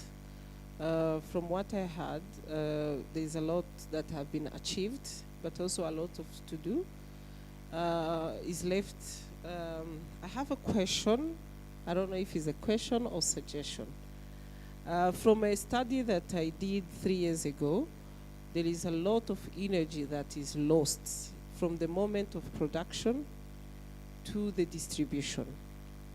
So I'm talking about electrical energy. So this is something you did not touch on. So when I did the study, I approached the electricity company in Rwanda, and I told them, from the money you're losing when producing energy, there is a way, by using smart metering, you could save a lot of money that could be at least injected in increasing electricity in the rural village. So I would like to hear from the panelists what they think about smart metering. Just to give you even an idea of the response I got, is that most of the government will tell you our objective for this year is to make sure a lot of people are connected. So my idea, my talk on, I feel like using smart metering, actually you could save a lot of money and increase a lot of people, provide more energy to more households. So what is your take on that? Thank you. Okay, thanks. Let's get the, here, do we have a second intervention? This way, do we have? Is there anyone? Okay, it means that the discussions have been very, very explicit. Before I would grant the latitude for the speakers to give their inputs about the final conclusions, I would like to say what you raise is very critical. I've been to countries where I never saw external electricity grids when I visited those countries. Everything was underground. And when the technology is underground, it's different when it is, you know, the open traditional grid. So I do agree with you that issues of technological transitions constitute some issues, and those who are in the sector, I think they know about this. But when we are talking about renewable energy, it's true that hydropower is still using extensive grid systems, but solar power is different. If you have simple, what you call household power solar platforms, you just need a battery and adequate converters, you know. You don't necessarily need grids to go through your household. So what we need to be talking here, you have groundbreaking solutions about people who are providing what you call household solar panel solutions. Some of these solutions are good. I have a solar panel light, which is stronger than what we have here. I bought it for $40. It's very, very efficient. So solar technologies are good. And what are we doing as Africans to integrate these solutions into energy access acceleration processes? So these are the issues we need to consider. And we need to wrap up the session. I will invite the speakers from my extreme left to give their final remarks. Thank you very much, moderator. I think I would try to respond to your question or suggestion, which I think is a very good suggestion. For sure, energy or electricity business will always have losses, but the issue asks to what extent will those losses be. So that's why they categorize them to be technical losses and non-technical losses. Now, given the nature of our grid in Africa, maybe in East Africa, is that the infrastructure has grown to the extent that those conductors, as you transmit electricity, for instance, from one plant to the transmitter, then later to the consumer, you have to do a step down, you have to use conductors, they are exposed to heat, there will naturally be some losses. However, there are also losses because of the equipments we are using, at which we talked about meters. Now, meters have a lifespan. For instance, we've discovered recently in the research that any smart meter shouldn't go beyond 8 years. They have to go back and check, or else there will be some energy or electricity lost, some voltage will be lost. Now, the issue is that we need to have standards and regulations that minimize those losses to at least a single-digit %. But when you look around in Africa, certainly, I think we are around 13, 14. The best one, I think, should be around 13 to 14. But there are energy losses on some grid that is up to 30%. Now, the question is, who pays for that loss? It is embedded into the tariff. Because remember, the investor will not accept for losses that are beyond his or her control. So I agree with you that loss management is a key in terms of affordability. But just the last one, it will require some investment. So we are asking, who is to pay for refurbishing a network? Who should pay for replacing those conductors? As either to be government, if it's a private player, like now in Uganda we have made a regulation, the framework, where it accepts a private player into transmission. So if it's to replace that conductor of a certain amount, that is a reasonable cost that has to be recovered finally in the tariff. That's why we are saying that this financing has to be looked at in terms of embedded financing, ensuring that this financing is able to narrow the gap of affordability and also recovering the cost of investment. My last point, moderator, is in regard to productive use of energy. We have seen that, and I agree with the e-cooking. The challenge, let me start with the e-cooking. We have launched in Uganda and we have seen the uptake have increased. But you see the challenge is that we've been asked questions about the tool, the equipment, the cooking equipment itself. Somebody says that I need upfront money to pay for that, maybe pressure cooker or something before, because we have put a tariff that is slightly lower, because we believe that when the uptake, consumption increase, it will certainly recover some costs. But one of the innovations that we need to look at, maybe in other countries as well, or the investor, is the electric pressure cookers and how they can offer them. For those, there's a company which came in and started giving them on loans, on paying in installments. We've seen people take up those pressure cookers. So one of the things is to ensure that also the equipment must be available at a reasonable payment terms. The productive use of energy certainly will increase on the annual per capita consumption.